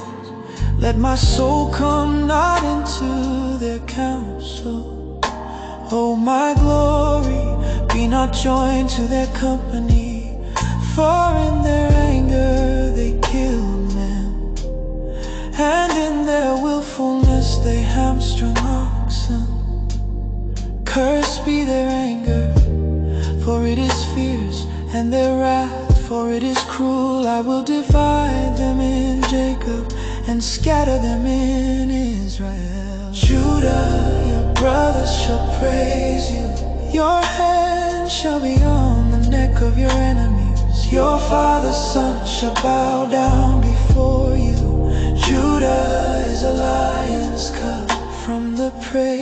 My son, you have gone up. He stooped down, he crouched as a lion and as a lioness. Who dares rouse him? The scepter shall not depart from Judah, nor the ruler's staff from between his feet, until tribute comes to him, and to him shall be the obedience of the peoples, binding his foal to the vine, and his donkey's colt to the choice vine. He has washed his garments in wine, and his vesture in the blood of grapes. His eyes are darker than wine, and his teeth whiter than milk. Zebulun shall dwell at the shore of the sea. He shall become a haven for ships, and his border shall be at Sidon. Issachar is a strong donkey, crouching between the sheepfolds. He saw that a resting place was good, and that the land was pleasant. So he bowed his shoulder to bear, and became a servant at forced labor. Man shall judge his people as one of the tribes of Israel. Dan shall be a serpent in the way, a viper by the path that bites the horse's heels, so that his rider falls backward. I wait for your salvation, O Lord. Raiders shall raid Gad, but he shall raid at their heels. Asher's food shall be rich, and he shall yield royal delicacies. Naphtali is a doe let loose that bears beautiful fawns. Joseph is a fruitful bough by a spring. His branches run over the wall. The archers bitterly attacked him, shot at him and harassed him. Yet his bow remained unmoved. His arms were made agile by the hands of the mighty one of Jacob. From there is the shepherd, the stoner, by the God of your father who will help you, by the Almighty who will bless you with blessings of heaven above, blessings of the deep that crouches beneath, blessings of the breast and of the womb. The blessings of your father are mighty beyond the blessings of my parents, up to the bounties of the everlasting hills. May they be on the head of Joseph and on the brow of him who was set apart from his brothers. Benjamin is a ravenous wolf in the morning, devouring the prey, and at evening dividing the spoil. These are the 12 tribes of Israel. This is what their father said to them as he blessed them, blessing each with the blessing suitable to him. Then he commanded them and said to them, I am to be gathered to my people. Bury me with my fathers in the cave that is in the field of Ephron the Hittite, in the cave that is in the field at Machpelah, to the east of Mamre, in the land of Canaan, which Abraham bought with the field from Ephron the Hittite to possess as a burying place. There they buried Abraham and Sarah his wife. There they buried Isaac and Rebekah his wife, and there I buried Leah. The field and the cave that is in it were bought from the Hittites. When Jacob finished commanding his sons, he drew up his feet into the bed and breathed his last, and was gathered to his people. And Joseph fell on his father's face and wept over him and kissed him. And Joseph commanded his servants, the physicians, to embalm his father. So the physicians embalmed Israel. 40 days were required for it, for that is how many are required for embalming. And the Egyptians wept for him 70 days. And when the days of weeping for him were past, Joseph spoke to the household of Pharaoh, saying, if now I have found favor in your eyes, please speak in the ears of Pharaoh. Saying, my father made me swear, saying, I am about to die in my tomb that I hewed out for myself in the land of Canaan. There shall you bury me. Now therefore, let me please go up and bury my father. Then I will return. And Pharaoh answered, go up and bury your father, as he made you swear. So Joseph went up to bury his father. With him went up all the servants of Pharaoh, the elders of his household, and all the elders of the land of Egypt, as well as all the household of Joseph, his brothers, and his father's household. Only their children, their flocks, and their herds were left in the land of Goshen. And they went up with him both chariots and horsemen. It was a very great company when they came to the threshing floor of Atad, which is beyond the Jordan. They lamented here with a very great and grievous lamentation. And he made a mourning for his father 7 days. When the inhabitants of the land, the Canaanites, saw the mourning on the threshing floor of Atad, they said, this is a grievous mourning by the Egyptians.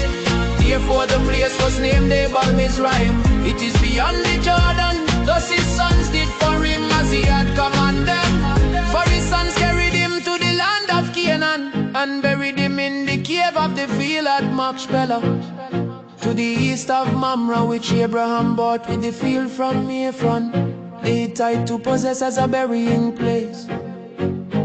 After he had buried his father, Joseph returned to Egypt with his brothers, and all who had gone up with him to bury his father. When Joseph's brothers saw that their father was dead, they said, it may be that Joseph will hate us and pay us back for all the evil that we did to him. So they sent a message to Joseph, saying, your father gave this command before he died. Say to Joseph, please forgive the transgression of your brothers and their sin, because they did evil to you. And now please forgive the transgression of the servants of the God of your father. Joseph wept when they spoke to him. His brothers also came and fell down before him and said, behold, we are your servants. But Joseph said to them, do not be afraid, for am I in a place of God? As for you, you meant evil against me, but God meant it for good, to bring it about that many people should be kept alive as they are today. So do not be afraid, I will provide for you and your little ones. Thus he comforted them and spoke kindly to them. So Joseph remained in Egypt. He and his father's household, Joseph lived 110 years. And Joseph saw Ephraim's children of the 3rd generation. The children also of Mashir, the son of Manasseh, were counted as Joseph's own. Joseph said to his brothers, I am about to die, but God will visit you and bring you up out of this land, to the land that he swore to Abraham, to Isaac, and to Jacob. Then Joseph made the sons of Israel swear, saying, God will surely visit you, and you shall carry up my bones from here. So Joseph died, being 110 years old. They embalmed him, and he was put in a coffin in Egypt.